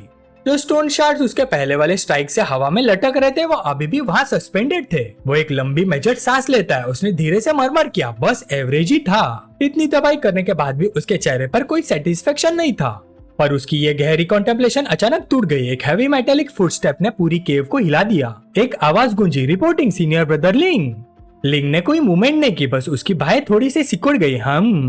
अंधेरे से एक मैसिव फिगर बाहर आया। हाउ हो, एक पहाड़ जैसा आदमी जिसके सिर पर कर्व्ड हॉर्न्स थे और हैवी आर्मर था। उसने रिस्पेक्टफुली सर झुकाया, लेकिन उसके चेहरे पर अर्जेंसी साफ थी। आउटर सेक्ट में अफवाह फैल रही है, जूनियर सिस्टर लूची फॉक्स क्लैन चू जीरोन के साथ जेलस हो रही है एक प्रीटी बॉय के लिए। हाओ ने कॉशियस आवाज में रिपोर्ट दिया। मैं डर गया था कि ये बात आपकी रेपुटेशन को अफेक्ट करेगी, इसलिए मैंने खुद आके रिपोर्ट कर रहा हूँ। एकदम से केव का एटमॉस्फेयर बदल गया। हवा हैवी और शार्प हो गई। अचानक लिंक खड़ा हो गया। उसका ऑरा काम पर्पल से सीधा लीथल रेडियंट गोल्ड में ट्रांसफॉर्म हो गया। वो सिर्फ खड़ा नहीं हुआ, उसने ऐसा प्रेशर रिलीज किया कि पूरा स्पेस कंप्रेस होने लगा। तुमने मुझे इतनी छोटी सी बात के लिए डिस्टर्ब करने की हिम्मत की। लिंक की आवाज अब मरमर नहीं थी, वो एक ब्लेड थी। हाँ हो कुछ बोल नहीं पाया। अगले पल केव गोल्डन लाइट से भर गया, आंखों को अंधेरा कर देने वाली रोशनी। एक सर्कल में डजन स्पेक्ट्रल स्वॉर्ड्स अपीयर हो गए, प्योर गोल्डन चीज से बनी हुई। वो लो हमिंग वाइब्रेशन के साथ कांप रही थी और सबकी टिप सीधा हाव हो की तरफ थी। वो बेचारा बस डर से फ्रोजन हो गया, उसकी सांस अटक गई। एक ट्रिवियल गॉसिप उसकी मौत के इतने करीब ले आई। हाव हो हकलाते हुए बोला, प्लीज मुझे ब्लेम मत कीजिए सीनियर ब्रदर लिंग, मैं अभी चला जाता हूँ। फिर वो धीरे धीरे पीछे हटने लगा, जल्दी से वहाँ से निकलने के लिए। लेकिन तभी लिंक की आवाज आई, रुको। आवाज सुनते ही हाहो वही फ्रीज हो गया। उसका दिल जोर जोर से धड़क रहा था। वो धीरे से मुड़ा, क्या सीनियर ब्रदर के पास मेरे लिए और इंस्ट्रक्शंस हैं? और तभी लिंग ने एक स्विफ्ट मोशन किया। एक गोल्डन एनर्जी बर्स्ट हाहो के चेस्ट पर हिट हुआ। वह हवा में उठकर पीछे गिर पड़ा। जमीन पर स्लाइड करता हुआ दूर जा गिरा। वो अपने चेस्ट को पकड़कर हाफ रहा था। सीनियर ब्रदर लिंग, ये क्यों? लिंग केव के एंट्रेंस की तरफ शैडो में खड़ा था। उसका एक्सप्रेशन अनरीडेबल था। स्ट्रगल करना बंद करो और अपनी चेस्ट पर अच्छे से देखो। हाओ ने नीचे देखा, उसकी आंखें फटी रह गई। उसके स्किन के अंदर एक ट्रांसलूसेंट गोल्डन ब्लेड एम्बेड थी। एक मिनी रेप्लिका लिंक के स्वॉर्ड का। वो रिदम के साथ पल्स कर रही थी। एक ऐसी पावर इमिट कर रही थी जो उसकी ओन ची को एक स्टेगनेंट पॉन्ड बना रही थी। लिंक ने कामली एक्सप्लेन किया, ये मेरी कंडेंस स्वॉर्ड इंटेंट है। हाँ वो कंफ्यूज था, इसका मतलब क्या है? लिंक की नजर केव के एंट्रेंस की तरफ शार्प हो गई। ऐसे कुछ कीड़े होते हैं जो हेवन और अर्थ की इंटेंसिटी को समझ नहीं पाते। फिर उसके होठों पर एक कोल्ड प्रेडेटरी स्माइल आ गई, जाकर उसका सफाया कर दो।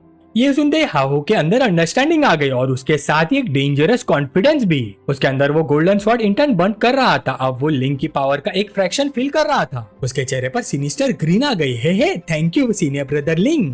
फिर सीन शिफ्ट हुआ दूर क्लाइंबिंग हेवन रोड पर। वॉयलेट स्काई के नीचे एक शिमरिंग लिक्विड लाइक फ्लोर था जो हर स्टेप पर रिपेल कर रहा था। जाओमू के पास खड़ी सीनियर सिस्टर लूची ने अपने रोप्स एडजस्ट किया। फिर उसने स्टेडी वॉइस में एक्सप्लेन किया, क्लाइंबिंग हेवन रोड हर डिसाइपल के फ्लोर्स को रिकॉर्ड करता है। पहली बार होने की वजह से तुम मेरे साथ सेपरेट हो जाओगे। जाओमू ने आगे देखकर कहा, समझ गया। फिर एक अचानक सॉफ्ट रसल हुआ और वो मुड़ गया। सीनियर सिस्टर लूची उसके पास आ चुकी थी। उसका चेहरा शर्म से गहरा लाल रंग में रंग गया था। जामू कुछ रिएक्ट कर पाता उससे पहले ही वो आगे झुकी और अगले पल उसके होठों पर एक छोटा सा हिचकिचाता हुआ किस हो गया। जामू बिल्कुल स्टन हो गया, ये पल बहुत छोटा था। लूची तुरंत पीछे हट गई जैसे कुछ हुआ ही ना हो और मुड़ने लगी। लेकिन जाते जाते उसने एक आखिरी नजर उस पर डाली। याद रखना, तुम्हें केयरफुल रहना होगा। उसकी आवाज दूर होते हुए व्हाइट मिस्ट में घुलने लगी। उसकी फिगर धीरे धीरे गायब हो गई। जामू उस जगह खड़ा रहा। वो उसकी डिसअपीयरेंस को देख रहा था। उसके होठों को छूते हुए उसने अपनी उंगलियां हल्का सा लगाई। उसके चेहरे पर एक फेंट कॉन्फिडेंस स्माइल आया। उसने खाली हवा से मरमर किया, केयरफुल तो तुम्हें रहना चाहिए सीनियर सिस्टर। फिर वो अकेला हो गया। वो वापस रास्ते की तरफ मुड़ा। साइलेंस इतना गहरा था कि सिर्फ हवा का प्रेशर महसूस हो रहा था। तभी एक लो ग्राउल मिस्ट के अंदर से वाइब्रेट हुआ। आगे की धुन हट गई और सामने मॉन्स्टर सिलुएट दिखने लगा। सबसे पहले एक बहुत बड़ा लाल क्रस्ट वाला रूस्टर निकला। उसकी आंखें खून जैसी लाल थी। उसका नाम था पिजॉट। उसके पीछे एक डरावना बीस्ट था जो वुल्फ और लाइन का नाइटमेयर जैसा मिक्स लग रहा था। उसका नाम था सैंड स्लैश। और सबसे ऊपर एक ग्रोटेस्क रेप्टिलियन टाइटन था, लंबी ड्रीप करती जीप के साथ जो हवा को टेस्ट कर रही थी। उसका नाम था ग्राइमर। तीनों ने एक साथ दहाड़ मारी और बिना रुके जामू की तरफ झपटे। मैसिव क्लॉज और बिग सीधा उस पर डिसेंट हो रहे थे। जमीन उनके वेट से करार उठी। लेकिन अभी धूल भी सेटल नहीं हुई थी कि अगला वेव आ चुका था। क्लाइंबिंग हेवन रोड के फर्स्ट फ्लोर पर जामू ने 3 फाउंडेशन एस्टेब्लिशमेंट डीमन बीस्ट का सामना किया। नॉर्मल आउटर डिसाइपल के लिए ये सीधा मौत का फरमान होता। सैंड स्लैश पहले मूव हुआ। वो अपने आप को एक स्पिनिंग बॉल में कर्ल करके कैनन बॉल की तरह उसकी तरफ शूट हो गया। साथ ही आसमान से शार्प क्विल लाइक प्रोजेक्टिल बरसने लगे। लेकिन जामू पैनिक नहीं हुआ। उसकी आंखों में एक डेंजरस एक्साइटमेंट चमक रही थी। वो गरजा, अब मेरी बारी है काउंटर अटैक करने की। फिर उसका शरीर ब्लर हो गया। गोल्डन हीट से भरा एक पंच हवा को चीर गया और सीधा स्पिनिंग बीस्ट के बीच में लग गया। बूम! इम्पैक्ट कैटास्ट्रोफिक था। वो बीस्ट रुकने के बजाय उल्टा डायरेक्शन में उड़ गए। ब्रोकन लिम्स और स्टंट क्राइज के साथ वो दूर जा गिरे। जामू उनके ऊपर खड़ा हो गया। उसके फिंगर टिप से एक छोटी सी फ्लेम फ्लिकर हुई। TCH बहुत इजी था, टू इजी। फिर डीमन बीस्ट के बॉडीज मिस्ट में डीजल होने लगे। तभी एक फॉर्मल नोटिफिकेशन हवा में अपीयर हुआ। फर्स्ट फ्लोर पास हो गया। 3 रिवॉर्ड्स में से एक चूज करो। 3 इथेरियल आइटम्स गोल्डन ऑब्स में फ्लोट करने लगे। एक जैकेट ड्रैगर, एक एलिक्सर वाइल और एक ancient Z green manual. Jamu की नजर सीधा बुक पर गई। उसने पढ़ते हुए बोला, yellow rank high grade technique burning flame palm. पढ़ते ही उसके चेहरे पर एक हंगरी ग्रीन आ गई। मैं तो सोच रहा था कि रेड यंग सेक्रेट बॉडी के साथ मैच करने वाली टेक्निक नहीं है, पर ये तो सीधा वो बात हुई पिलो दे दिया जब नींद आ रही थी। जामू ने गोल्डन मैनुअल को ग्रैब कर लिया। गोल्डन लाइट उसके अंदर एब्जॉर्ब हो गई। मैं तुम्हें चूज करता हूँ। फिर वो बिना टाइम वेस्ट किए मैनुअल खोलने लगा। पहले true fire of sun body के अंदर ड्रॉ करो।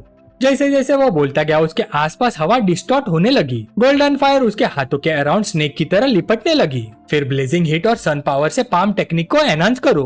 ट्रांसफॉर्मेशन ऑलमोस्ट इंस्टेंट था। जामू सोलार ऑरा में नहाया हुआ खड़ा था। उसकी आंखें बर्निंग लाइट से चमक रही थी। हॉलवे की हवा इग्नाइट हो गई। उसने एक शार्प मोशन किया। गोल्डन एनर्जी का सियरिंग आर्च निकला। वो सीधा पत्थरों के मैसिव बोल्डर से टकरा गया और धड़ाम स्टोन मेल्ट होने लगे। फ्रेगमेंट्स हवा में उड़ते हुए सोलर ग्लो में चमक रहे थे। स्मोक के बीच जामू बिल्कुल काम था। उसके हाथ में मैनुअल था और चेहरे पर सेटिस्फेक्शन। उसने धीरे से बोला, परफेक्ट। फिर उसने आगे देखा और कॉन्फिडेंस स्माइल के साथ बोला, second floor, here I come. Climbing heaven की तीसरी लेयर की नीली रोशनी एक वॉयलेट रिदम के साथ धड़क रही थी। एक जबरदस्त धमाके के साथ प्लेटफॉर्म के बीच से अजूर ची का एक बड़ा सा पिलर फुट निकला, जो इस लेवल का फाइनल ट्रायल की शुरुआत का सिग्नल था। लूची सर्दी के तूफान की तरह स्मूथ और ग्रेसफुल अंदाज में हिली। जैसे ही एक विशाल पंजों वाला बीस्ट अंधेरे से झपटा, वो जरा भी नहीं घबराई। एक तेज सांस छोड़ते हुए उसने अपनी तलवार को एक व्हाइट चमकदार आर्क में घुमाया। नीली एनर्जी का एक क्रेसेंट हवा को चीरते हुए निकला और एक ही डिसाइसिव स्ट्राइक में उस मॉन्स्टर का बाजू काट दिया। जैसे बीस्ट रोशनी के छोटे छोटे पार्टिकल्स में घुल गया, चेंबर में एक मैकेनिकल आवाज गूंजी। थर्ड लेयर पास करने के बाद तुम 3 रिवॉर्ड में से एक चुन सकते हो। लूची ने अपनी तलवार आधी शीत में डाली और सामने उभरते हुए 3 चमकते रोशनी के गोलों पर नजर टिकाई। उसने स्टेज क्लियर कर दिया था, लेकिन असली चैलेंज 4th लेयर अब उसके सामने था, heavenly pride rank. Trial grounds के बाहर डिसेबल की भीड़ एक बड़े चमकते वॉयलेट स्कोरबोर्ड के आसपास जमा थी। जैसे रैंकिंग बदली, सेक्ट में हैरानी की फुसफुसाहट फैल गई। लूची ऑफिशियली टॉप 50 में पहुंच चुकी थी। उसने तीसरा लेयर टॉस कर लिया था, अब 4th लेयर की तैयारी कर रही थी। करंट रिकॉर्ड होल्डर नाइलैंग जोन 4th लेयर में पूरे 2 घंटे तक टिका रहा था। अगर सीनियर सिस्टर लू सिर्फ 15 मिनट भी होल्ड कर लेती है तो वो outer sect heavenly pride rank के टॉप 10 में आ जाएगी। एक डिसाइपल ने कहा। उसकी आंखें पर्पल ग्लो पर टिकी हुई थी। तभी अचानक बोर्ड झिलमिलाया। एक नया नाम एग्रेसिव स्ट्रोक के साथ वॉयलेट सरफेस पर जल उठा, जामू। भीड़ ने एक साथ हाथ भर ली। देखो, जामू का नाम भी आ गया। पहला लेयर पास करते ही टॉप 1000 में एंटर करने के लिए उसका क्लियरेंस टाइम बहुत ही कम रहा होगा। दूसरे डिसाइपल ने चिन पर हाथ रखते हुए कहा। क्योंकि उसने पहले ही नूताई को हरा दिया था, सबका मानना था कि 3rd लेयर तक पहुंचना उसके लिए बस फॉर्मेलिटीज जैसा है। आउटर सेक्ट का पावर हायरार्की बदल रहा था और हेवनली रोड्स अभी बस गर्म होना शुरू हुआ था। साइड में रैंकिंग्स देख रही लाल बालों वाली चूजीरोन ने आके सिकुड़ ली। अपने अंगूठे को दांतों से दबाकर वो क्लियरली इरिटेट लग रही थी। उसने धीरे से सिसकारी भरी। इन दोनों ने रिसेंटली ड्यूअल कल्टीवेशन कम से कम काफी ज्यादा की है। उनकी पावर में आई तेजी उसके लिए एक ऐसी चुभन थी जिसे वो इग्नोर नहीं कर सकती थी। तभी पास ही एक चमकती हुई प्रेजेंस ने पूरी भीड़ का ध्यान अपनी तरफ खींच लिया। अपने लंबे नीले बालों को ग्रेसफुल फ्लिक के साथ पीछे करते हुए एक इटरनल ब्यूटी वाला एक आदमी सामने आया। किसी ने हैरानी से फुसफुसाया, नालन जुआंग, वो भी आ गया। जैसे वो सीढ़ियां उतरकर नीचे आया, उसकी प्रेजेंस से माहौल भारी हो गया। ये था आउटर सेक्ट का नंबर 1 हेवनली प्राइड, एक ऐसा आदमी जिसके बारे में अफवाह थी कि वो हाफ ब्लड किलिन था। उसके जबरदस्त लुक्स के बावजूद हर कोई इंप्रेस नहीं था। 2 डिसाइपल्स पास खड़े धीमी आवाज में जलन के साथ बात कर रहे थे। दिखता तो काफी हैंडसम है, लेकिन कितना बड़ा पोजर है, एक ने मटर किया। दूसरा तंज भरी हंसी के साथ बोला, बिल्कुल, क्या ये सिर्फ अपनी नोबल ब्लड लाइन पर डिपेंड नहीं करता?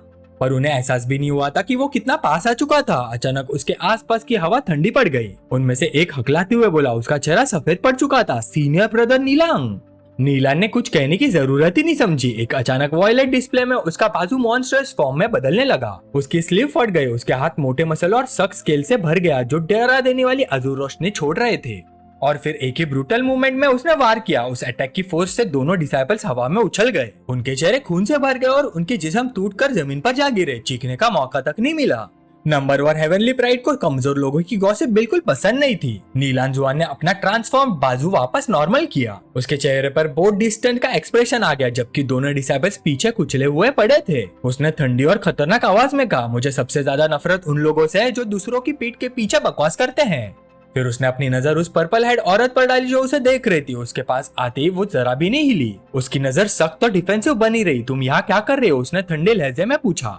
नीला ने एक तेज मजाक उड़ाते हुए लाफ निकाला और ड्रामेटिक अंदाज में दोनों हाथ फैला दिए। उसने जहर भरी मुस्कान के साथ कहा, सुना है जो प्रीटी बॉय तुम पाल रही हो वो किसी और औरत के साथ भाग गया। चूजीरॉन का सब्र टूट गया। गहरी बैंगनी एनर्जी का वॉयलेट और उसके आसपास फूट निकला। उसकी आंखें मर्डरस इंटेंस से चमक उठी। वो गर्जी, तुम मौत को दावत दे रहे हो? और अगले ही पल वो आगे झपटी। उसका हाथ डार्क वॉयलेट फ्लेम से घिरा हुआ था और उसका लीथल स्ट्राइक सीधा नीलान की तरफ जा रहा था। पर नीलान जरा भी नहीं हिला। वो बस उसे अपनी तरफ आते हुए एक स्मग और सब कुछ पहले से जानता हुआ ऐसे ग्रीन के साथ देख रहा था। जैसे उसकी पाम उसे छूने वाली थी, एक विशाल सख्त और घिसे हुए हाथ ने हवा में ही उसकी कलाई पकड़ ली। टकराव के साथ एक तेज क्रैक की आवाज गूंजी। उसका पूरा मोमेंटम एक ही पल में रुक गया। वो औरत जमसी गई। दोनों के ऊपर एक पहाड़ जैसा डिमोनिक आदमी खड़ा था। उसका पूरा शरीर सुनहरी आग से घिरा हुआ था और उसकी आंखें अंगारों की तरह जल रही थी। उसकी प्रेजेंस का प्रेशर इतना भयानक था कि उस औरत के फेफड़ों से हवा तक निकल गई। नीहा, उसने हफ्ते हुए कहा, समझ गई कि बीच में कौन सी शक्ति आ गई थी। अब ये खेल का मैदान पहले से काफी ज्यादा डेंजरस हो चुका था। जैसे आसपास के लोगों ने उस पहाड़ जैसे आदमी को पहचाना, पूरी भीड़ से एक साथ हाफ निकल गई। एक डिसाइपल कांपते हुए बोला, ये निहाओ है, inner sect heavenly pride rank में 8 रैंक। निहाओ एक हिले बिना खड़े मोनोलिथ की तरह खड़ा था। उसकी नाक से गर्म भाप निकल रही थी और उसकी लोहे जैसी पकड़ अब उस औरत की कलाई पर बनी हुई थी। चूजीरॉन जो मजाक उड़ाने का कोई मौका नहीं छोड़ती थी, एक मॉकिंग स्मर्क के साथ झुककर बोली, तो अब तुम अपने कजिन का बदला लेने आया हो? क्या तुम्हें डर नहीं लगता कि जामू की वुमन, उस एल्डर की ग्रैंड डॉटर, तुम्हारे लिए प्रॉब्लम खड़ी कर देगी? एल्डर का नाम सुनकर भी उसके चेहरे पर जरा भी बदलाव नहीं आया। उसके चेस्ट के पास चीका एक छोटा चमकता डैगर बना। उसने पत्थर घिसने जैसा आवाज में कहा, इस बार मुझे सीनियर ब्रदर लॉन्ग टिंगशियान ने भेजा है। तुम्हें लगता है मैं डरूंगा? ये नाम सुनते ही नीलान जुआंग की आंखें एक्साइटमेंट से चमक उठी। उसने जोर से हंसकर अपना हाथ कमर पर रखा। हाँ, लगता है इस बार मेरा यहाँ आना बेकार नहीं गया। फिर उसने ट्रायल के एंट्रेंस की तरफ देखा। उसकी नजर में एक शिकारी जैसी दिलचस्पी चमक उठी। एक छोटा सा आउटर सेक्ट डिसाइपल और सामने पिक कोर फॉर्मेशन एक्सपर्ट। सच में काफी इंटरेस्टिंग। अब ये तीनों एक साथ खड़े थे। इनर और आउटर सेक्ट के टॉप एलाइट्स का एक एक्सप्लोसिव कॉम्बिनेशन। उनकी इंटिमिडेटिंग प्रेजेंस ने आसपास के हर शख्स का ध्यान अपनी तरफ खींच लिया। जल्दी इधर देखो, भीड़ में से किसी ने चीख कर कहा। हेवनली प्राइड्स के बीच टेंशन अपने पीक पर पहुंच चुकी थी और इस सबसे बेखबर जामू अभी भी ट्रायल के अंदर था। बाहर वॉयलेट स्कोरबोर्ड एक बार फिर चमका और डिसाइपल के बीच शॉक की एक नई लहर दौड़ गई। जामू का नाम रॉकेट की स्पीड से ऊपर चढ़ गया। जामू का रैंक टॉप 200 में पहुंच गया। एक डिसाइपल डिसबिलीफ में चीखा, क्या इतनी जल्दी? दूसरा अपना सर पकड़कर बोला। लेकिन क्लाइंबिंग हेवन रोड के अंदर इस रैपिड राइज का रीजन बिल्कुल साफ था। Second layer. उसके सामने एक घूमता हुआ पर्पल पोर्टल था और माहौल एंशिएंट एनर्जी से भरा हुआ था। उसने एक सेकंड भी वेस्ट नहीं किया। जैसे आग से घिरा हुआ एक विशाल बेस उस पर झपटा, जामू ने ओवरवेलमिंग फोर्स के साथ काउंटर किया। Burning flame palm. उसने अपना हाथ आगे बढ़ा और तुरंत सियरिंग क्रिम्सन ची का एक वर्टिकल पिलर फुट निकला और बीच पल भर में ही जलकर खाक हो गया। सिर्फ उसकी फेडिंग रॉर और कुछ अंगारे बचे। ट्रायल खत्म होते ही वही फेमिलियर प्रॉम्प्ट सामने आ गया। सेकंड लेयर पास करने के बाद तुम 3 रिवॉर्ड्स में से एक चुन सकते हो। 3 आइटम्स लाल इथेरियल हेज में उसके सामने तैरने लगे। एक सेबर टेक्निक स्क्रोल, दूसरा ओरिजिन नर्चरिंग पिल की एक पाउच और एक रेक्टेंगुलर जेट केस। जामू ने उन्हें ठंडी एनालिटिकल नजर से देखा। सेबर टेक्निक्स मेरे किसी काम के नहीं और ओरिजिन नर्चरिंग पिल्स मेरे लिए जेली बीन्स से ज्यादा कुछ नहीं। ये सोचकर उसने हाथ बढ़ाया और जेट केस पकड़ लिया। तो फिर मैं तुम्हें चूज करता हूँ। जैसे उसने रिवॉर्ड क्लेम किया, जेट केस गायब हो गया। उसके अंदर से एक चमकती हुई तलवार सामने आई जो स्पिरिचुअल रेजोनेंस के साथ गूंज रही थी। ये एक सेकंड ग्रेड फ्लाइंग स्वॉर्ड थी, व्हाइट जेड ग्लो। तलवार उसके हाथ के पास ब्रिलियंट ब्लू ऑरा में मंडराने लगी। जामू ने उंगली से हल्का सा फ्लिक किया, उसका वेट टेस्ट किया। उसकी नजर पहले से ही थर्ड लेयर के एंट्रेंस पर पहुंच चुकी थी। जब जामू सीढ़ियां चढ़कर अगले गेटवे की तरफ बढ़ा, व्हाइट जेड ग्लो एक लॉयल सेंटिनल की तरह उसके आसपास घूम रही थी। उसने तलवार को देखकर हल्का सा नाराज चेहरा बनाया। तलवार की नीली रोशनी उसकी अंधेरी आंखों में रिफ्लेक्ट हो रही थी। उसने खुद से कहा, ये ग्रेड बिल्कुल इनएडिक्वेट है। मुझे कोई तरीका ढूंढना होगा इसे किसी को दे देने का। अब वो समिट पर पहुंच चुका था और अगले पोर्टल के स्वर्लिंग वायलेट वर्टेक्स में कदम रख दिया। विजन क्लियर होते ही जामू ने आग झपकाई। इस बार उसके सामने सिर्फ एक ओपोनेंट नहीं था, उसके सामने एक लिटरल नाइटमेयर की दीवार खड़ी थी। विशाल ड्रैकोनिक बीस्ट और सिंग वाले डीमंस की पूरी हॉर्ड। उनकी आंखें खूनी क्रिम्सन रोशनी से चमक रही थी। इस ट्रायल का स्केल पिछले लेयर्स के मुकाबले काफी ज्यादा बड़ा था। जामू ने आसपास फैली हुई मॉन्स्टर्स की भीड़ को देखकर सोचा, ये तो हद से ज्यादा है ना? इतने ओवरवेलमिंग ऑड्स के बावजूद उसके होठों के कोने पर एक कॉन्फिडेंट स्माइल उभर आई। उसने अपनी इंटरनल एनर्जी सर्कुलेट करनी शुरू की। तुरंत उसके शरीर से एक चमकदार गोल्डन ऑरा फुट निकला, जिसने पूरे स्टोन फ्लोर को स्वर्गीय रोशनी से नहला दिया। अब समझ आया कि ज्यादातर outer disable score formation stage तक ब्रेक थ्रू करने के बाद ही थर्ड लेयर पास कर पाते हैं, उसने सोचा। उसके हाथ की पाम में एनर्जी कंडेंस होकर एक ब्लाइंडिंग हीट स्पीयर बनने लगी। गर्मी इतनी इंटेंस हो गई कि वो एक छोटा सूरज की तरह लगने लगी। उसके पैरों के नीचे की जमीन प्रेशर से ढरकने लगी। उसकी आंखें सिकुड़ गई जैसे पहला बेस उसकी तरफ झपटा। उसने धीरे से कहा, लेकिन जब मैं यहाँ तक आ ही गया हूँ, चाहे पास कर पाऊँ या नहीं, मुझे अपनी स्ट्रेंथ की अपर लिमिट जरूर टेस्ट करनी होगी। लीड मॉन्स्टर अपने जबड़े बंद भी नहीं कर पाया था कि जामू गोल्डन लाइट की एक ब्लर में गायब हो गया। उसकी स्पीड इतनी एक्सप्लोसिव थी कि बीस्ट बस खाली हवा को ही काट पाया और थर्ड लेयर की बैटल एक जबरदस्त क्लैश के साथ शुरू हो गई। जामू ने खुद को घेरने का मौका ही नहीं दिया। वो जानता था कि शिकार में जो झिझकता है वही शिकार बन जाता है। वो गरजा, पहले अटैक करो तभी अपर हैंड मिलेगा।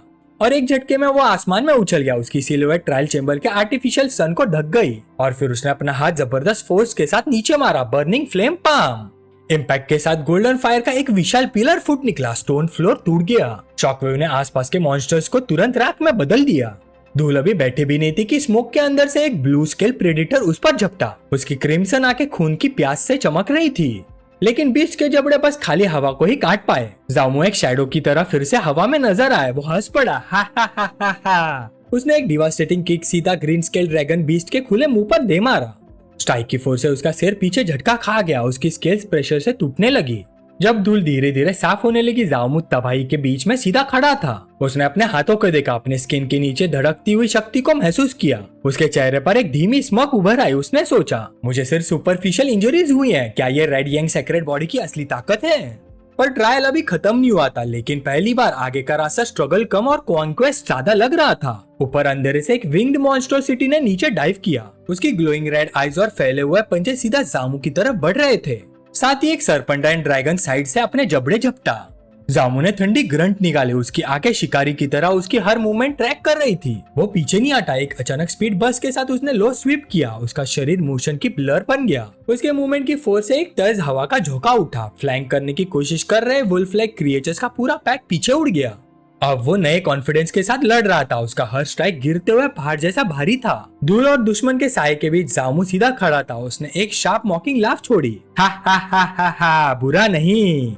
रेड यंग सेक्रेट बॉडी का गोल्डन ऑरा और भी ज्यादा भड़क उठा। उसकी रोशनी चेंबर की दीवारों पर लंबी हिलती परछाइयां डाल रही थी। बीस्ट एक पल के लिए झिझक गए। उनके प्रिमिटिव इंस्टिंक्ट्स उन्हें रोक रही थी। उनके सामने जो इंसान खड़ा था वो किसी आम कल्टिवेटर जैसा बिल्कुल नहीं लग रहा था। अगर मैं अपने इनविंसिबल फिजिकल बॉडी पर भरोसा करूं तो शायद थर्ड लेयर पास करने की सच में उम्मीद है, जामू ने सोचा। उसने एक बार फिर हाथ उठाया। उसकी पाम सेलेस्टियल हीट से जल उठी। Massive green scale dragons final desperate charge के लिए तैयार हो गए और जामू भी उनका सीधा सामना करने के लिए खड़ा था। अब वो सिर्फ सर्वाइव नहीं कर रहा था, वो ट्रायल पर राज कर रहा था।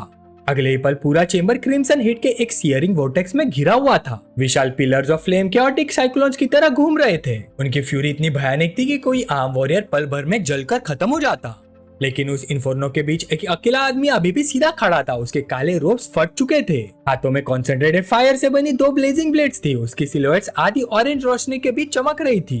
फिर एक फाइनल एक्सप्लोसिव एनर्जी सर्च के साथ उसने पूरे फायर स्टॉर्म को शांत कर दिया। उसने थकी हुई लेकिन एक्साइटमेंट भरी आवाज में कहा, मैं सच में सक्सेसफुल हो गया। उसकी आवाज में डिसबिलीफ भी था और जीत की खुशी भी। वो बूझते हुए अंगारों के बीच खड़ा था। उसका शरीर जख्मी था, कपड़े जले हुए थे, लेकिन उसका स्पिरिट अब भी अखंड था। उसके होठों पर एक हल्की ट्रायम्फेंट स्माइल थी। उसने ट्रायल के आफ्टरमैथ को देखा और तुरंत ट्रांसफॉर्मेशन शुरू हो गया। उसके डेशियन से एक वाइब्रेंट ग्रीन ऑरा फुट निकला। वो लाइफ एनर्जी के प्रोटेक्टिव ककून की तरह उसके शरीर को घेरने लगा। उसके टॉर्सो और भाव पर बने गहरे जख्म सुपरनेचुरल स्पीड से भरने लगे। रेडिएंट पावर के लगातार बैप्टिज्म के नीचे मेरा फिजिकल बॉडी सिर्फ मार खाने के लिए रेजिस्टेंट ही नहीं हुआ है, बल्कि इसकी रिकवरी एबिलिटी भी बहुत ही ज्यादा फास्ट हो गई है। जामू ने सोचा जब हीलिंग एनर्जी की ठंडी लहर उसकी जली हुई स्किन को सुकून दे रही थी। अपनी रगों में दोबारा उमड़ती ताकत को महसूस करते हुए उसने उन चमकते हुए क्रिस्टलाइन स्टेयर्स की तरफ देखा जो टाइल्स के और गहरे हिस्सों की तरफ जा रहे थे। ऊपर से निकलने वाली गर्मी और भी ज्यादा थी, लेकिन उसकी नजर बिल्कुल स्टेडी थी। उसने धीरे से कहा, शायद मेरे पास अभी भी 4th लेयर चैलेंज करने की एबिलिटी है। थर्ड लेयर सक्सेसफुली पास करते उसके सामने एक शिमरिंग इंटरफेस मटेरियलाइज हुआ। उसके सामने 3 अलग रिवॉर्ड्स वॉयलेट ग्लो में तैर रहे थे, एक डेंजरस लुकिंग बैटल एक्स, दूसरी मोटी पुरानी किताब और एक पावरफुल कल्टीवेशन पेल। जामू ने अपनी चीन पर हाथ रखा और गहरी सोच में डूब गया। वो जानता था कि क्लाइंबिंग हेवन रोड के स्टेक्स बहुत हाई थे। क्लाइंबिंग हेवन रोड से मिलने वाले पेल्स और मैजिकल ट्रेजर्स अंदर यूज नहीं किए जा सकते। अगर उसे आगे के ट्रायल सर्वाइव करने थे तो टेम्पररी आर्टिफैक्ट्स या रॉ पावर बूस्ट काफी नहीं होगा। उसकी नजर किताब पर टिक गई। अगर मुझे 4th लेयर चैलेंज करना है तो मुझे एक नया कल्टीवेशन मेथड ही चूज करना होगा। इसी मजबूत इरादे के साथ उसने किताब को चूज कर लिया। वो तुरंत स्टोन फ्लोर पर क्रॉस लेगेड बैठ गया। नई टेक्निक का ऑरा उसके आसपास मिस्टी व्हाइट फ्लूम्स की तरह घूमने लगा। उसने आंखें बंद करते हुए सोचा, क्लाइंबिंग हेवन रोड में कोई टाइम लिमिट नहीं है। इस टेक्निक को मास्टर करने के बाद 4th लेयर चैलेंज करने में देर नहीं होगी। इस दौरान ट्रायल ग्राउंड्स के बाहर स्पेक्टेटर्स की भीड़ स्टर्न साइलेंस पे खड़ी थी। सबकी नजर मैसिव स्टोन रैंकिंग बोर्ड पर टिकी थी, जहां एक नया नाम अभी अभी रॉकेट की तरह ऊपर चढ़ा था। ये कोई मिस्टेक तो नहीं है? एक ऑनलुकर ने आंखें मलते हुए हकलाकर पूछा। दूसरे ने आव भरी आवाज में जवाब दिया, पागल हो क्या? क्लाइंबिंग हेवन ग्रैंड एरे खुद सेंट युआन पैट्रियर्क ने बनाया था। पिछले 8000 सालों में एक भी एरर नहीं हुआ। लीडर बोर्ड के ऊपर जामू का नाम चमक रहा था, रैंक 13 पोजीशन। भीड़ में तुरंत फुसफुसाहट और हैरानी भरी चीखों का सिलसिला शुरू हो गया। जामू, यह आदमी आखिर कैसा कर रहा है? ट्रायल ग्राउंड्स का बाहर का माहौल बिल्कुल फीवर पिच पर पहुंच गया। एक यंग डिसाइपल ने पसीना पोंछते हुए कहा, जामू किस टाइप का मॉन्स्टर है? उसने सिर्फ आधे घंटे में 3rd लेयर क्लियर कर दिया। दूसरे डिसाइपल ने कांपते हुए कहा, टाइम टेक्निकली इतनी फास्ट नहीं माना जाता, लेकिन उसकी कल्टीवेशन तो सिर्फ फाउंडेशन एस्टेब्लिशमेंट के 5th लेयर पर है। अर्ली कोर फॉर्मेशन डिसाइपल भी जरूरी नहीं कि इतनी स्पीड दिखा पाए। कॉमन क्राउड से थोड़ा दूर चमकदार क्रिम्सन बालों वाली चू ज़ीरोन अपना अंगूठा काट रही थी। उसकी आंखों में सस्पिशन और जेलसी दोनों जल रहे थे। उसने सोचा, इस जामू को आखिर कौन सा अपॉर्चुनिटी मिला जिससे उसकी स्ट्रेंथ इतनी टेरिफाइंग तरह से इम्प्रूव हो गई। तभी उसकी सोच एक मॉकिंग लाफ ने तोड़ दी। डिमोनिक हॉर्न्स और हेवी आर्मर पहने एक विशाल हल्किंग आदमी आगे बढ़ा। वो बाकी डिसाइपल से काफी ज्यादा ऊंचा और इंटिमिडेटिंग लग रहा था। उसने घमंडी अंदाज में कहा, सिर्फ एक आउटर सेक हेवनली प्राइड रैंक ने तुम सबको इतना शॉक कर दिया। उसने अपने मैसिव बाजू फोल्ड कर लिया और सबको तुच्छ नजरों से देखा। आउटर सेक तो आउटर सेक ही होता है, सबके सब बेकार लोग। भीड़ टेंस साइलेंस में डूब गई। कोई उस ब्रूट की बात का जवाब नहीं दे पाया। तभी अचानक पोर्टल से ब्राइट वॉयलेट लाइट फुट निकली। सबकी नजर तुरंत गेट की तरफ मुड़ गई। किसी ने चीख कर कहा, जल्दी देखो, सीनियर सिस्टर लू बाहर आ गई। स्वर्लिंग पर्पल एनर्जी के बीच से लूची बाहर निकली। उसका एक्सप्रेशन कंपोज्ड और डिग्निफाइड था। अपडेटेड रैंकिंग चमक उठी और भीड़ दोबारा चीयर से गूंज उठी। उन्होंने 4th लेयर में क्वार्टर आवर तक सर्वाइव किया। अब वो टेम्पररी 9th रैंक पर है। उन्होंने सीनियर सिस्टर चू को 10th प्लेस पर धकेल दिया। डिसाइपल आव में फुसफुसाए। सीनियर सिस्टर लू के पोर्टल से पूरी तरह बाहर आते भीड़ से बधाइयों की आवाज गूंज उठी। सीनियर सिस्टर लू, बधाई हो, टॉप 10 में पहुंचने के लिए कांग्रेचुलेशंस। लूचे ने बस हल्का सा हाथ हिलाकर सबको डिसमिस कर दिया। उसके चेहरे पर प्रैक्टिस्ड ह्यूमिलिटी का एक्सप्रेशन था। उसने बड़े आराम से कहा, हे कुछ खास नहीं। लेकिन पास खड़ी लाल बालों वाली चू ज़ीरोन बिल्कुल इंप्रेस नहीं हुई। उसके आसपास जलन से भरी डार्क ऑरा फ्लिकर करने लगी। बस कुछ पोजीशंस ऊपर चढ़ गई हो, इसमें इतना प्राउड होने जैसा क्या है? उसने तंज कस कर कहा। सीनियर सिस्टर लू ने उसका ताना तुरंत पकड़ लिया। वो उसकी तरफ मुड़ी। उसकी आंखों में एक शार्प और प्लेफुल चमक थी। चेहरे पर कॉन्फिडेंस स्माइल उभर आई। उसने मीठी लेकिन जहरीले अंदाज में जवाब दिया, बिल्कुल सही कह रही हो, सिर्फ कुछ ही पोजीशंस का फर्क है, लेकिन इतना तो है कि मैं किसी पर्टिकुलर लोमड़ी से थोड़ी ज्यादा बेटर हूँ। सीनियर सिस्टर चू की आंखें सिकुड़ गई। उसने अपने पास खड़े विशाल सिंह वाले आदमी की तरफ इशारा किया। उसने तीखी आवाज में कहा, इनर सेक्स सीनियर ब्रदर निहाओ यहाँ मौजूद है। क्या तुम जामू को उसे बचा सकती हो? निहाओ ने एक भारी और मजाक उड़ाता हुआ चकल छोड़ा। उसकी इंटिमिडेटिंग प्रेजेंस पूरे कोर्टयार्ड पर छा गई। ये देखकर सीनियर सिस्टर लू के चेहरे की मुस्कान गायब हो गई। उसकी आंखों में ग्रिम रियलाइजेशन उभर आया। उसने मनी मन सोचा, इनर सेक का निहाओ ये जरूर नुइताई का बड़ा कजिन होगा। लगता है वो नुइताई के मामले की वजह से यहाँ आया है। अब जामू सच में मुसीबत में है। इस सबसे बेखबर क्लाइंबिंग हेवन रोड के अंदर जामू गहरी मेडिटेशन में बैठा था। उसके शरीर के आसपास वॉयलेट पर्पल इलेक्ट्रिसिटी क्रैकल कर रही थी। बिजली की धाराएं स्टोन फ्लोर पर निकल कर नाच रही थी। अचानक उसकी आंखें खुल गई। उनमें इंटेंस इलेक्ट्रिक ग्लो चमक उठा। वो newly acquired technique purple lightning entanglement को चैनल कर रहा था। एक एक्सप्लोसिव मूवमेंट के साथ उसने अपना हाथ आगे बढ़ाया। उसकी पाम से जैकेट पर्पल लाइटनिंग का मैसिव बोल्ट्स फूट निकले। वो आपस में जुड़कर डिवास्टेटिंग एनर्जी वेब में बदल गए। पूरा रूम ब्लाइंडिंग वॉयलेट फ्लैश से रोशन हो गया। 3rd लेयर का रिवॉर्ड उसके आर्सेनल में एक जबरदस्त एडिशन साबित हो रहा था। उसकी एनर्जी सर्ज अपने पीक पर पहुंच गई। लाइटनिंग के सामने एक मैसिव रॉक फॉर्मेशन को स्ट्राइक किया। बहरे कर देने वाले धमाके के साथ पत्थर टुकड़े टुकड़े हो गए। पर्पल आर्क्स डेब्री पर नाचने लगे। चेंबर गोस्टली इलेक्ट्रिक ग्लो से भर गया।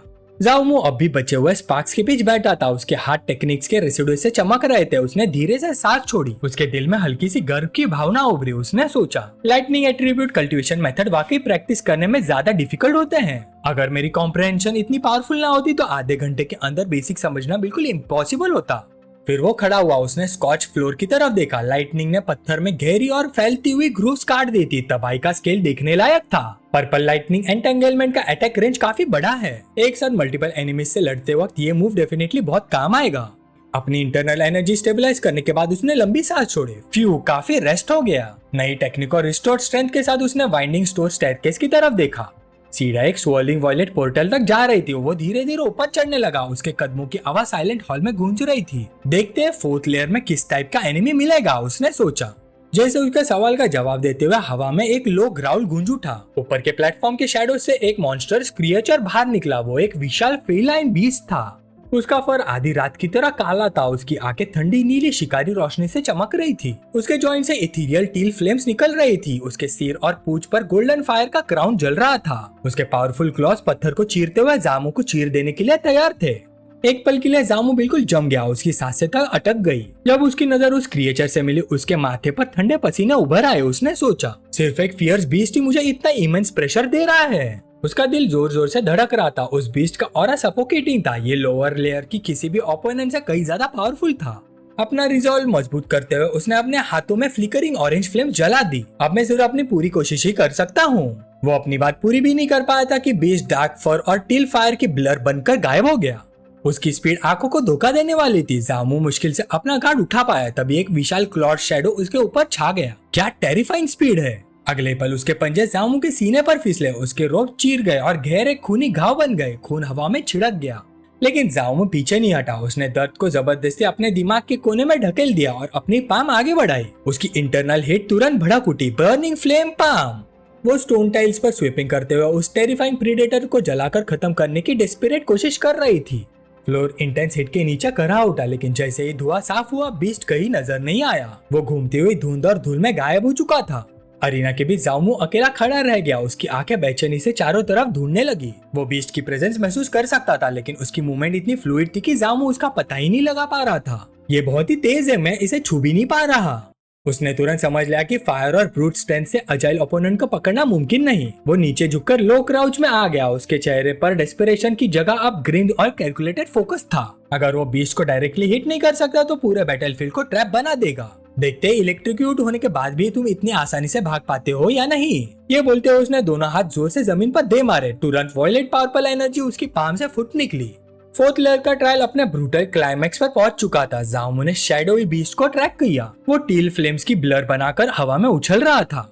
जामू गर्ज और जलती हुई राइट पाम के साथ आगे झपटा। ये सिर्फ मेरी स्ट्रॉन्गेस्ट स्ट्राइक का बेट था, पर बीस्ट ने हवा में ही अपने शरीर को इम्पॉसिबल एजिलिटी के साथ मोड़ लिया और उसके फायरी ब्लो को डॉच कर दिया। जामू की आंखें हैरानी से फैल गई। ये हवा में डायरेक्शन भी बदल सकता है। लेकिन वो शॉक सिर्फ एक एक्टिंग थी। जैसे क्रिएचर फाइनल किल के लिए उसके करीब आया, जामू के होठों पर स्मोक उभर आया। उसका लेफ्ट हैंड डॉर्मेंट एनर्जी के साथ क्रैकल कर रहा था। हे तुम फंस गए। पर्पल लाइटनिंग एंटेंगलमेंट ही मेरी असली स्ट्रॉन्गेस्ट स्ट्राइक है और इतनी नजदीक से तुम डॉज नहीं कर सकते। पॉइंट ब्लैंक इलेक्ट्रिकल डिस्चार्ज सीधा बीस्ट पर जा गिरा। एक वायलेंट एक्सप्लोजन के साथ बीस्ट झुलसा हुआ जमीन पर जा गिरा। लेकिन ये विक्ट्री तुरंत एक खाली सी महसूस हुई। जामू ने अचानक तेज सांस खींची। उसके सीने के गहरे घाव से खून फाउंटेन की तरह फूट निकला। दुनिया उसके नजरों के सामने हिलने लगी। उसके पैर जवाब दे गए। वो घुटनों के बल गिर पड़ा। उसकी विजन ब्लर होने लगी। वो अपने चीर चुके सीने को पकड़कर मुश्किल से संभल रहा था। उसने थकी हुई मुस्कान के साथ कहा, क्या मेरी जर्नी यही तक थी? बीस्ट, तुम जीत गए। जैसे अंधेरा उसे निगलने लगा, उसकी आंखों के सामने एक क्रिस्टलाइन ब्लू इंटरफेस चमक उठा। डिंग, तुमने खुद को डीमन बीस्ट को खिला दिया, जिससे 1000 फोल्ड रिटर्न ट्रिगर हुआ। जामू की आंखें तुरंत पूरी तरह खुल गई। क्या? उसकी डेशन से एक वॉयलेंट गोल्डन रेडियंस फूट निकली। यह रोशनी उसके पहले की किसी भी फ्लेम से कहीं ज्यादा डैजलिंग थी। गोल्डन एनर्जी उसकी रगों में दौड़ पड़ी। उसने उसका फ्लैश तुरंत जोड़ना शुरू कर दिया। उसके मसल्स नए पावर के साथ फूल उठे। उसकी स्किन पर ancient circuit like golden markings उभर आई। एक टावरिंग सेलेस्टियल फायर पिलर उसके पूरे शरीर को घेर लिया। गोल्डन इन्फर्नो के बीच जामू फिर से सीधा खड़ा था। उसके सारे वुंड्स गायब हो चुके थे। उसकी प्रेजेंस अब प्राइमल और सॉवरेन लग रही थी। आसमान में फाइनल नोटिफिकेशन सॉलिडिफाई हुआ। कांग्रेचुलेशन होस्ट, आपने ह्यूमन एम्परर ब्लड लाइन प्राप्त किया है। नोटिफिकेशन जामू के सामने लगातार उभरते गए। 10,000 fold return, human emperor blood line.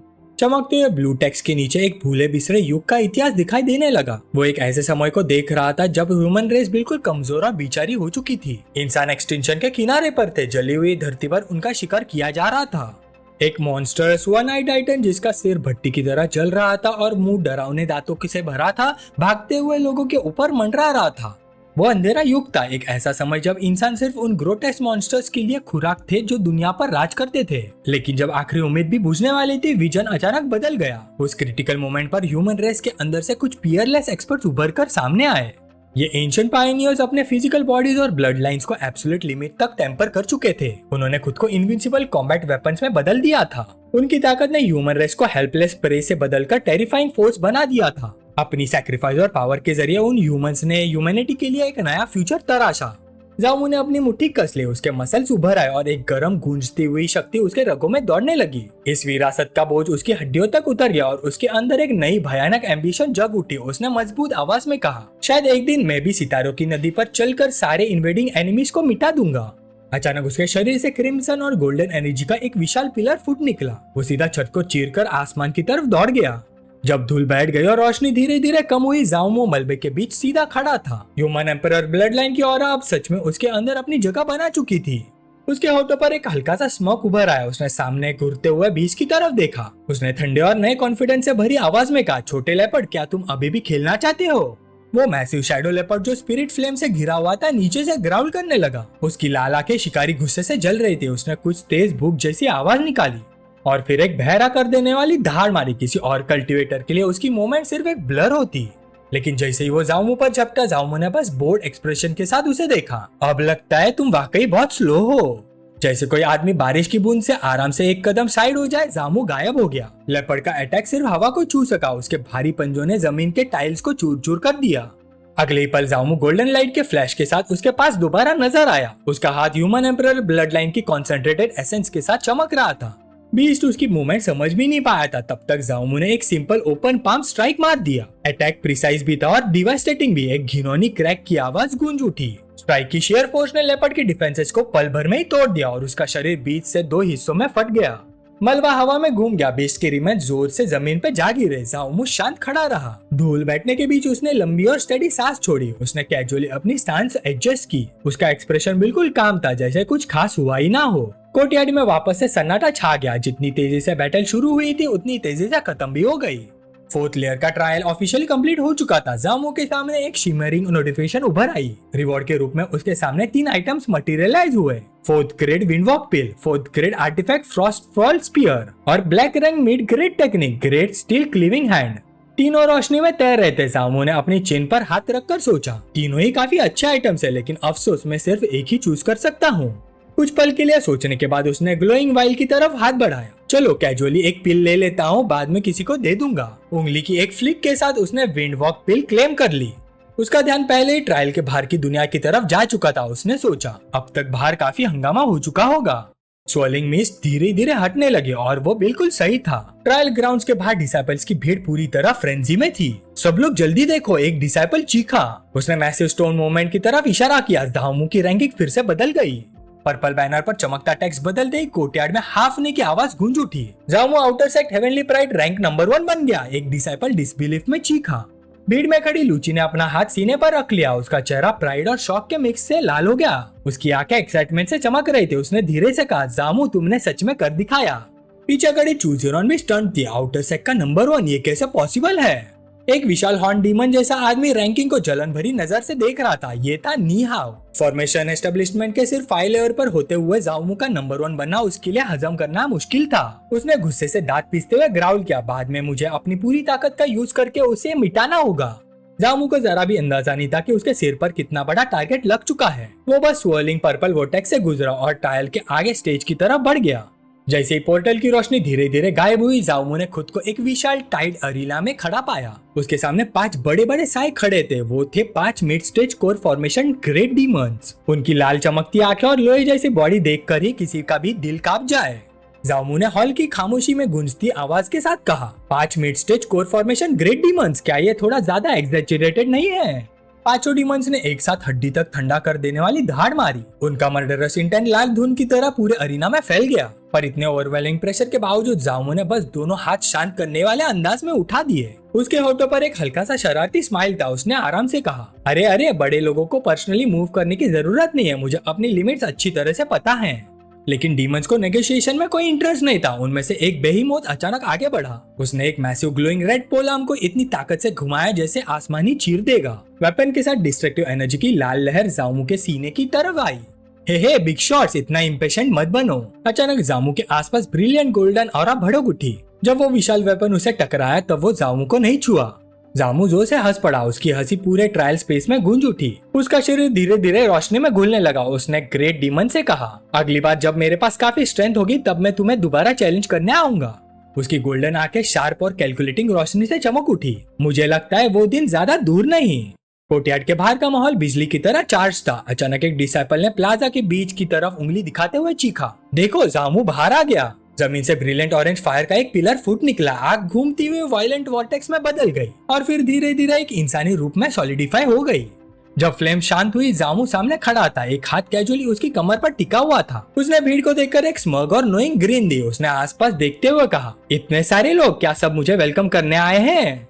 लेकिन ये पीसफुल मोमेंट तुरंत टूट गया। आसमान से एक मैसिव फिगर टूटते हुए तार की तरह नीचे गिरा। उसके लैंड करते ही स्टोन टाइल्स में दरारें फैल गई। रेड एनर्जी की शॉक वेव ने आसपास के डिसाइपल्स को पीछे ढकेल दिया। धूल बैठने पर सामने वही हल्किंग हॉर्न डीमन नजर आए, नी हाउ। उसके मसल फटक रहे थे। चेहरे पर एक शिकारी खतरनाक ग्रीन फैली हुई थी। उसने जहर भरी आवाज में ग्राउल किया, ब्रैट, आखिर तुम बाहर आ ही गए। मैं काफी देर से तुम्हारा इंतजार कर रहा था। धूल बैठते ही जामू ने महसूस किया कि दो परिचित फिगर उसके दोनों तरफ आकर खड़ी हो गई हैं। उसके कुछ कहने से पहले ही उसके पास से एक वार्निंग सुनाई दी, केयरफुल। व्हाइट रोब्स में लूची ने अपनी स्वॉर्ड निकाली। तलवार ठंडी रोशनी से चमक रही थी। ये निहाव है, inner sect heavenly pride rank में 8th रैंक। दूसरी तरफ क्रिम्सन आउटफिट में चूजीरॉन भी फाइटिंग स्टांस में आ गई। उसकी नजर बिल्कुल शार्प और फोकस थी। उसने स्टेडी आवाज में कहा, तुम भागो, हम तुम्हारे लिए इसे रोकेंगे। जामू ने हैरान से आंखें झपकाए, हैं? वो सच में कंफ्यूज हो गया। लूची का उसकी मदद करना समझ आता था, लेकिन चूजीरॉन, ये तो बिल्कुल अनएक्सपेक्टेड था। वो हल्का सा उसकी तरफ झुककर धीरे से बोला, लूची का हेल्प करना अलग बात है, लेकिन चूजीरॉन, तुम आखिर खेल क्या रही हो? चूजीरॉन ने पीछे मुड़कर भी नहीं देखा, लेकिन उसकी गर्दन तक हल्का सा लालपन आ गया। उसने एक गोल्डन तलिस्मान एक्टिवेट किया। उसने ठंडे अंदाज में जवाब दिया, मेरे पास अपने रीजंस हैं। कोर्टयार्ड के दूसरी तरफ नीहाव की आंखें मर्डरस इंटेंस से जल उठी। उसने दोनों औरतों को देखा। उसके दिमाग में कैलकुलेशन चल रही थी। चूजीरॉन और लूची जामू को इतनी एग्रेसिवली प्रोटेक्ट कर रही हैं। लगता है उनके पीछे के लोगों ने भी इसके पोटेंशियल को नोटिस कर लिया है। उसने तुरंत डिसीजन ले लिया, मैं और वेट नहीं कर सकता। एल्डर्स के आने से पहले मुझे जामू को मारना ही होगा। एक थंडरस रॉर के साथ निहाव हवा में उछल गया। उसका massive face terrifying red aura से घिरा हुआ था। वो गरजा, रास्ते से हट जाओ, कोई भी मुझे मेरे कजिन का बदला लेने से नहीं रोक सकता। उसके डिसेंट के फोर्स से लूची और चूजीरॉन दोनों पीछे ढकेल दी गई। अब इम्पैक्ट जोन के सेंटर में जामू अकेला खड़ा था, लेकिन भागने के बजाय जामू ने बस एक ही हल्की सी सांस छोड़ी। उसके चेहरे पर काम और ऑलमोस्ट प्रेडेटरी स्माइल उभर आई। उसने अपने कंधे घुमाए जैसे अब तक सिर्फ हल्का सा वार्म अप चल रहा था। उसने अपने दोनों पाम्स को जोड़ लिया। उसकी आंखें सीधा आसमान से टूटकर आ रहे नीहाव पर टिक गई। हे वार्म अप कंप्लीट, तो फिर आज मुझे पीक कोर फॉर्मेशन की असली ताकत का एक्सपीरियंस करने दो। अगले पल दोनों का टकराव हुआ और वो टकराव इतना भयानक था कि धरती तक कांप उठी। निहाव का पहाड़ जैसा मुक्का नीचे गिरा। जामू ने उसे सीधा सामने से रोका। उसके शरीर से ह्यूमन एम्परर ब्लड लाइन की प्राचीन गोल्डन शक्ति फूट पड़ी। फिर एक मैसिव एक्सप्लोजन ऑफ लाइट और प्रेशर पूरे प्लाजा में फैल गया। ब्लाइंडिंग एनर्जी डोम ने आसपास की बिल्डिंग तक को हिला दिया। ऑनलुकर्स ने तुरंत अपनी आंखें धक ली। सबके चेहरे पर डर और डिसबिलीफ दिख रहा था। क्या यह सच में फाउंडेशन एस्टेब्लिशमेंट 5th लेयर की स्ट्रेंथ है? एक डिसाइपल हकलाकर बोला। ये पीक कोर फॉर्मेशन के एक्सपर्ट को हेड ऑन रोक रहा है। दूसरा शॉक में चीखा। जैसे जैसे रोशनी और तेज होती गई, सीनियर डिसाइपल्स को कुछ समझ आने लगा। अगले ही पल एक डिसाइपल जोर से चिल्लाया, उसके शरीर की ये गोल्डन रेडियंस, कहीं ये ह्यूमन एम्परर ब्लड लाइन तो नहीं? इम्पैक्ट क्रेटर के बीच नीहाव की आंखें फट गई। उसके दांत कस गए। इतना विशाल और मस्कुलर होने के बावजूद वो आगे 1 इंच भी बढ़ नहीं पा रहा था। उसकी सबसे बड़ी शॉक की वजह यह थी कि जामू उसका मैसिव फिस्ट सिर्फ एक ग्लोइंग हाथ से रोक खड़ा था, जैसे कुछ हुआ ही ना हो। जामू ने शांत लेकिन तंज भरी आवाज में कहा, अगर बात सिर्फ फिजिकल स्ट्रेंथ की हो तो सीनियर ब्रदर निहाव, जरूरी नहीं कि आप मुझसे ज्यादा स्ट्रॉन्ग हो। निहाव दहाड़ उठा। उसका दिमाग गुस्से और शौक से भर गया। इस ब्रैड के पास आखिर कितने सीक्रेट्स हैं, मैं अब और होल्ड नहीं कर सकता। उसने दांत भींचते हुए अपनी सारी कल्टीवेशन पावर अपने हाथ में भर दी और उसके मसल्स फटने की हद तक फूल गए। वो पूरी ताकत से जामू को कुचलने की कोशिश करने लगा, लेकिन जामू ने बस ठंडी सांस छोड़ी, उसकी गोल्डन ऑरा और भी ज्यादा भड़क उठी। ह्यूमन एम्परर ब्लड लाइन की शक्ति ने आसानी से नी हाओ की पीक स्ट्रेंथ को मैच कर लिया। साइड पर खड़ी लूची का दिल जोर जोर से धड़क रहा था। इनर सेक्ट एक्सपर्ट की टेरिफाइंग पावर को देखकर वो जोर से चीखी, जामू जल्दी भागो। उसके पास खड़ी चू जीरॉन का भी कंपोजर टूट चुका था, उसका चेहरा पीला पड़ गया, उसके माथे पर पसीने की बूंद उभर आई। अब उसे समझ आ रहा था कि किस लेवल की शक्ति रिलीज हो रही है। लेकिन नी हाओ जामू को जरा भी ब्रीदिंग रूम देने के मूड में नहीं था। उसके होठों पर क्रूअल और विक्टोरियस स्नेयर उभर आया। अचानक उसके सीने के सामने एक चमकता हुआ cross shaped sword intent manifest हुआ। उसमें से लीथल ग्रेडियंट्स धड़क रही थी। नी हाओ गर्जा, मर जाओ, इस स्वॉर्ड इंटेंट के नीचे मरना तुम्हारे लिए भी सम्मान की बात है। किलिंग ब्लो सीधा जामू की तरफ छूट गया, लेकिन जामू ने पलक तक नहीं झपकाई। तेज हवा में उसके लंबे बाल झूलने लगे, उसकी आंखें फियर्स गोल्डन लाइट से जल रही थी। उसके चेहरे पर बस एक कॉन्फिडेंट ऑलमोस्ट फियरलेस स्माइल थी, जैसे वो कह रहा हो अब असली बैटल शुरू होती है। न्यूहो के सीने से निकली हुई सुनहरी तलवार ने अचानक एक खूंखार ड्रैगन का रूप ले लिया। इसी वजह से जामू तुरंत पीछे हट गया। तब उसे एहसास हुआ कि ये वही स्वॉर्ड इंटेंट है जो लॉन्ग टिंगशियान छोड़कर गया था। उसने तुरंत अपने पूरे शरीर की ताकत लगाकर उस अटैक को रोकने की कोशिश की और जोर से चिल्लाया, human emperor blood line open. Attack की भयानक ताकत के असर से उसकी आंखों, नाक और मुंह से लगभग एक साथ खून बहने लगा। इसके तुरंत बाद एक जबरदस्त धमाका हुआ जो पूरे इलाके में गूंज उठा। लूची तुरंत घबरा गई और जामू की तरफ दौड़ने की कोशिश की, लेकिन चू जीरॉन ने उसे रोक दिया और कहा कि अब इसका कोई फायदा नहीं है। चू जीरॉन के हिसाब से नेशन सोल कल्टिवेटर का sword intent foundation establishment stage के किसी व्यक्ति के लिए रोक पाना नामुमकिन था। बहुत ज्यादा संभावना थी कि जामू अब तक राख बन चुका हो। ये सोचकर उसे एहसास हुआ कि अब वो अपने मास्टर का हुक्म कभी पूरा नहीं कर पाएगी। दूसरी तरफ न्यू हाओ हल्की सी हंसी हंसा और धमाके से बने घने धुएं की तरफ बढ़ने लगा। ठंडी आवाज में उसने कहा, अपने ऊपर के इंसान को चैलेंज करने की यही कीमत होती है। उधर धमाके का असर अभी भी महसूस हो रहा था और लूची के चेहरे पर गहरी चिंता साफ नजर आ रही थी। लेकिन तभी अचानक धुएं के बीच से हल्की सी खांसी की आवाज सुनाई दी। सब एक साथ उस तरफ देखने लगे। धुआं धीरे धीरे छटने लगा और उसके अंदर से जामू बाहर निकला। पूरा खून से लथपथ था, एक बाजू भी खो चुका था, लेकिन फिर भी उसके चेहरे पर मुस्कान बनी हुई थी। शांत आवाज में उसने पूछा, बस इतना ही था उस बच्चे लॉन्ग टिंगशियान के स्वॉर्ड इंटेंट में? फिर उसने कहा, लगता है उस अटैक की ताकत यही तक थी। न्यू हाओ अपनी आंखों पर विश्वास नहीं कर पा रहा था। उसके लिए यह असंभव था कि कोई इंसान इतना भयानक अटैक झेलने के बाद भी जिंदा बच जाए। इसी बीच लूची जल्दी से उसके पास पहुंचे। उसके चेहरे पर हैरानी और राहत दोनों साफ नजर आ रहे थे जब उसने देखा कि जामू अभी भी जिंदा है। लेकिन ये पल ज्यादा देर तक टिक नहीं सका। नी हाओ अचानक उछलकर दोबारा अटैक करने के लिए आगे बढ़ा। जोर से चिल्लाते हुए उसने कहा, अभी इसी पल मैं जामू का काम तमाम कर दूंगा।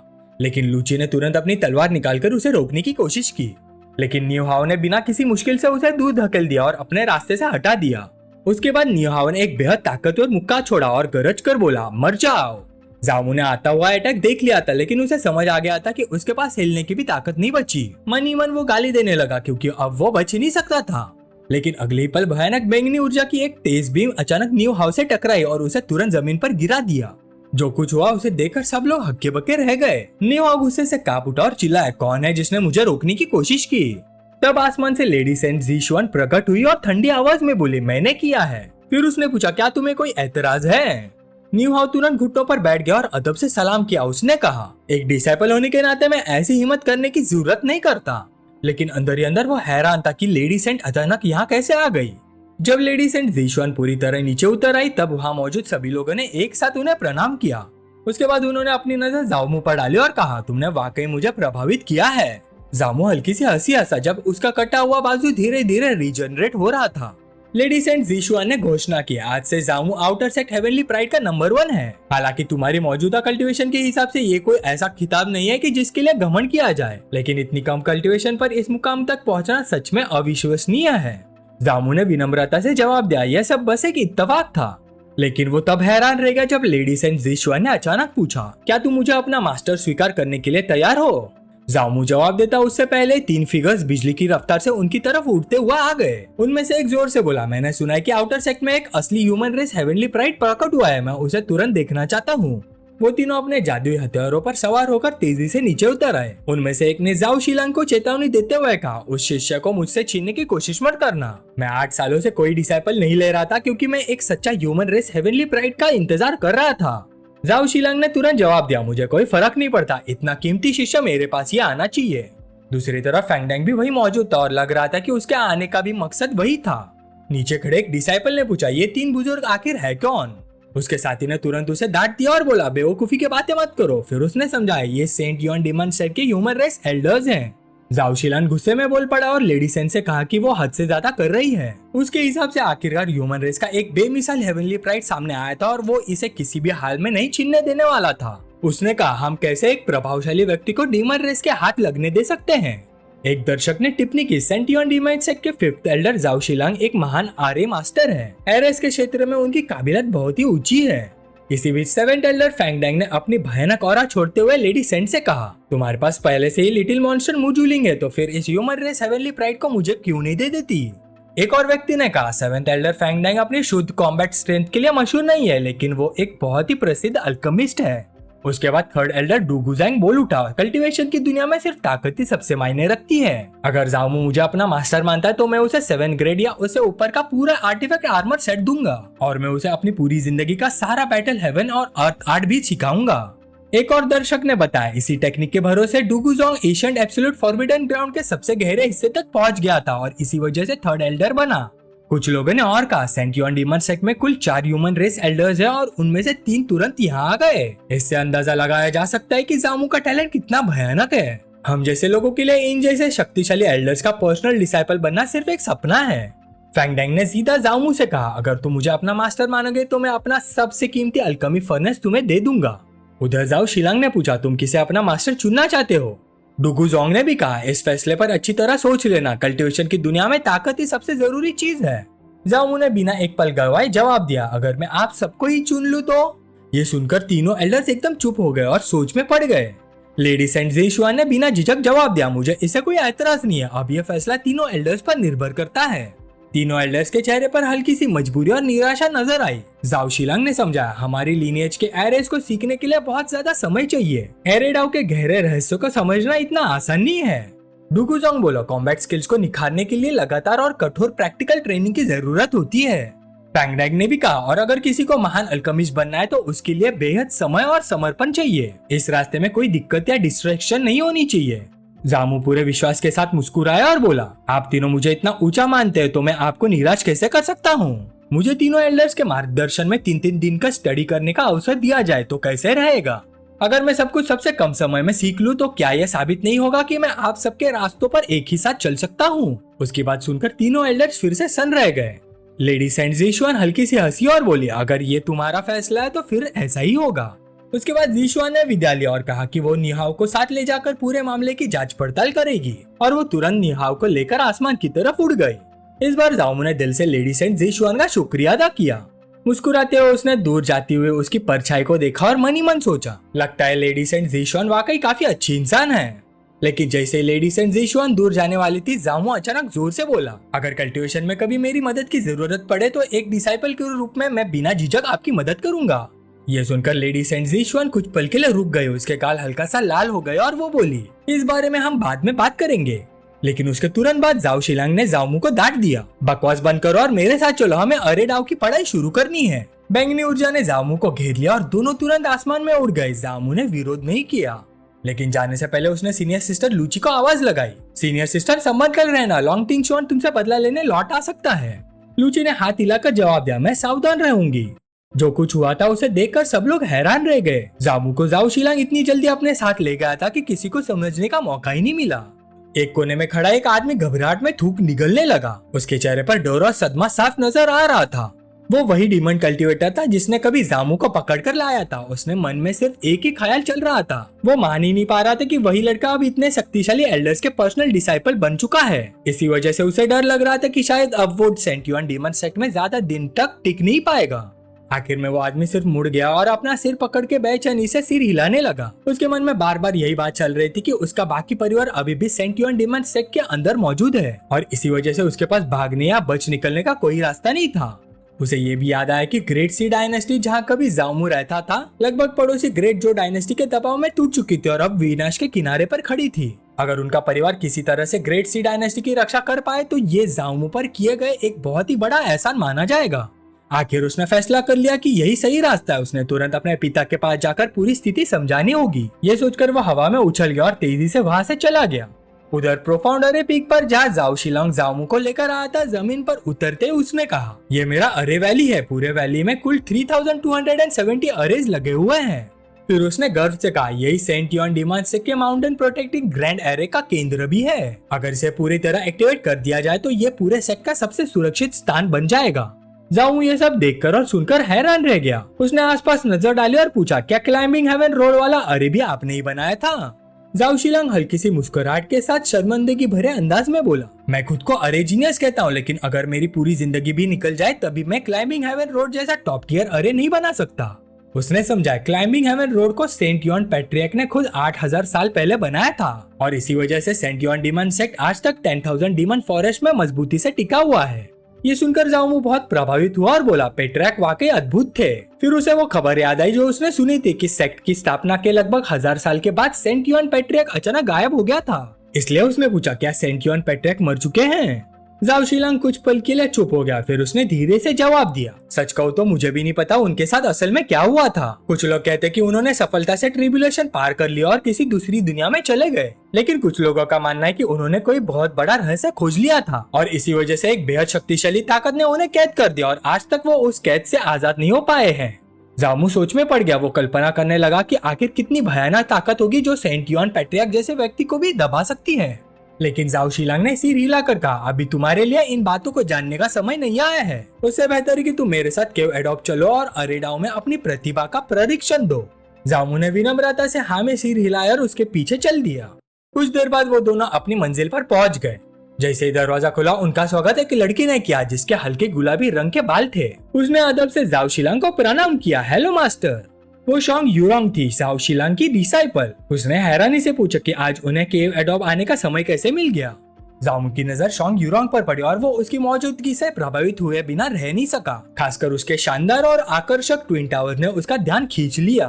कुछ ज्यादा देर तक देखने की वजह से शोंग यूरोंग ने उसकी नजर महसूस कर ली। उसने जाओ की तरफ ठंडी नजरों से देखा।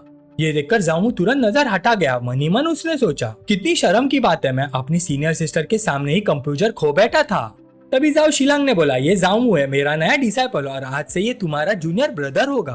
फिर उसने जामू से कहा, हालांकि शोंग यूरोंग की कल्टीवेशन ज्यादा ऊंची नहीं है, लेकिन ये एक बहुत ही दुर्लभ डिवाइन रून प्रोडजी है। असली प्रतिभा 100 सालों में सिर्फ एक ही बार देखने को मिलती है। जामू ने तुरंत अदब से झुककर कहा, सीनियर सिस्टर शोंग यूरोंग को प्रणाम। लेकिन उनकी बातचीत आगे बढ़ती उससे पहले जाओ शिलोंग ने एक चमकता हुआ अरे निकाल लिया। उसने बताया, मुझे कुछ जरूरी काम निपटाना है, इसलिए फिलहाल शोंग यूरोंग तुम्हें अरे मास्टर बनने की बुनियादी बातें सिखाएगी।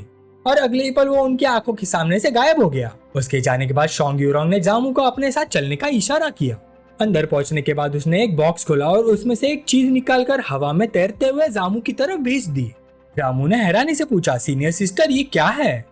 शोंग यूरोंग ने समझा, ये एक डिवाइन रून डिस्क है, इसे पकड़ो और अपनी आईब्रोज के बीच रखो। फिर उसने जामू को हुक्म दिया, इसे आंखों से देखने की हिम्मत मत करना, इसे अपने दिल से महसूस करो। जामू ने तुरंत उसकी बात मानी और धीरे धीरे डिवाइन रून डिस्क को अपने माथे पर रख दिया। उस पल जब जामू ने धीरे धीरे अपनी आंखें खोली, उसने देखा कि वो किसी अजीब और रहस्यमयी जगह में तैर रहा है। उसके पीछे एक विशाल सुनहरा अरे घूम रहा था। वो लगातार घूमते हुए अनेक सुनहरे सिंबल छोड़ता रहा जिन्हें जामू समझ नहीं पा रहा था। वो सिंबल जैसे जिंदा वो उसकी आंखों के सामने लगातार बदल रहे थे और हिलते डुलते रह रहे थे। लेकिन कुछ ही पल बाद शोंग यूरोंग ने डिवाइन रून डिस्क हटा लिया और कहा, बस इतना ही काफी है। फिर उसने गंभीरता से जामू से पूछा, अभी तुमने क्या देखा? जामू ने जवाब दिया, मैंने एक बहुत बड़ा डिस्क देखा जो अजीब और रहस्यमय सिंबल से भरा हुआ था। ये सुनकर शोंग यूरोंग ने तुरंत पूछा, तुमने कितने सिंबल्स देखे? मनी मन वो हैरान थी, जामू ने इतनी जल्दी डिवाइन रून डिस्क को विजुअलाइज कर लिया था। ये साफ था कि इस लड़के में सच में प्रतिभा थी। अब उसे बिल्कुल भी हैरानी नहीं हो रही थी कि उसके मास्टर जाओ शिलोंग ने उसे खुद लेकर आए थे। उधर जामू अपनी याददाश्त पर जोर डालने लगा और बोला, मुझे पक्का नहीं पता कितने थे, लेकिन मेरा ख्याल है कि वो 1000 से ज्यादा थे और शायद 2000 से कम। ये जवाब सुनकर शोंग यूरोंग सच में चौंक गई, इतना कि उसके विशाल ट्विन टावर जोर जोर से इधर उधर हिलने लगे। उसके मन में तूफान मच गया। एक नया शुरू करने वाला व्यक्ति पहली बार में हजारों डिवाइन रून्स देख सकता था। जब उसने पहली बार कोशिश की थी तब वो सिर्फ कुछ दर्जन रून्स ही देख पाई थी। जामू ने जिज्ञासा से पूछा, क्या उन सिंबल्स को ही डिवाइन रून्स कहते हैं? शोंग यूरोंग ने सिर हिलाया और उसने समझा, बिल्कुल सही। आसमान और जमीन की हर चीज एक नियम और व्यवस्था के तहत चलती है और उन सबको बनाए रखने वाली शक्ति डिवाइन रून्स है जो स्पेस की गहराइयों में छुपी होती है। डिवाइन रून्स हर जगह मौजूद है और उनकी अनेक प्रजातियां हैं। कोई नहीं जानता कि आसमान और जमीन के बीच असल में कितनी डिवाइन रून्स मौजूद हैं। फिर उसने आगे कहा, बचपन से ही मैं अरे आर्ट्स का अध्ययन कर रही हूँ। 3 साल से भी ज्यादा की मेहनत के बाद मैं 6th ग्रेड तक पहुँच पाई हूँ, लेकिन फिर भी अब तक मैंने सिर्फ लगभग 6700 वेरिएशन ही सीखे हैं। ये सुनकर जामू ने हैरानी से कहा, इतने सारे सिंबल्स हैं? अगर ऐसा है तो लगता है अरे मास्टर के रूप में मेरा टैलेंट काफी खराब है। यह बात सुनते ही शोंग यूरॉन के चेहरे पर अजीब सा एक्सप्रेशन आ गया। मन ही मन वो जामू को डांटने लगी। उसे समझ नहीं आ रहा था कि ये लड़का जानबूझकर दिखावा कर रहा है या सच में इतना अनजान है, लेकिन उसने अपने आप को शांत रखा और कहा, फिलहाल इस बात को भूल जाओ। अब जब तुम डिवाइन रून्स देख सकते हो तो हम अगले कदम पर बढ़ सकते हैं। फिर उसने डिवाइन रून डिस्क उठाया और उसमें स्पिरिचुअल एनर्जी डालने लगी। साथ ही जामू से बोली, ध्यान से देखना। कुछ ही पलों में उनके आसपास का पूरा दृश्य बदल गया। जामू हैरान रह गया और पूछा, क्या एक इल्यूजन अरे है? शोंग यूरॉन ने जवाब दिया, तुम इसे वैसे ही समझ सकते हो। उसके बाद उनके चारों तरफ अलग अलग प्रकार की शक्तियां प्रकट होने लगी। भयंकर टॉर्नेडोज, गरजती हुई बिजलियां, उछलती हुई पानी की लहरें, भड़कती हुई आग और हड्डियां जमा देने वाली बर्फ। शोंग यूरॉन्ग ने समझाया, मेरी मौजूदा शक्ति के साथ मैं डिवाइन रून्स की संरचना बदलकर डिवाइन रून डिस्क की मदद से इस तरह की इल्यूजन बना सकती हूँ। लेकिन उसकी बात खत्म होते ही उसका चेहरा सफेद पड़ गया। ऐसे लग रहा था जैसे वो किसी भी पल गिर पड़ेगी। जामू तुरंत आगे बढ़ा और उसे संभाल लिया। जामू ने बिजली की रफ्तार से उसे दबोच लिया ताकि वो गिर ना पाए। उसने चिंता से पूछा, सीनियर सिस्टर आप ठीक हैं? शोंग यूरॉन्ग ने धीरे से जवाब दिया, मैं ठीक हूँ। डिवाइन रून्स को मैनिपुलेट करने के लिए बहुत ज्यादा स्पिरिचुअल एनर्जी खर्च होती है, इसलिए मैं कमजोर हो गई हूँ। फिर उसने धीरे से जामू को दूर किया और कहा, मुझे सहारे की जरूरत नहीं है। उसके बाद उसने डिवाइन रून डिस्क को वापस बॉक्स में रख दिया। फिर बोली, चाहे मेरी अरेडाव की समझ कितनी भी गहरी हो, मेरी कल्टिवेशन टैलेंट बहुत कमजोर है। आज तक मैं फाउंडेशन एस्टेब्लिशमेंट रेल्म के पीक पर ही अटकी हुई हूँ। जामू ने पूछा, क्या आपके लिए कोर फॉर्मेशन में ब्रेक थ्रू करना इतना मुश्किल है? और क्या 5th ग्रेड पिल्स भी मदद नहीं कर सकती?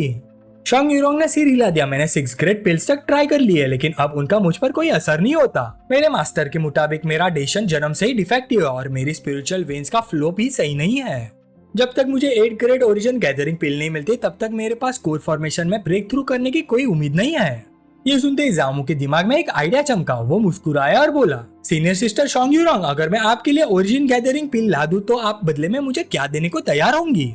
ये सुनते ही शोंग यूरॉन्ग तुरंत उसके पास आ गए। उसके कदमों में साफ तौर पर जल्दी और उत्सुकता थी। वो बोली, अगर तुम मेरे लिए 8th ग्रेड ओरिजिन गैदरिंग पिल ला सकते हो तो चाहे उसकी कीमत कितनी भी हो, मैं बिना झिझक उसे खरीद लूंगी। फिर उसने दृढ़ आवाज में कहा, चाहे मुझे अपनी सारी संपत्ति बेचनी पड़े मैं फिर भी करूंगी, बस मुझे वो पिल मिल जाए। उसकी आवाज में इतनी गंभीरता और दृढ़ संकल्प था कि जामू भी थोड़ा पीछे हट गया। वो ध्यान से उसकी प्रतिक्रिया को देखने लगा, जैसे उसकी हर शब्द को परख रहा हो।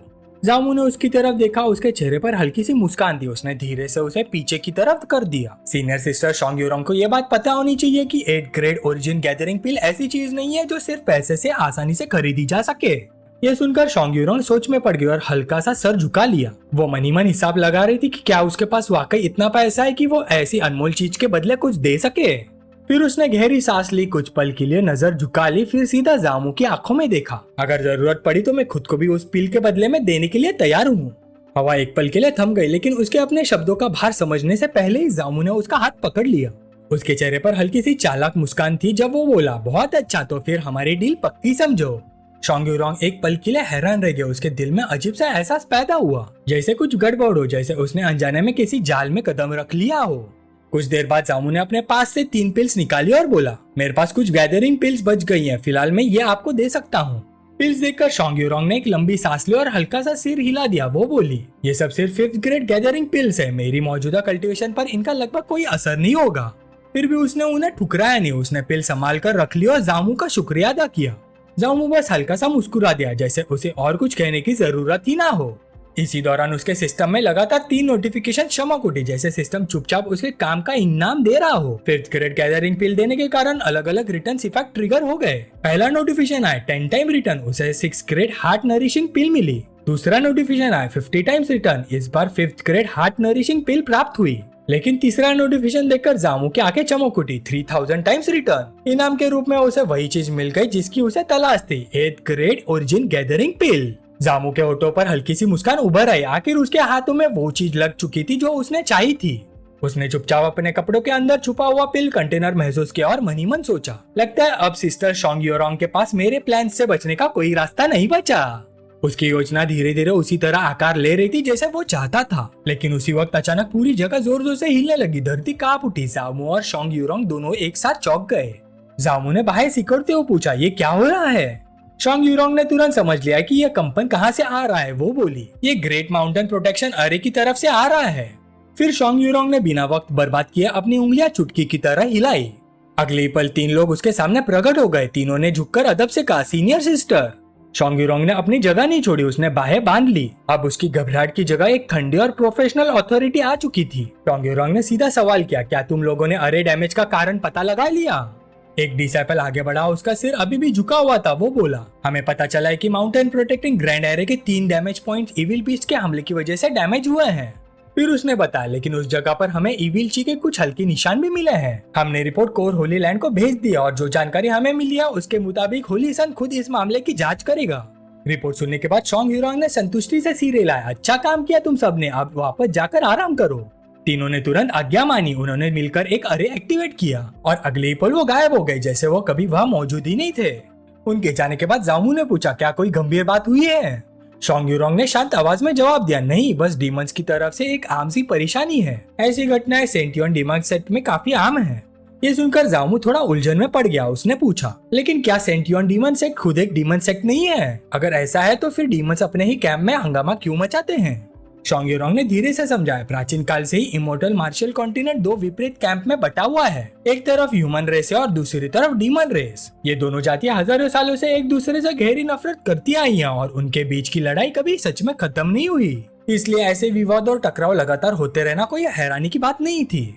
डीमंस उन्हें अपना नहीं मानते थे और ह्यूमंस भी उन पर पूरा भरोसा नहीं करते थे। इसी वजह से सेक्ट हमेशा एक अजीब सी स्थिति में था जहाँ उसका कोई सच्चा साथी नहीं था। कई शक्तिशाली फोर्सेस सेंटियन डीमन सेक्ट को एक खतरे के रूप में देखती थी, सिर्फ उनकी ताकत की वजह से नहीं बल्कि उनकी उस अनोखी पहचान की वजह से जो उन्हें किसी भी पक्ष का पूरी तरह से हिस्सा नहीं बनाती थी।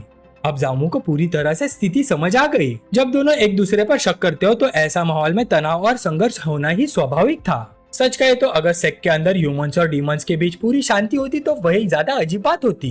कुछ देर बाद दोनों शोंग यूरोंग के रेसिडेंस की तरफ गए। वो एक शांत जगह पर बना हुआ था जो बाकी इलाके के शोर शराबे से अलग लगता था। रेसिडेंस के बाहर एक साफ और सुंदर हॉट स्प्रिंग था। उसका गर्म पानी देखते ही मन को शांति और सुकून का एहसास होता था। शोंग यूरोंग ने जामू से कहा, आज मैंने काफी ज्यादा एनर्जी खर्च कर दी है। मैं ऊपर जाकर कुछ देर आराम करूंगी, उसके बाद ही तुम्हें आगे सिखाना शुरू करूंगी।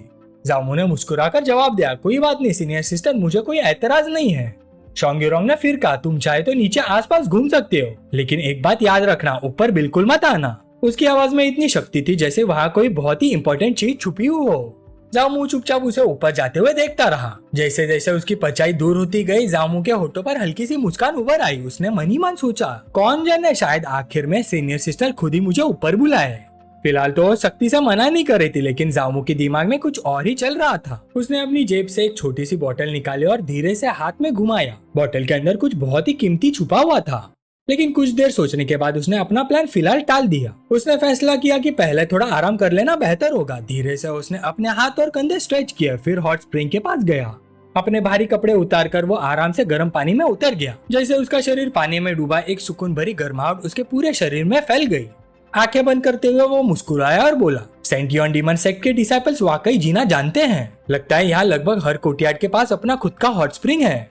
आराम करते हुए उसने अपना सिस्टम खोला और अपनी संपत्ति का हिसाब देखा। उसके पास अभी भी 7 मिलियन स्पिरिट स्टोन्स थे। ये रकम आम लोगों के लिए बहुत बड़ी थी, लेकिन जामू जानता था कि उसके लिए काफी नहीं है। अगर उसे फाउंडेशन एस्टेब्लिशमेंट के 6th लेयर तक पहुंचना था तो उसे लगभग 100 मिलियन स्पिरिट स्टोन चाहिए होते। ये इतनी बड़ी रकम थी जो आम तरीके से जमा करना लगभग मुमकिन नहीं था। इसी दौरान उसे लॉन्ग टिंगशियान याद आ गया। अगर 3 एल्डर्स और लेडी सेंट का सहारा ना होता तो शायद लॉन्ग टिंगशियान कभी उसके सामने सीधा आने की हिम्मत नहीं करता। लेकिन इसका मतलब ये नहीं था कि उसके पास जामू को नुकसान पहुंचाने के और तरीके नहीं थे। यह सोचकर जामू और भी सतर्क हो गया। उसे जल्दी से जल्दी मजबूत बनना था और हर संभावित खतरे के लिए तैयार रहना था। कुछ देर सोचने के बाद उसने फैसला कर लिया। उसका अगला कदम शोंग यूरोंग से जुड़ा हुआ था। उसे महसूस हो रहा था कि आने वाले समय में वो उसकी योजना का एक बहुत ही महत्वपूर्ण हिस्सा बनेगी। जब उसे लगा कि उसका आराम पूरा हो चुका है तो वो पानी से बाहर निकला और सीधा ऊपर जाने वाली सीढ़ियों की तरफ चल दिया। लेकिन जैसे उसने अपना पहला कदम ऊपर रखा, अचानक पूरे इलाके का अरे एक्टिवेट हो गया। अगले पल अनेक हथियार हवा में प्रकट हो गए। सब के सब उसकी तरफ निशाना बनाकर खड़े थे। तभी अंदर से शोंग यूरोंग की आवाज सुनाई दी, तुम क्या करने की कोशिश कर रहे हो और यहाँ क्यों आए हो? अचानक पैदा हुई स्थिति से जामू भी थोड़ा घबरा गया, लेकिन उसने अपना शांत स्वभाव बनाए रखा। वो बोला, सीनियर सिस्टर, मैं बस जिज्ञासा के कारण ऊपर आया था। मुझे लग रहा था कि ऊपर से कोई अजीब सी खुशबू आ रही है, मैं उसी को देखने आया था। कृपया गुस्सा मत हुई, मेरी कोई बुरी नियत नहीं है। लेकिन शोंग यूरोंग उसकी बातों से जरा भी प्रभावित नहीं हुई। उसकी आवाज सख्त और दृढ़ थी। वो बोली, तुम्हें लगता है मुझे पता नहीं तुम क्या सोच रहे हो? शोंग यूरोंग अपने गर्म स्नान के बीच खड़ी थी। उसने कंधे के ऊपर से पीछे देखा। उसका चेहरा बिल्कुल प्रभावित नहीं हुआ। आंखें तीखी हो गई और वो बोली, वैसे भी तुम ऊपर नहीं आ सकते। मैंने बहुत पहले से ऊपर कई लेयर्स के अर्रे लगा रखे हैं। अगर कोई नेशन सोल एक्सपर्ट भी जबरदस्ती अंदर घुसने की कोशिश करे तो उसकी भी बुरी हालत हो जाएगी। जब शोंग यूरोंग बोल रही थी तब जामू धीरे से अपने कपड़ों के अंदर हाथ ले गया। फिर उसने एक छोटी सी बोतल बाहर निकाली। उसने उसे संभाल कर अपने हाथ में उठाया और उसके अंदर का सामान दिखाया। ऐसा लग रहा था जैसे वो इस बोतल की मदद से पूरी बातचीत का रुख बदल देना चाहता हो। जामू शांत आवाज में बोला, सीनियर सिस्टर शोंग यूरोंग, आप गलत समझ रही हैं। मुझे लगता है मैं आराम से ऊपर जाकर बैठ सकता हूँ और मुझे ऊपर बुलाने वाली आप ही होंगी।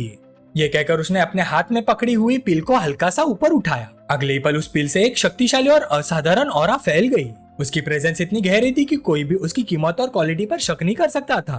जैसे ही शोंग यूरोंग ने अंदर से उस ऑरा को महसूस किया, उसका चेहरा तुरंत बदल गया। उसने एक पल भी बर्बाद नहीं किया। बिजली की रफ्तार से वो ऊपर से नीचे आ गई। उसकी स्पीड इतनी ज्यादा थी कि आम आंखों से उसकी मूवमेंट को ठीक से देख भी नहीं सकते थे। ये देखकर जामू भी थोड़ा हैरान रह गया। उसे उम्मीद थी कि पिल का असर होगा, लेकिन इतना जबरदस्त रिएक्शन मिलेगा यह उसने भी नहीं सोचा था। जैसे ही शोंग यूरोंग उसके सामने पहुंचे, उसकी आंखें पूरी तरह से फैल गई। वो बिना पलक झपकाए जामू के हाथ में रखी पिल को देखती रही। उसके चेहरे पर अविश्वास साफ नजर आ रहा था, जैसे उसका दिमाग मान ही नहीं रहा हो कि यह सच हो सकता है। कांपती हुई आवाज में उसने पूछा, तुम्हें 8 ग्रेड ओरिजिन गैदरिंग पिल कहाँ से मिली? उसकी आवाज हैरानी और उत्साह से भरी हुई थी। वो खुद को भी संभाल नहीं पा रही थी। बेचैनी में उसने तुरंत जामू का हाथ पकड़ लिया। फिर पिल को अपनी आंखों से बिल्कुल करीब लाकर ध्यान से देखने लगी। वो हर छोटी सी डिटेल को परख रही थी, जैसे उसे डर हो कहीं ये सपना ना निकले या फिर कोई इल्यूजन ना हो। और जितना ज्यादा वो जांच करती गई, उतना ही उसके चेहरे पर अविश्वास बढ़ता गया, क्योंकि हर परख एक ही बात साबित कर रही थी, जामू के हाथ में मौजूद चीज वाकई एक असली 8 ग्रेड ओरिजिन गैदरिंग पिल थी। खुशी से भरी आवाज में शोंग यूरोंग ने जामू को एक अच्छा जूनियर ब्रदर कहा। उसकी आवाज एक्साइटमेंट और उम्मीद से भरी हुई थी, जबकि उसकी नजर जामू के हाथ में पकड़ी हुई उस अनमोल चीज पर टिकी हुई थी। लेकिन उसी पल जामू ने ग्रेड 8 गैदरिंग ओरिजिन पिल को तुरंत पीछे हटा लिया, जैसे वो बिल्कुल नहीं चाहता था कि वो उसके पास आए। इसी वजह से शोंग यूरोंग थोड़ी घबरा गई और बेचैनी से पिल की तरफ हाथ बढ़ाते हुए विनती करने लगी कि कम से कम उसे ध्यान से देखने दिया जाए, ताकि वो कंफर्म कर सके कि ये वाकई असली है या नहीं। शांत आवाज में जामू ने जवाब दिया कि वो इसे देख सकती है, लेकिन साफ कह दिया कि उसे छू नहीं सकती। उसने समझाया, क्या पता तुम अचानक इसे मुंह में डाल लो और फिर कहो कि ये नकली है। अगर ऐसा हुआ तो मैं अपनी बात साबित करने और शिकायत करने कहाँ जाऊंगा। ये सुनते ही शोंग यूरोंग ने तुरंत हाथ उठाकर वादा किया और मजबूती से कहा कि वो सिर्फ देखेगी, इसे बिल्कुल हाथ नहीं लगाएगी। लेकिन अचानक हुई एक अनजानी घटना में उसकी तेज हरकत की वजह से उसके शरीर पर लिपटा हुआ कपड़ा फिसल गया और एक हैरान कर देने वाली सिचुएशन पैदा हो गई। जामू की नजर उस तरफ गई और वो एक पल के लिए जम सा गया, जबकि शोंग यूरोंग जोर से चीख पड़ी और जल्दी से खुद को ढक लिया। उसका चेहरा शर्म से लाल हो चुका था। दूसरी तरफ जामू ने झूठ मूठ सिर हिलाकर कहा कि उसने कुछ नहीं देखा और जो हुआ उससे उसका कोई लेना देना नहीं है, जैसे ही वाकई उसने कुछ नोटिस ही नहीं किया हो। शर्म से भरी हुई शोंग यूरोंग ने जामू को डांटते हुए कहा कि वो बकबक बंद करे और उसके साथ ऊपर चले। मुस्कुराते हुए जामू ने शोंग यूरोंग को सीढ़ियां चढ़ते हुए देखा। उसे देखते हुए वो हल्की सी हंसी रोक ना सका और मजाक में खुद से बोला, अब तो मुझे खुद ऊपर आने दिया जा रहा है, जबकि थोड़ी देर पहले तक सख्ती से मना किया जा रहा था। उसके मन में आया कि बिना किसी जबरदस्ती के हालात धीरे धीरे उसके पक्ष में होते जा रहे हैं। कुछ देर बाद जब जामू ग्रेड 8 गैदरिंग ओरिजिन पिल दिखा रहा था, उसने फिर से शोंग यूरोंग से पूछा कि क्या उसने अच्छी तरह देख लिया और अब क्या वो कंफर्म कर चुकी है कि पिल असली है। आवाज में कंपन और छुपाना पाने वाली एक्साइटमेंट के साथ शोंग यूरोंग ने तुरंत जवाब दिया, बिल्कुल, इसमें कोई शक नहीं, ये वाकई ग्रेड 8 गैदरिंग ओरिजिन पिल है। उसके गाल हल्का सा लाल हो गए थे, शायद शर्म की वजह से या फिर ज्यादा एक्साइटमेंट की वजह से। उसने जोर से दोनों हाथ टेबल पर पटके और तेजी से जामू के पास आ गई। बिना किसी घुमा फिरा के उसने सीधा कहा कि अब जामू ही इसका दाम तय करे। उसने ये भी कहा कि अगर जरूरत पड़ी तो वो अपनी सारी संपत्ति बेच देगी और पिल के बदले में जो जो मांगेगा वो देने के लिए तैयार है। लेकिन दाम के बारे में तुरंत जवाब देने के बजाय जामू ने कहा कि सच कहूँ तो इस वक्त उसे पैसे की कोई खास जरूरत नहीं है। लेकिन बात करते करते वो अचानक रुक गया। ऐसे लगा जैसे उसने कोई अजीब सी खुशबू महसूस की हो। उसने हल्का सा सिर टेढ़ा किया और शोंग यूरोंग से पूछा, ये इतनी अच्छी खुशबू कहाँ से आ रही है? उस पर शोंग यूरान समझ गई कि वो किस चीज की बात कर रहा है। बिना झिझक के उसने अपनी संभाल कर रखी हुई चीजों में से एक गमला निकाला जिसमें एक अजीब और अनोखा फूल वाला पौधा लगा हुआ था। उसने बहुत संभाल कर उसे जामू को दिया और पूछा, अगर मैं इस पौधे को ग्रेड 8 गैदरिंग ओरिजिन पिल के बदले में दे दूं तो कैसा रहेगा? जामू ने पौधे को देखा और हल्की सी मुस्कुराहट के साथ जवाब दिया कि शायद इतना काफी नहीं होगा। उसने कहा, ऐसा तो नहीं हो सकता कि सिर्फ सीनियर सिस्टर ही इस सौदे में फायदा उठाए, चाहे ये ऑर्चिड कितनी भी रेयर क्यों ना हो। अभी ये पक्का नहीं कहा जा सकता कि ये मेरे पास मौजूद गैदरिंग ओरिजिन पिल से ज्यादा कीमती है। ये सुनते ही शोंग यूरान ने तुरंत समझाया कि ये कोई आम ऑर्चिड नहीं है, इसका नाम अजूर ऑर्चिड फेरी है। ये एक बहुत ही दुर्लभ मेडिसिनल हर्ब है जो आम जगहों पर लगभग कभी नहीं मिलती। उसने बताया कि यह पौधा उसके पिता को एक पुरानी और रहस्यमयी जगह की एक्सप्लोरेशन के दौरान अचानक मिला था, खासतौर पर जब वो उसके लिए गैदरिंग ओरिजिन पिल की तलाश कर रहे थे। उसके मुताबिक एल्डर फैंगडाई ने खुद इस पौधे की जांच की थी और कंफर्म किया था कि ये एक 8 ग्रेड मेडिसिनल हर्ब है, हालांकि अब ये अपने ग्रोथ स्टेज में ही है। उसने ये भी समझा कि वक्त के साथ जब ये पूरी तरह से मैच्योर हो जाएगा तो बहुत संभव है कि आम मेडिसिनल हर्ब्स को पीछे छोड़ देगा और एक ऐसा अनमोल खजाना बन जाएगा जिसकी कीमत को आम दौलत से नापना मुमकिन नहीं होगा। ये सुनकर जामू अपनी हैरानी छुपा नहीं सका। उसके दिमाग में तुरंत ये बात बैठ गई कि यह पौधा भविष्य में एक बहुत ही बड़ा खजाना बन सकता है।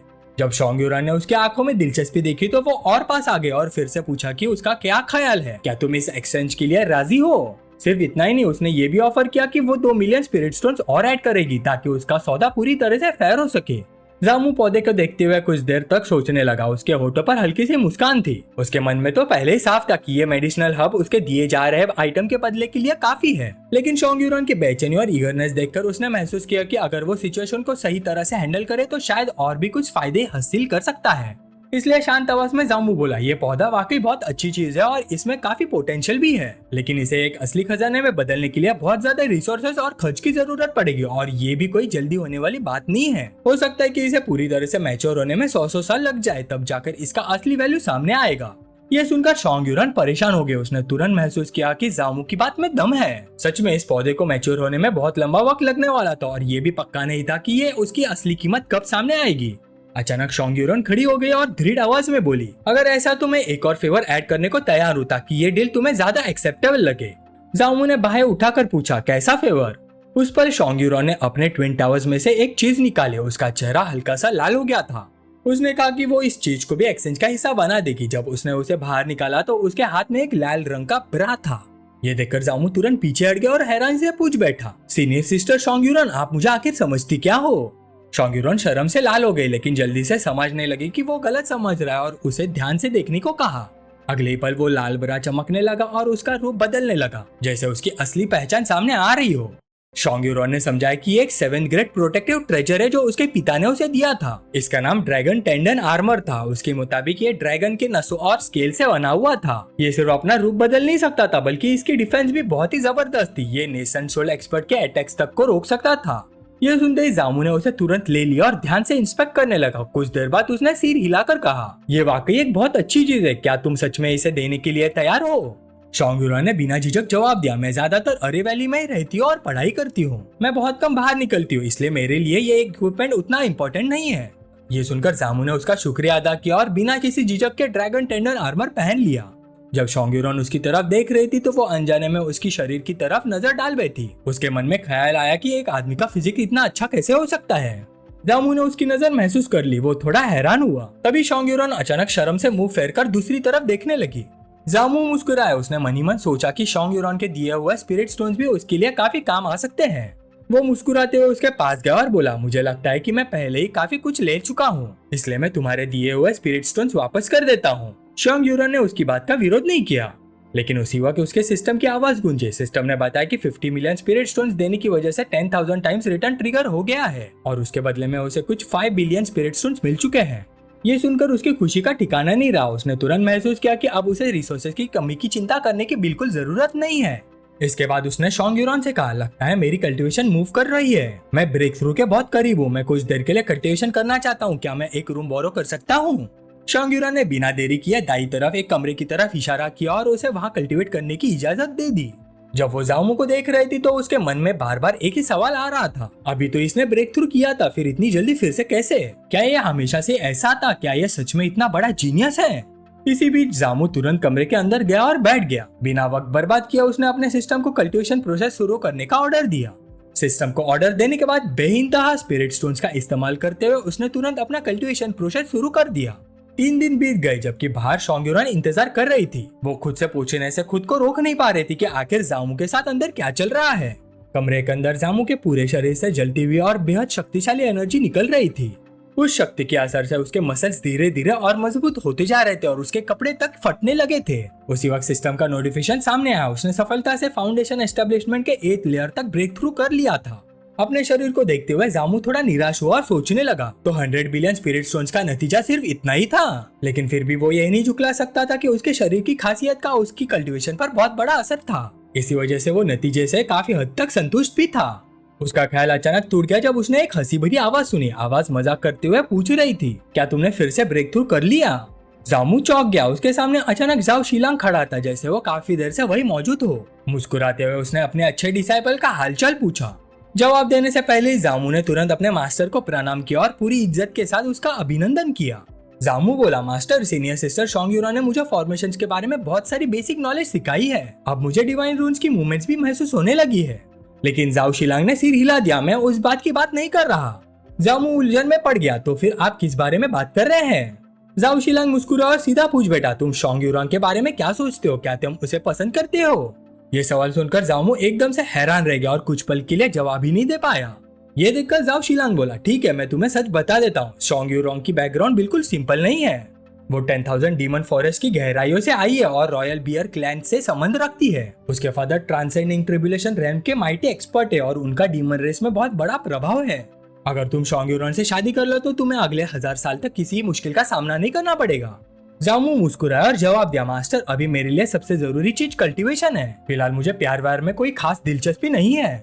बाहर से वो मुस्कुरा रहा था लेकिन अंदर ही अंदर कुछ और ही सोच रहा था। उसके पास एक ऐसा सिस्टम था जो किसी चीज से कम नहीं था, इसलिए वो एक पेड़ के लिए पूरा जंगल कभी नहीं छोड़ने वाला था। तभी अचानक बाहर से किसी की जोर से आवाज आई। वो बुड्ढे जाओ शिलांग को पुकार रहा था और कह रहा था कि उसका डिसाइपल वापस कर दिया जाए। जाओ शिलांग तुरंत समझ गया कि फैंगडैंग जामू को लेने आ गया है। वो ये भी जानता था कि ऐसे मामलों में वो बुढ़ा आदमी हमेशा समय का बहुत पक्का होता है। इसलिए जाओ शिलांग ने 3 किताबें निकाली और जामू को दे दी। उसने कहा, चाहे तुम वहाँ चले जाओ लेकिन अरेस की पढ़ाई मत छोड़ना। इन 3 किताबों को रोज पढ़ना। जामू ने अपने मास्टर की बात समझ ली। उसके बाद दोनों कमरे से बाहर निकल गए। बाहर फैंगडैंग मुस्कुराते हुए उसका इंतजार कर रहा था। जैसे उसने जामू को देखा वो बोला, मुझे लगता है तुम काफी परेशान हो। मुझे तो पहले से पता था कि फॉर्मेशन अरे का रास्ता तुम्हारे लिए नहीं है। ये कहकर उसने तुरंत जामू के कंधे पर हाथ रख दिया। फिर बोला, अल्केमी के रास्ते में भी टैलेंट और कॉम्प्रेशन की जरूरत होती है, लेकिन आर्य मास्टर बनने जितनी ज्यादा नहीं। खासकर जब तुम्हारे पास प्योर यांग बॉडी है। बस तुम्हें फायर कंट्रोल करना अच्छी तरह से आ जाए, उसके बाद पिल्स बनाना तुम्हारे लिए बहुत आसान हो जाएगा। तभी जाओ शिलांग बीच में बोल पड़ा। उसने समझाया, फैंगडैंग, बिना पूरी बात जाने मत बोलो। जब जामू ने पहली बार डिवाइन रून प्लेट देखी थी तब उसने 1000 से ज्यादा डिवाइन रून्स देख लिए थे। ऐसा टैलेंट बहुत ही दुर्लभ होता है और ऐसे लोग 1000 सालों में सिर्फ एक बार पैदा होते हैं। ये सुनकर फैंगडैंग सच में हैरान रह गया। क्या? जामू अभी डिवाइन रून्स का बिल्कुल नया लर्नर था, फिर भी उसने एक ही बार में 1000 से ज्यादा रून्स देख लिए थे। सेंटियन डीमन सेक्ट के 8000 सालों के इतिहास में शायद जामू ही पहला व्यक्ति था जिसने ऐसा कर दिखाया था। लेकिन फैंगडैंग ने इस बात को फिलहाल एक तरफ रख दिया और बोला, कौन जानता है, शायद अल्केमी के फील्ड में इसका टैलेंट और भी ज्यादा हो। ये कहकर उसने जामू से कहा, चलो मेरे साथ मेडिसिन किंग वैली वापस चलते हैं। अपनी अल्केमी की कला का इस्तेमाल करते हुए फैंगडैंग ने घना धुआं निकाला जो धीरे धीरे एक बादल की तरह बन गया। दोनों उस बादल पर सवार हुए और तेज रफ्तार से आसमान में उड़ते हुए निकल गए। इस दौरान जब वो दूर जा रहे थे, शोंग्युरान एक पेड़ के पीछे छुपकर खड़ी थी। उसके गाल लाल हो रहे थे और वो जामू द्वारा दी गई ग्रेड 8 गैदरिंग ओरिजिन पिल को मजबूती से पकड़ी हुई थी। ज्यादा देर नहीं लगी और जामू और फैंगडैंग मेडिसिन किंग वैली पहुंच गए। जैसे ही वो उतरे, फैंगडैंग ने तुरंत पूछा, क्या तुम्हें फायर एट्रीब्यूट टेक्निक की ट्रेनिंग शुरू कर दी है? जामू ने जवाब दिया, बस थोड़ा बहुत ही सीखा है। अंदर जाते ही फैंगडैंग ने उसे एक विशाल अल्केमी फर्नेस दिखाया जो तेज गर्मी और चमक से जगमग कर रहा था। जब दोनों उसके सामने खड़े हुए तो उन्होंने एक साथ अपने हाथों से आग निकाली। फैंगडैंग बोला, अगर ऐसा है तो तुम अपनी फ्लेम से फर्नेस को हीट करो, मैं अंदर मेडिसिनल हर्ब्स डालता रहूंगा। तुम्हारा काम सिर्फ इतना है कि फ्लेम्स की इंटेंसिटी को कंट्रोल में रखो और हर्ब्स को जलकर राख बनने से बचाओ। जामू ने तुरंत जवाब दिया, मैं अपनी पूरी कोशिश करूंगा। उसी पल जामू ने अपने हाथ से भड़कती हुई आग निकाली और अल्केमी फर्नेस की तरफ भेज दी। फैंगडैंग ध्यान से देख रहा था। शुरू में उसने महसूस किया कि जामू की फ्लेम बहुत ही एग्रेसिव थी, लेकिन जैसे जैसे वक्त गुजरा उसे एहसास हुआ कि ये कोई आम आग नहीं थी। उसके नजदीक ये सूरज की आग जैसी लग रही थी। अल्केमी के लिए ये सबसे उच्च दर्जे की फ्लेम्स में से एक थी। ये देखकर उसका यकीन और मजबूत हो गया कि इस लड़के का टैलेंट उसकी उम्मीद से भी कहीं ज्यादा है। कुछ देर बाद फर्नेस के अंदर से एक चमकती हुई सुनहरी पिल तैयार हो गई। फैंग डैंग ने उसे तुरंत निकाल लिया और अपनी खुशी छुपा नहीं पाया। पहली कोशिश में उन्होंने टॉप ग्रेड पिल बना ली थी। उसके लिए यह साबित करता था कि जामू वाकई एक दुर्लभ जीनियस है। शर्माते हुए जामू मुस्कुराया और बोला, मास्टर आप मेरी बहुत ज्यादा तारीफ कर रहे हैं। फैंग डैंग ने सिर हिलाकर कहा, मुझे लगता है तुम्हारा रेडिएंट सेक्रेट बॉडी पूरी तरह से अवेकन हो चुका है। सिर्फ रेडिएंट सेक्रेट बॉडी ही इतनी शुद्ध ट्रू सोलर फ्लेम पैदा कर सकती है। जामू ने इस बात से इनकार नहीं किया। उसने सीधा जवाब दिया, मास्टर आप सही कह रहे हैं, लेकिन अभी तक मुझे सिर्फ बर्निंग फ्लेम पाम ही ठीक से आता है और मेरी फायर कंट्रोल भी अभी तक इतनी गहरी नहीं हुई है। फैंग डैंग ने सिर हिलाकर कहा, कोई बात नहीं, कोई बात नहीं। अल्केमी के अलावा पूरे सेक्ट में सबसे बेहतरीन fire type techniques medicine king valley के पास ही है। इसके बाद वो जामू को साथ लेकर फायर टेक्निक छूने के लिए निकल पड़ा। जो भी टेक्निक्स तुम्हें पसंद आए तुम सीख सकते हो। और फिर दोनों सीधा लाइब्रेरी पवेलियन पहुंच गए। अंदर जाते ही जामू हैरान रह गया। हर तरफ अनेक पिल्स रखी हुई थी। उसे लगा जैसे पूरी सेंट युआन डिमांड सेक्ट की पिल स्टोरेज यही रखी हो। लेकिन फैंग डैंग मुस्कुरा कर बोला, ये तो सिर्फ नए बने हुए लो ग्रेड पिल्स का छोटा सा हिस्सा है। 5th ग्रेड से ऊपर की सारी पिल्स कोर सेक्रेट लैंड के ट्रेजर पवेलियन में रखी जाती है। फैंग डैंग ने कुछ किताबें निकाले और सीधा जामू को दे दी। उसने कहा, ये सब अर्थ ग्रेड टेक्निक्स है, तुम इन्हीं में से चुन लो। मुझे पूरा यकीन है कि नीचे वाली मिस्टिक ग्रेड और येलो ग्रेड टेक्निक्स तुम्हें पसंद भी नहीं आएंगी। किताबें लेते हुए जामू ने अपने मास्टर का शुक्रिया अदा किया। फिर उसने एक एक करके सभी टेक्निक्स देखनी शुरू कर दी। Heavenly flame demon art, crimson flame tyrant scripture, blood rainbow abyss flame, एशेरॉन वेजिटेशन आर्ट और एंडलेस वाइटलिटी आर्ट। जब वो उन्हें देख रहा था उसने मन ही मन सोचा, काश मैं सब कुछ ही ले सकता। लेकिन वो ये भी जानता था कि सब एक साथ बहुत सारी टेक्निक सीखना समझदारी नहीं होगी। सोचते हुए उसकी नजर क्रिम्सन फ्लेम टायरेंट स्क्रिप्चर पर टिक गई। ये एक शुद्ध फायर टाइप टेक्निक थी, बेहद अग्रेसिव और बहुत ही शक्तिशाली। हालांकि यह अल्केमी के लिए उतनी उपयोगी नहीं थी, लेकिन कॉम्बैट के लिए बेहतरीन थी। दूसरी तरफ एंडलेस वाइटलिटी आर्ट का इस्तेमाल बिल्कुल अलग था। ये न सिर्फ पिल बनाते वक्त मेडिसिनल हब की वाइटलिटी को बढ़ा सकती थी, बल्कि हीलिंग और फास्ट रिकवरी में भी बहुत मदद करती थी। सारी किताबें देखने के बाद जामू ने फैसला कर लिया, मैं क्रिम्सन फ्लेम टायरेंट स्क्रिप्चर और एंडलेस वाइटलिटी आर्ट चुनूंगा।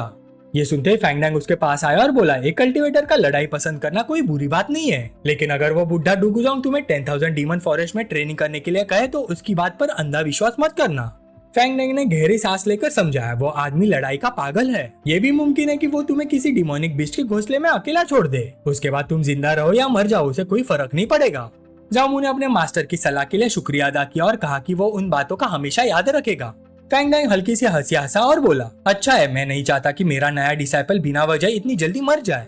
लेकिन तभी दोनों रुक गए जब बाहर से किसी की आवाज आई।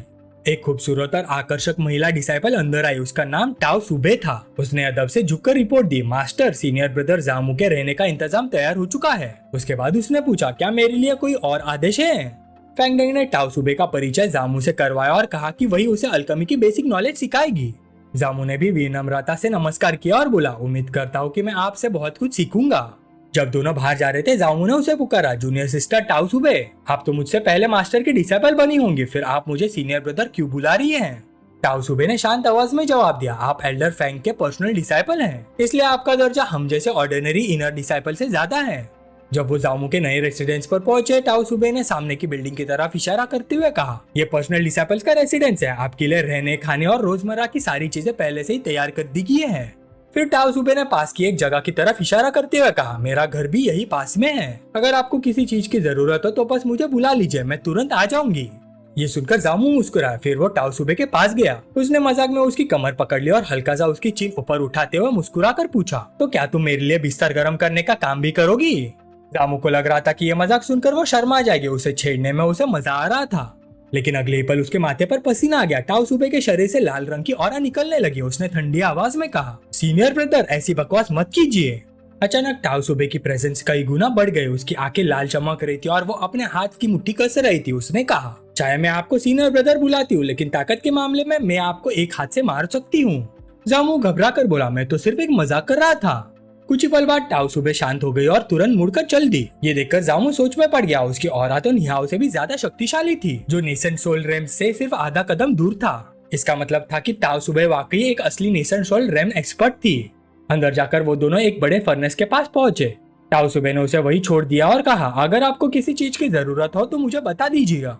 जामू ने मुस्कुराते हुए जवाब दिया, कोई दिक्कत नहीं, कोई दिक्कत नहीं, यहाँ का माहौल भी अच्छा है और सारी जरूरी चीजें भी मौजूद है। उसके बाद उसने तुरंत पिल रेसिपीज वाली किताब उठाई। जब उसने उसे पढ़ना शुरू किया तो उसे एहसास हुआ कि चाहे ये सिर्फ एक फर्स्ट ग्रेड पिल की रेसिपी थी, फिर भी उसके फॉर्मूलाज बहुत ही कॉम्प्लेक्स थे। लेकिन उसने ज्यादा सोचा नहीं। उसने मन ही मन कहा कि सिर्फ किताब पढ़ने से बेहतर है कि सीधा प्रैक्टिस की जाए। वैसे भी ये उसके लिए दोनों कल्टीवेशन टेक्निक्स की प्रैक्टिस करने का अच्छा मौका था। उसने इंग्रेडिएंट्स फर्नेस में डालने शुरू कर दिया और साथ ही क्रिम्सन फ्लेम, टायरेंट स्क्रिप्चर और एंडलेस वाइटलिटी आर्ट का इस्तेमाल भी किया। उसके बाद उसने पिल फर्नेस को गर्म किया और अपने हाथों की फ्लेम्स को ध्यान से कंट्रोल करने लगा। फर्नेस के मुंह से निकलती आग के साथ उसने पिल्स को रिफाइन करना शुरू किया और कुछ ही देर में उसने 3 चमकती हुई पिल्स बना ली। उसने तुरंत उन्हें बाहर निकाला। ध्यान से देखने के बाद उसके होठों पर हल्की सी मुस्कान आ गई। भले उनकी अपीयरेंस परफेक्ट नहीं थी, लेकिन पहली सफल कोशिश के लिए उसके हिसाब से ये काफी अच्छा रिजल्ट था। इस दौरान फैंग डैंग अपनी खास एबिलिटी के जरिए स्क्रीन पर जामू की सारी एक्टिविटीज देख रहा था। उसके चेहरे पर संतुष्टि भरी मुस्कान आ गई। उसे और भी यकीन हो गया कि जामू वाकई एक जीनियस है। उसमें अरे फॉर्मेशन और अल्केमी दोनों का टैलेंट था। लेकिन सबसे हैरान करने वाली बात यह थी कि उसने हेवन एसेंशन पाथ के 4th फ्लोर को फाउंडेशन एस्टेब्लिशमेंट रैंप की कल्टीवेशन के साथ ही पार कर लिया था। तभी डू गुजोंग बीच में बोल पड़ा, मुझे लगता है जामू का असली टैलेंट लड़ाई में है। मैं तो ब्लड बैटल हॉल में उसके परफॉर्मेंस का इंतजार कर रहा हूँ। फैंग डैंग ने गहरी सांस छोड़ी और कहा, अल्केमी और एरे फॉर्मेशन के मामले में इंसान हमेशा डीमन से बेहतर रहे हैं, लेकिन जब बात लड़ाई की आती है तो डीमंस अपनी बॉडी और ब्लड लाइन के बल पर हमेशा ह्यूमंस को दबा देते हैं।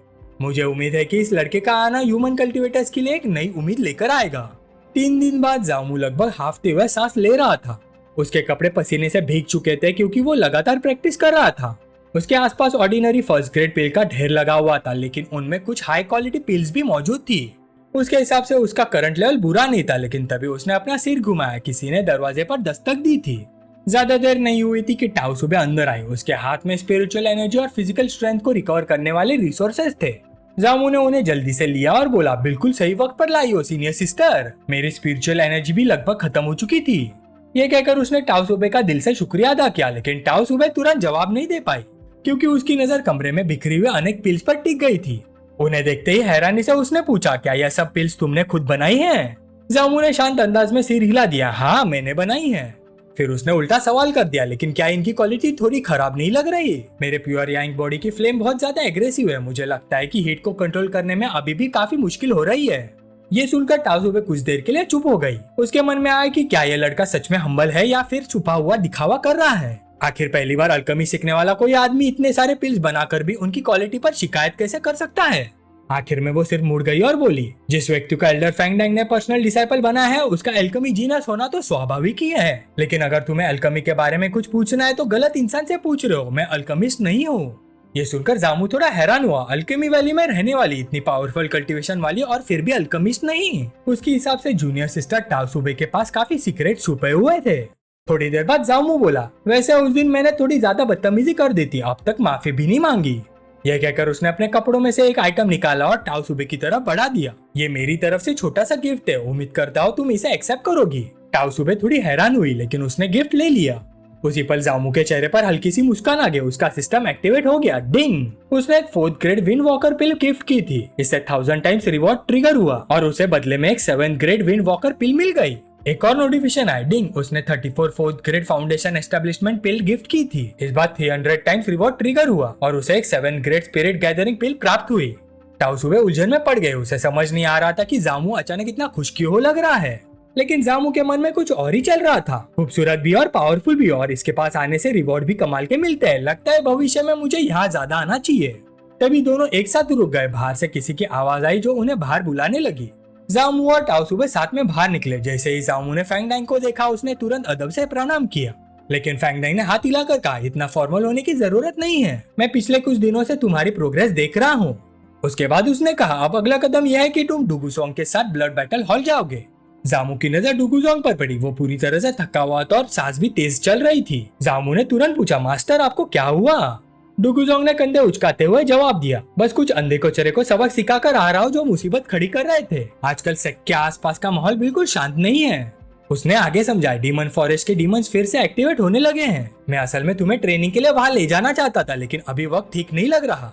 ये सुनते ही जामू को शॉन्ग यूरॉन की बात याद आ गई। उसने बताया था कि कुछ डीमॉन्स ने सेक्ट के माउंटेन प्रोटेक्शन फॉर्मूले अरे को नुकसान पहुंचाने की कोशिश की थी और अब डुगुजोंग को भी खुद किसी प्रॉब्लम को हैंडल करना पड़ा था। ये सब देखकर जामू समझ गया कि सेंटियन डीमन सेक्ट में हाल ही में काफी अशांति चल रही है। डुगुजोंग ने सीधा कहा, फिलहाल मेरे साथ ब्लड बैटल हॉल चलो। जामू ने कोई विरोध नहीं किया। उसके मन में भी ये चल रहा था कि सेक्ट वाकई पिछले कुछ समय से बिल्कुल शांत नहीं रहा।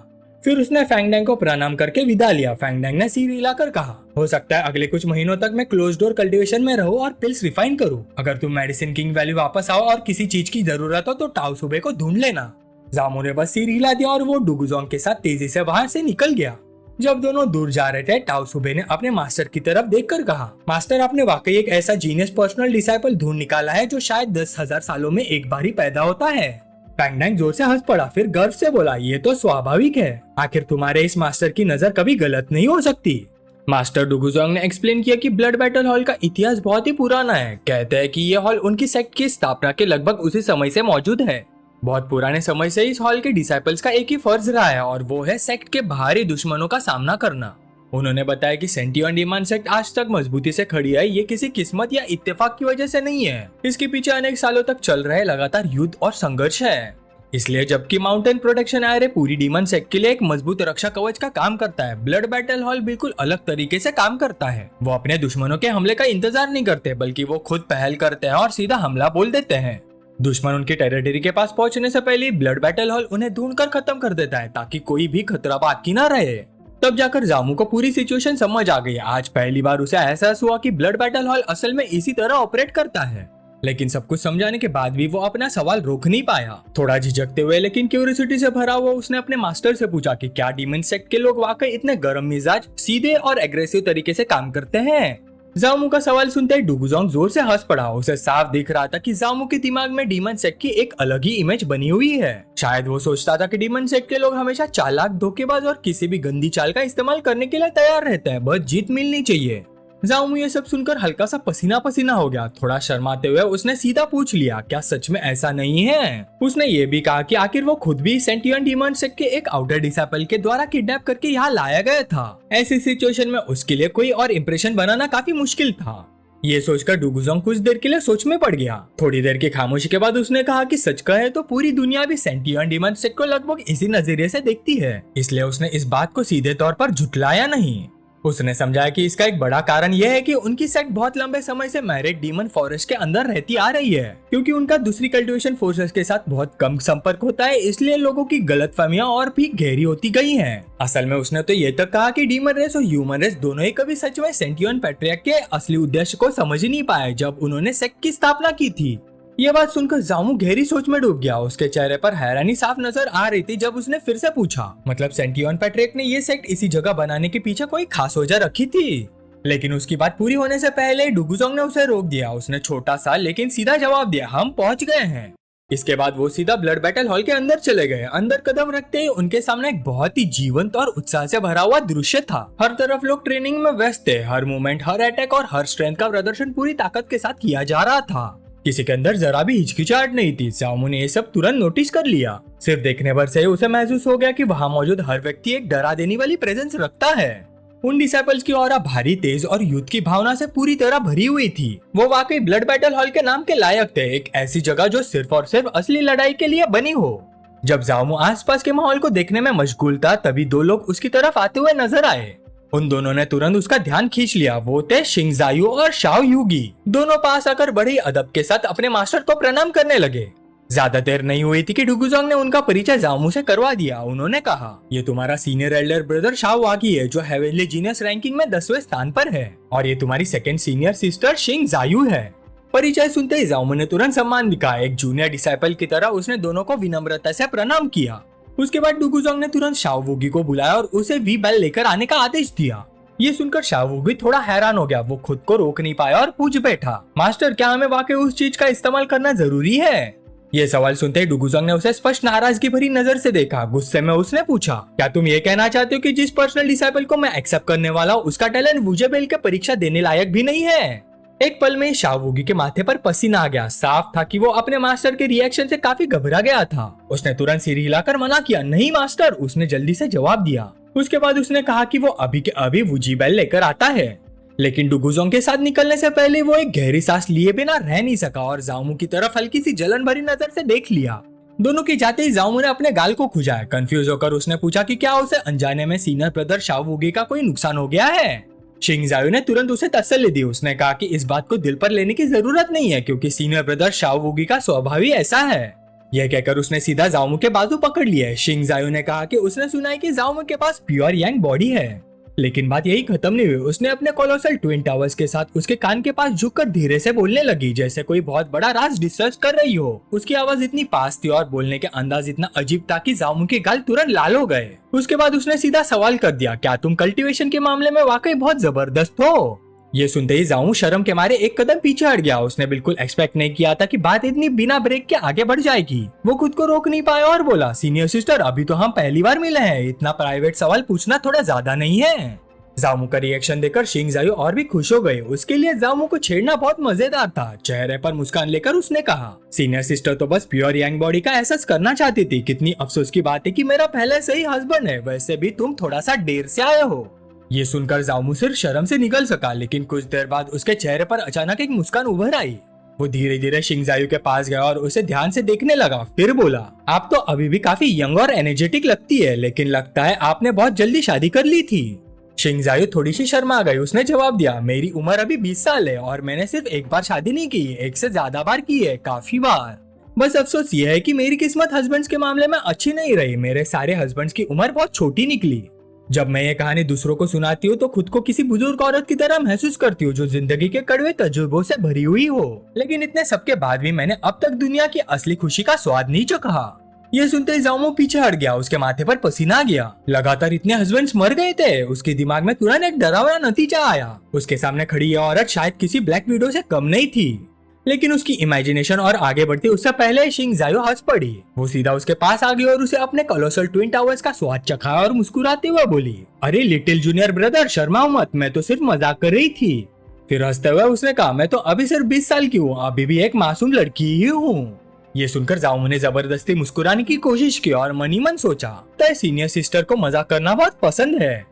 उसके कोलोसल ट्विन टावर्स को चकते हुए अंदर ही अंदर वो सोच रहा था, सीनियर सिस्टर शिंग जायो के मुंह से निकली हुई बातों में आखिर कितनी सच्चाई होती है।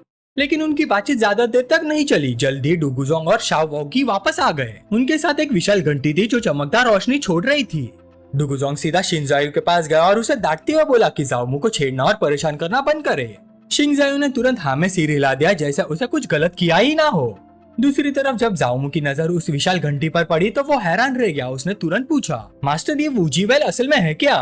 डुगुजोंग ने समझाया कि वूजी बेल एक ट्रेजर है जो उन्हें बहुत पहले एक प्राचीन सेक्ट रैम के अंदर हुई भयानक लड़ाई के बाद मिला था। हालांकि ये आर्टिफैक्ट काफी हद तक टूट चुका था, फिर भी इसमें एक सेकेंड ग्रेड आर्टिफैक्ट की शक्ति अब तक बची हुई थी। अब इसे असली युद्ध में इस्तेमाल नहीं किया जा सकता था, लेकिन इसके पास अभी भी एक खास क्षमता मौजूद थी। ये किसी कल्टीवेटर के पोटेंशियल को नाप सकता था। ये कहने के बाद डुगुजोंग ने बताया कि वो सबसे पहले जाओमू के टैलेंट और फाउंडेशन की स्थिति देखना चाहता है। उन सब चीजों का अंदाजा लगाने के बाद वो फैसला करेगा कि जाओमू को वॉर हेवन बैटल और टेक्निक सिखानी है या नहीं। जाओमू तुरंत अपने मास्टर की बात समझ गया। अब उसके पास कोई और सवाल नहीं था। ज्यादा देर नहीं लगी और डुगुजोंग ने उसे हुक्म दिया कि वो अपनी पूरी ताकत का इस्तेमाल करके सीधा वूजी बेल पर हमला करे। जाओमू ने तुरंत तैयारी कर ली। उसने अपनी मुट्ठी में सुनहरी एनर्जी जमा करनी शुरू कर दी। धीरे धीरे उसकी मुट्ठी में शक्ति इकट्ठा होने लगी और उसके शरीर से निकलने वाली ऑरा और भी ज्यादा ताकतवर होती गई। अगले ही पल उसने अपनी पूरी ताकत के साथ वूजी बेल पर मुक्का दे मारा। जैसे उसकी मुट्ठी घंटी से टकराई, एक बेहद शक्तिशाली लेकिन पूरी तरह बिना आवाज वाली शॉकवेव अचानक फूट पड़ी। वो अजीब एनर्जी वेव चारों तरफ फैल गई और वहां मौजूद सब लोगों को हिलाकर रख दिया। लेकिन बात सिर्फ ब्लड बैटल हॉल तक सीमित नहीं रही। शॉकवेव हॉल के बाहर तक निकल गई। वो सेक्ट के दूर दराज इलाकों को पार करते हुए और भी आगे बढ़ती गई। आखिरकार वो एक दूर स्थित जगह पर पहुंची जहां एक रहस्यमय हस्ती आंखें बंद करके बैठी हुई थी और अचानक उसने अपनी आंखें खोल दी। वो जगह इतनी बर्बाद थी कि लगता था जैसे कभी भी पूरी तरह से ढह सकती है। जब उसने उस अनोखी एनर्जी को महसूस किया तो धीमी आवाज में बोला, आखिरकार ह्यूमन एम्परर प्रकट हो ही गया। उसने कहा कि अगर ये बात उस यंग लेडी को पता चलेगी तो वो जरूर खुश होगी। लेकिन यह बोलते उसकी आवाज भारी हो गई। अफसोस, अब बहुत देर हो चुकी है। तकदीर बहुत पहले लिखी जा चुकी है और जब तकदीर मोहर लग जाती है तो दुनिया में कोई भी उसे बदल नहीं सकता। इसके बाद सीन मैरिया डीमन फॉरेस्ट के अंदर शिफ्ट हो गया। वहाँ कई डीमन रेस इकट्ठा हुई थी और पूरा इलाका घूमती हुई लाल एनर्जी से घिरा हुआ था। सबसे आगे उनका लीडर खड़ा था। उसने भारी आवाज में पूछा, क्या तुम सबने भी ह्यूमन एम्परर की अचानक उपस्थिति महसूस की?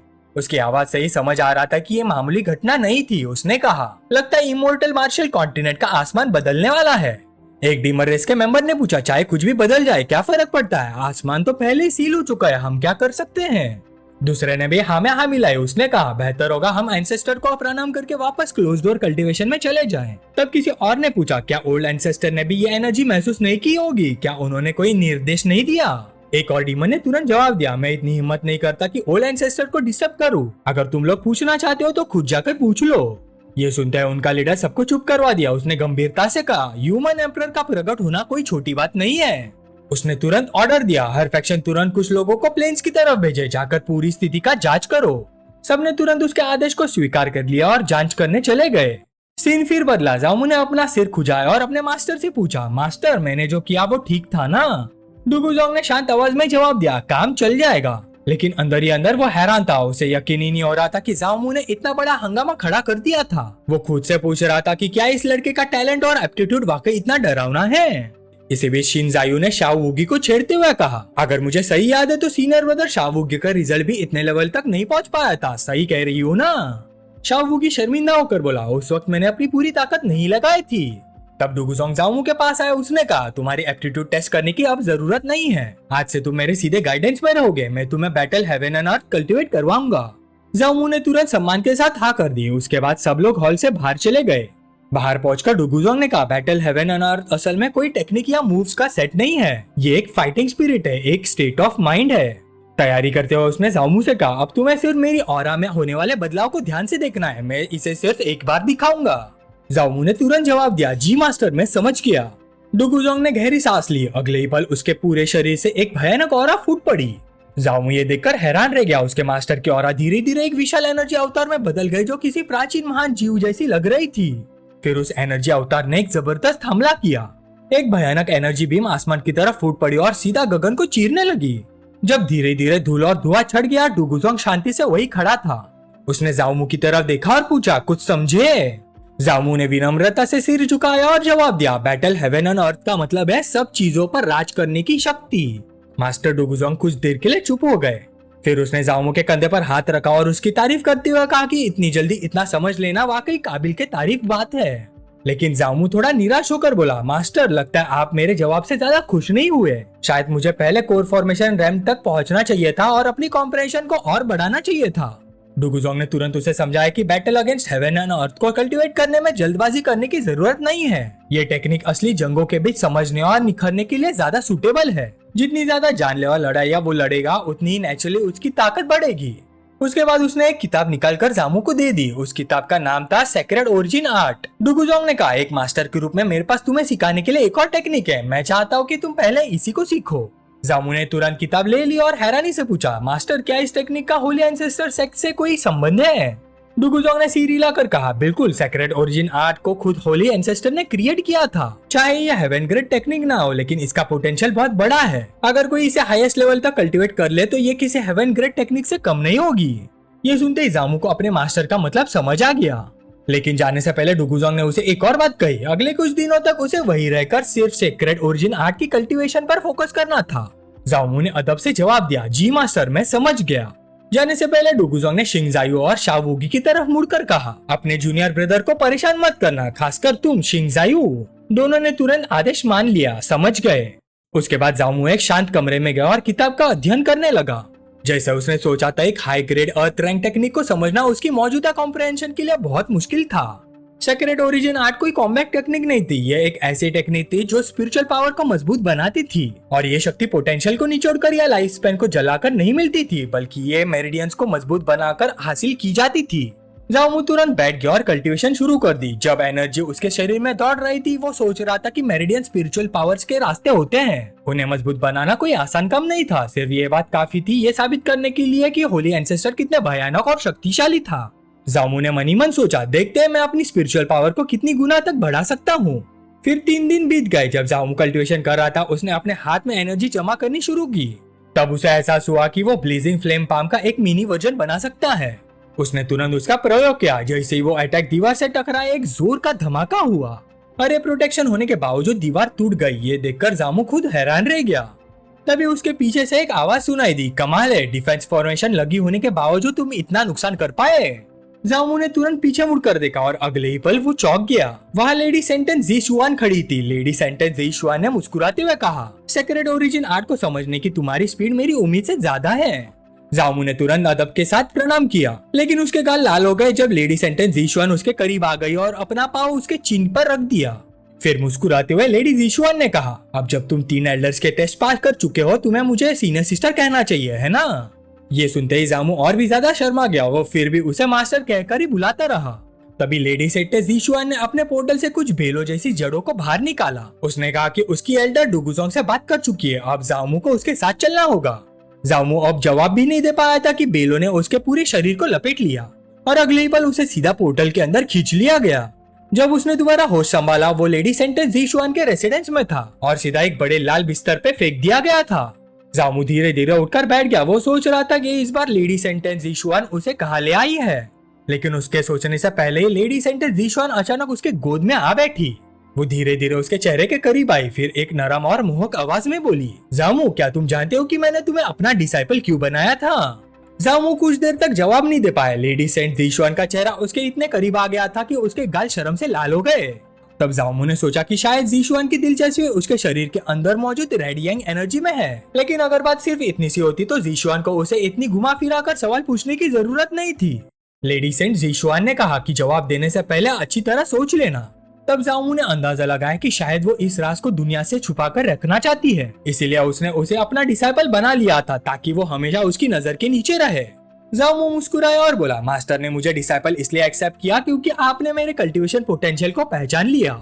ये सुनते ही लेडी जीशुआन के होठों पर मुस्कान आ गई। वो फिर से उसके करीब आई और हल्की सी मुस्कुराहट के साथ बोली, बिल्कुल सही, बस वही वजह है और कोई नहीं।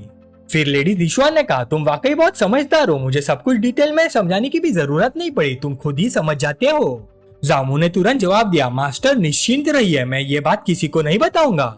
ये सुनते ही लेडी जीशुआन संतुष्ट नजर आई। वो उठकर धीरे धीरे दूर चल दी। कुछ ही देर बाद 2 लड़कियां कमरे में दाखिल हुई। वो थी एन लेले और एन युआन। दोनों अपने मास्टर को अदब से प्रणाम करते हुए खाना और कुछ सामान लेकर आई थी। जाने से पहले जीशुआन ने उन दोनों को हुक्म दिया कि जामू को केव रेसिडेंस तक ले जाया जाए और उसके रहने की सारी व्यवस्था की जाए, साथ ही उसे एक एक्सेस टोकन भी दिया जाए। दोनों ने तुरंत हाँ में सिर हिला दिया। उसके बाद जीशुआन ने एक डायमेंशनल पोर्टल खोला और उसके अंदर कदम रखकर गायब हो गई। उसके जाते ही जामू ने दोनों लड़कियों की तरफ हाथ हिलाया और मुस्कुराते हुए बोला, सीनियर सिस्टर्स, लगता है हम फिर से मिल गए। एन युआन ने यह सुनकर हल्का सा मुंह बना लिया, लेकिन एन लेले ने खुशी से उसका स्वागत किया। जामू उनके पास गया और उनको दोनों तरफ से दबोचकर हंसकर बोला, पिछली बार हमारी मुलाकात थोड़ी अजीब रही थी, अब तक मुझे ये भी नहीं पता था कि मैं तुम दोनों को किस नाम से बुलाऊं। एन लेले ने नखरे से सिर हिला दिया, मैं नहीं बताऊंगी। एन युआन ने उसे डांटा, तुम्हें ऐसे नहीं करना चाहिए, हमें सीनियर ब्रदर के साथ अच्छे से रहना चाहिए, आखिर हम काफी लंबे समय तक साथ रहने वाले हैं। एन लेले ने फिर प्यार से अपना परिचय दिया। उसने बताया कि एन युआन उसकी बड़ी बहन है। बाद में जब हम कुचिपुड़ी करेंगे तब प्लीज जेंटल रहना लिटिल जूनियर ब्रदर। जब दोनों अपना सामान रख रही थी, एन लेले ने मुस्कुराते हुए कहा, जैसे जैसे हम ज्यादा वक्त साथ बिताएंगे हम एक दूसरे को और अच्छे से जान पाएंगे। उसने ये भी बताया कि भले ही वो पपेट डॉल्स है, फिर भी उन्हें चोट लगने पर दर्द महसूस होता है। एन युआन ने तुरंत शिकायत की, सीनियर ब्रदर बिल्कुल बदतमीज है, जो औरतों के प्रति कोमलता दिखाना भी नहीं जानता। जामू बस मुस्कुराया। उसके मन में एक अजीब सा ख्याल आया, बड़ी बहन थोड़ी ठंडी और घमंडी लगती है, जबकि छोटी बहन नरम दिल और काफी मिलनसार थी, पर उसे दोनों काफी इंटरेस्टिंग लगे। उसने बात बदलते हुए पूछा, वैसे ये सब सामान क्या है? एन युआन ने समझाया कि जो मांस वो लाई है उसमें डिवाइन ट्रांसफॉर्मेशन रैम के ब्लड ड्रैगन की ब्लड एसेंस मौजूद है। एन लेले ने कहा, ये मैरियट डीमन फॉरेस्ट के एक होली सन द्वारा पकड़े गए आखिरी शिकारों में से एक था। उसने पूरे 2000 कैटी पर्पल स्काई केव एडोप में डिस्ट्रीब्यूट की थी। एन लेले ने कहा, मास्टर बहुत पहले ही आम खाना छोड़ चुकी है, इसलिए ये सब सीनियर ब्रदर के शरीर को मजबूत बनाने के लिए रखा गया है। जामू ने हंसकर उसकी बात सुनी और मौका देखते ही उसने उसके पिछवाड़े पर जोरदार चपेट मारी। दोनों बहनें हैरान होकर उसकी तरफ देखने लगी। उन्हें महसूस हुआ कि जामू की प्रेजेंस पहले से कई ज्यादा शक्तिशाली हो गई है। एन लेले अपने सूजे हुए पिछवाड़े के दर्द से कराह रही थी। एन युआन अपने बहन को दर्द में देखकर बोल पड़ी, बदतमीज, तुमने अचानक ऐसा कदम क्यों उठाया? जामू मुस्कुराते हुए बोला, क्या मुझे अभी भी अपने शरीर को पोषण देने के लिए इस तरह की चीजों का इस्तेमाल करने की जरूरत है? जामू मुस्कुराते हुए बोला, मैं तुम दोनों को अपनी असली ताकत का एक छोटा सा हिस्सा दिखाऊंगा। ही ही ही ही ही। जल्दी कल्टीवेशन की प्रक्रिया शुरू हो गई और दर्द भी। ये दर्द ऐसा था जिसे सहना उनके बस के बाहर था। उनके चेहरे पर तड़प साफ दिख रही थी। कुछ देर बाद बाहर बैठी जीशुआन ने अंदर से आते हुए हंगामे भरी आवाज सुनी। उसके गाल हल्की सी लाली से भर गए। बदतमीज, मैंने कहा था ना तुमसे जेंटल रहना, मैं अभी इसे और सहन नहीं कर सकती। लेडी जीशुआन ने अपने कुर्सी को मजबूती से पकड़ लिया और मन ही मन सोचने लगी, ये लड़का हर बार इतना बड़ा ड्रामा क्यों करता है, सीधा और शांति से काम क्यों नहीं कर सकता। ये सोचकर वो बस चुपचाप बैठी रही, जबकि उसके चेहरे की लाली धीरे धीरे और गहरी होती गई। उसके बाद एन लेले और एन युआन थकी हुई सी बिस्तर पर लेटी हुई थी, जैसे उनकी सारी ताकत खत्म हो गई हो। दूसरी तरफ जाओमू ने अपने कपड़े ठीक किया और मन ही मन सोचा कि शायद वो दोनों से जो हासिल कर सकता था उसकी सीमा तक पहुंच चुका है। उसे ये भी महसूस हुआ कि सिस्टम जैसे उसे जबरदस्ती शेन्युआन की राह पर धकेल रहा हो। अचानक उसे कुछ याद आया। उसने दोनों से पूछा कि होली सन का बैकग्राउंड क्या है और वो उनकी मास्टर के साथ इतना अच्छा व्यवहार क्यों करता है। एन युआन ने जवाब दिया, शायद वो लेडी जीशुआन को पसंद करता है। लॉर्ड होली सन का नाम जुनमो है। ज्यादातर वक्त वो सेक्ट के बाहर रहता है और कभी कभी वापस आता है, लेकिन जब भी लौट कर आता है मास्टर के लिए बहुत सारी कीमती ट्रेजर्स भेजता है। ये सुनकर जामू हल्की सी हंसी रोक नहीं पाया। आप उसे समझ आ गया था कि ये होली सन असल में सेंटेंस का एक वफादार एडमायरर है। फिर उसकी नजर टेबल पर रखे मांस पर पड़ी। उसने उसे उठाया और खाना शुरू कर दिया। खाते हुए उसने सोचा कि चाहे कुछ भी हो जाए, वो सेंटेंस से मिलने वाले पहले 10,000 गुना रिटर्न का मौका किसी और को लेने नहीं देगा। खाना खत्म करने के बाद वो तुरंत कमरे से बाहर निकल गया, लेकिन बाहर निकलते ही वो हैरान रह गया। लेडी जीशुआन वही बैठी हुई थी। उसने जाओमू की तरफ देखा और बोली, आखिर तुम बाहर आ ही गए। जाओमू कुछ बोल पाता उससे पहले लेडी जीशुआन ने एक चीज उसकी तरफ बढ़ा दी, ये ले लो। जाओमू ने देखा कि वो एक स्टोरेज रिंग थी। उसके अंदर हर तरह की मेडिसिन और कल्टीवेशन रिसोर्सेज भरे हुए थे। ये देखकर जाओमू के चेहरे पर मुस्कान आ गई। सेंटेंस मेरे साथ वाकई बहुत अच्छे से व्यवहार करती है। उसने तुरंत अपनी मास्टर का शुक्रिया अदा किया, लेकिन जीशुआन ने सिर हिलाकर कहा, ये तुम्हारी मेहनत का बदला है बस। फिर उसने जाओमू को बताया कि निहाओ को 1000 डीमन हॉल में बंद कर दिया गया है और उसे सजा दी जा रही है। कम से कम 1 साल तक वो दोबारा सूरज की रोशनी नहीं देख पाएगा। लेकिन साथ ही उसने ये भी कहा कि वो लॉन्ग टिंगशियान के खिलाफ ज्यादा कुछ नहीं कर सकती। वो सिर्फ इतना कर पाई है कि उसके एल्डर हाईकॉन्ग की पोती के साथ होने वाली शादी को फिलहाल टाल दिया गया है। ये सुनकर जाओमू सोच में पड़ गया। लगता है कि लॉन्ग टिंगशियान का दर्जा इतना ऊंचा है कि सेंटेंस भी उसे पूरी तरह दबा नहीं सकती। लेडी सेंटेंस जीशुआन ने फिर पूछा, क्या तुम इस नतीजे से संतुष्ट हो? फिलहाल मैं सिर्फ इतना ही कर सकती हूँ। जामू ने अदब से जवाब दिया, मास्टर मैं समझता हूँ, मैं आपकी परिस्थिति और सीमाओं को समझ सकता हूँ। लेकिन अगले पल उसका चेहरा गंभीर हो गया। उसने धीमी लेकिन दृढ़ आवाज में कहा, जिस तरह का व्यवहार मेरे साथ हुआ था उसका बदला मैं खुद लूंगा। लेडी सेंटेंस जीशुआन कुछ देर तक चुपचाप उसे देखती रही। फिर उसने कहा, अब तुम जा सकते हो। लेकिन जाने से पहले उसने एक और बात कही, हर महीने कम से कम 3 बार मुझे मिलने आना। जामू ने मुस्कुराते हुए हाँ में सिर हिला दिया। जाने से पहले लेडी सेंट जीशुआन ने एक चेतावनी दी, जब तक मैं तुम्हारी असली कीमत का पूरा फायदा नहीं उठा लेती तब तक मरना मत। जामू बस मुस्कुराया और सिर हिला दिया। थोड़ी देर बाद वो गुफा से बाहर निकलकर चल रहा था। उसे हल्की सी थकान महसूस हो रही थी, इसलिए उसने अपने हाथ पैर फैलाकर अंगड़ाई ली। मन ही मन उसने सोचा कि सेंटेंस से मिलने वाला पहला 10,000 गुना रिटर्न शायद ज्यादा दूर नहीं है। जब उसने आसपास के बादलों से घिरे नजारों को देखा तो उसे एहसास हुआ कि अब वो सेक्ट का एक डायरेक्ट डिसाइपल बन चुका है। अब वक्त आ गया था कि वो इनर सेक्ट के अंदर अपनी जमीन चुने और अपनी खुद की ब्लेस्ड केव रेसिडेंस बनाए। लेकिन तभी अचानक एक आवाज ने उसे रोक दिया। जामू हैरानी से मुड़कर देखने लगा जब किसी ने उसे पूछा, क्या तुम जामू हो? उसके सामने एक सफेद बालों वाली लड़की खड़ी थी। उसके सिर पर सींग थे और गले में छोटी सी घंटी बंधी हुई थी। उसकी पूरी शक्ल देखते ही जामू समझ गया कि वो आम इंसान नहीं थी। एक नजर में ही लग रहा था कि उसके अंदर बैल या बुल रेस का खून बह रहा था। जामू उदास हो गया, सोचने लगा कि एक और बुल डीमन आ गया। उसके दिमाग में बस यही चल रहा था कि क्या इन बुल मॉन्स्टर्स का आना कभी खत्म ही नहीं होगा। शांत आवाज में जामू ने अपना इंट्रोडक्शन दिया और पूछा कि उसका न्यूहाउ से क्या रिश्ता है। गुस्से में लड़की ने अपना नाम बताया, मेरा नाम न्यू यूलान है और मैं न्यूहाउ की छोटी बहन हूँ। इतना कहकर उसने तुरंत अपने दोनों वेपन्स निकाल लिया जो सुनहरी एनर्जी छोड़ रहे थे। फिर उसने गुस्से में जामू को देखते हुए कहा कि उसने उसके भाई को 1000 डीमन हॉल में बंद करवा दिया है और इस बात के लिए वो उसे कभी माफ नहीं करेगी। लेकिन अचानक न्यू यूलान रुक गई जब जामू ने अपना हाथ उसके चेहरे के सामने करके उसे शांत होने का इशारा किया। जामू ने पूछा, क्या तुम्हें नहीं पता कि सेक्ट के डिसाइपल्स के बीच में प्राइवेट फाइट करना एक बहुत ही बड़ा जुर्म है जिसका सीधा पनिशमेंट मौत है। लेकिन न्यू यूलान जरा भी नहीं डरे। उसने अपने सीने के बीच से कुछ निकाला और घमंड से बोली, अगर ऐसा है तो मैं सीधा तुम्हें चैलेंज करती हूँ। उसने एक टोकन बाहर निकाला, लेकिन उसके बाद चारों तरफ अजीब सी खामोशी छा गई। कुछ पल बाद ही न्यू यूलान का शरीर कांपने लगा और उसकी आंखों में आंसू निकल आए, क्योंकि जाओमू ने शांत आवाज में कहा, तुम सिर्फ एक इनर डिसाइपल हो, तुम्हारे पास किसी पर्सनल डिसाइपल को डायरेक्टली चैलेंज करने का कोई हक नहीं है। ये सुनते ही न्यू यूलान खुद को रोक नहीं सके और जोर जोर से रोने लगी। रोते हुआ वो चीख कर बोली, मुझे किसी बात की परवाह नहीं, तुमने मेरे भाई को छीन लिया और मैं तुमसे इसका हिसाब जरूर लूंगी। जाओमू ने उसे शांति से रोककर पूछा, तुम बार बार कह रही हो कि मैंने तुम्हारे भाई के साथ कुछ किया, आखिर तुम कहना क्या चाहती हो? फिर उसने समझाया उस वक्त साफ साफ दिख रहा था कि न्यूहाओ खुद न्यूताई को बचाने के लिए बीच में आया था। एक इनर डिसाइपल होते हुए वो सिर्फ मुझे जो एक आउटर डिसाइपल था बुले करने के लिए आया था। जामू ने गुस्से से न्यू यूलान की तरफ उंगली दिखाते हुए कहा, वहाँ 1000 से भी ज्यादा आउटर डिसाइपल्स मौजूद थे जो इस बात की गवाह हैं। तो मुझे समझ नहीं आता कि अब तुम कैसे कह सकती हो कि मैंने तुम्हारे भाई के साथ गलत किया। ये सुनकर न्यू यूलान एकदम से सन्न रह गए, उसका शरीर कांपने लगा और वो सोचने लगी, लगता है मैंने बहुत बड़ी गलती कर दी। सिर्फ इतना सुनते ही कि मेरे भाई को सजा मिली है, मैं बिना पूरी कहानी जाने सीधा यहाँ लड़ने आ गई।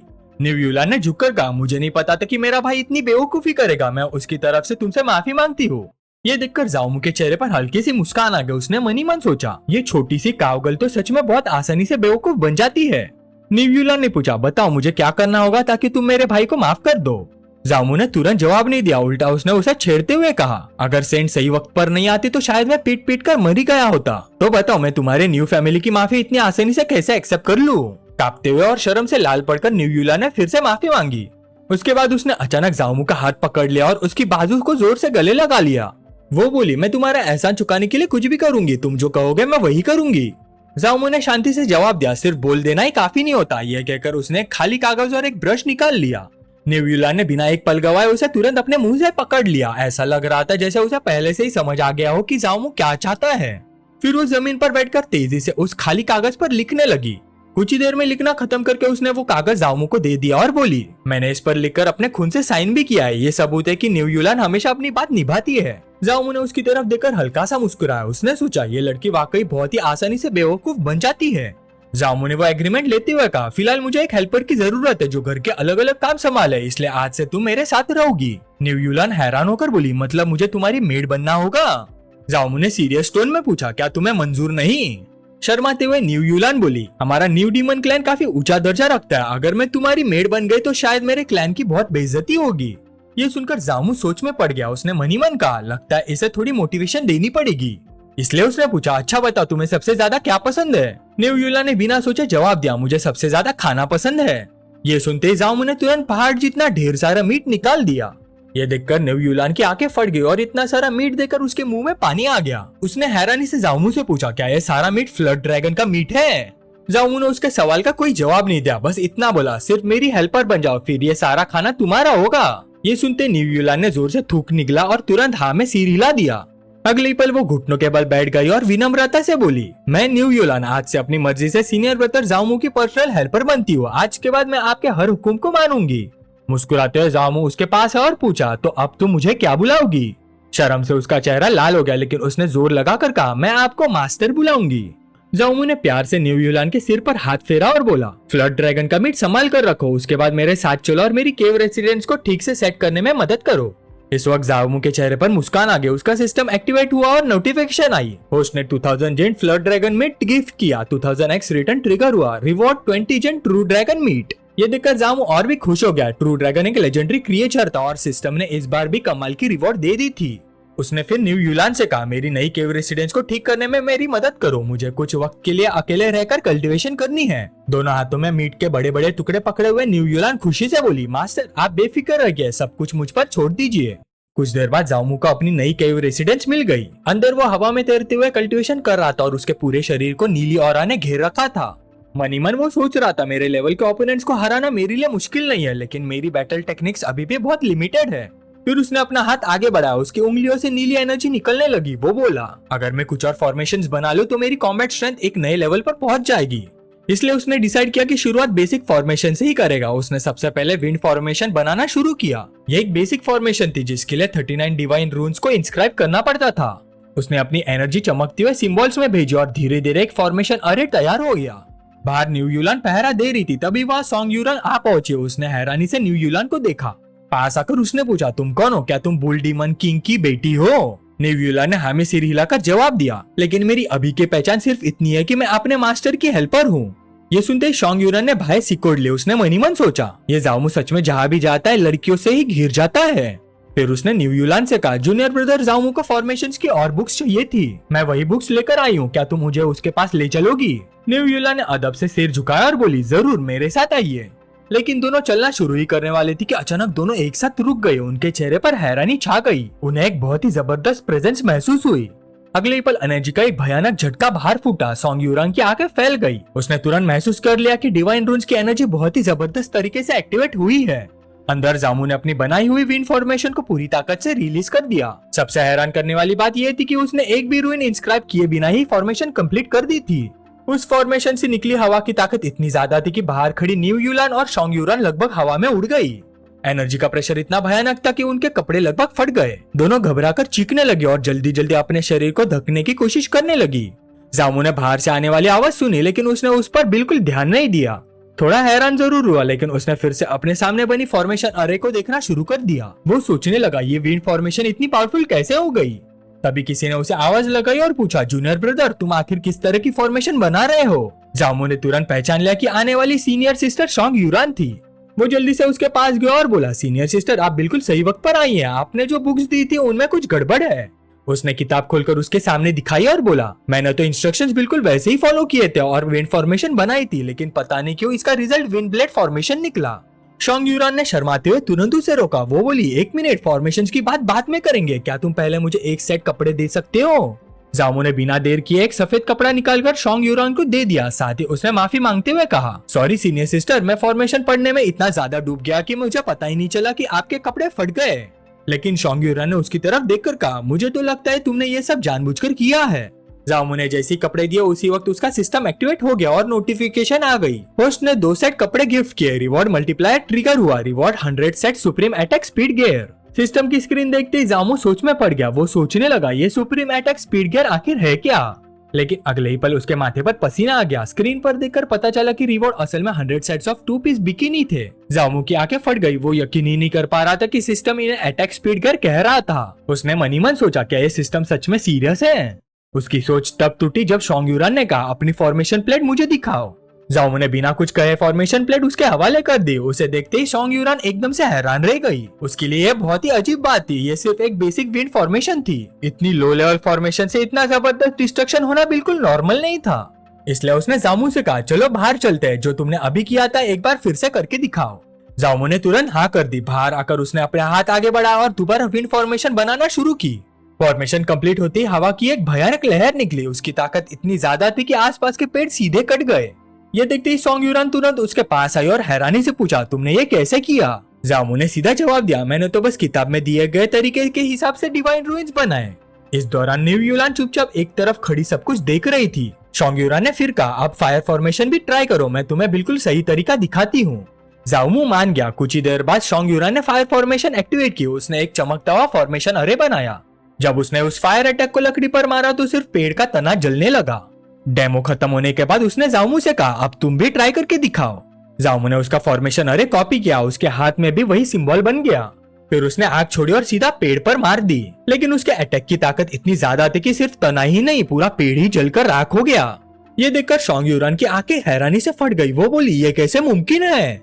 जामू ने देखा कि सोंग यूरान लगातार उसी को घूर रही है, इसलिए उसने पूछा, सीनियर सिस्टर आप मुझे ऐसे क्यों देख रही है। सोंग यूरान ने जवाब दिया, अगर फॉर्मेशन में कोई प्रॉब्लम नहीं है तो फिर सिर्फ एक ही पॉसिबिलिटी बची है, प्रॉब्लम या राज तुम्हारे अंदर है। वो सोचने लगी कि शायद जामू का क्रिम्सन सन सेक्रेट बॉडी एलिमेंटल फॉर्मेशन की पावर को भी बूस्ट करता है। लेकिन फिर उसने खुद ही सोचा कि विंड फॉर्मेशन के साथ ऐसा होना मुमकिन नहीं होना चाहिए, क्योंकि उसका प्योर यांग एनर्जी से कोई लेना देना नहीं है। अचानक सोंग यूरान ने अपने कपड़े ऊपर कर दिए। ये देखकर जामू एकदम घबरा गया। उसके नाक से खून निकलने लगा। शर्माते हुए जामू बोला, सीनियर सिस्टर आप ये क्या कर रही हैं? एक लड़के और लड़की को इतना पास नहीं होना चाहिए। सोंग यूरान ने उसे तुरंत चुप कर दिया। बस करो अपनी बकवास। उसने समझाया, मैं अपनी स्किन पर डिवाइन रून्स इंस्क्राइब करने वाली हूँ, इस तरह मुझे डिफरेंसेस और क्लियरली महसूस होंगे।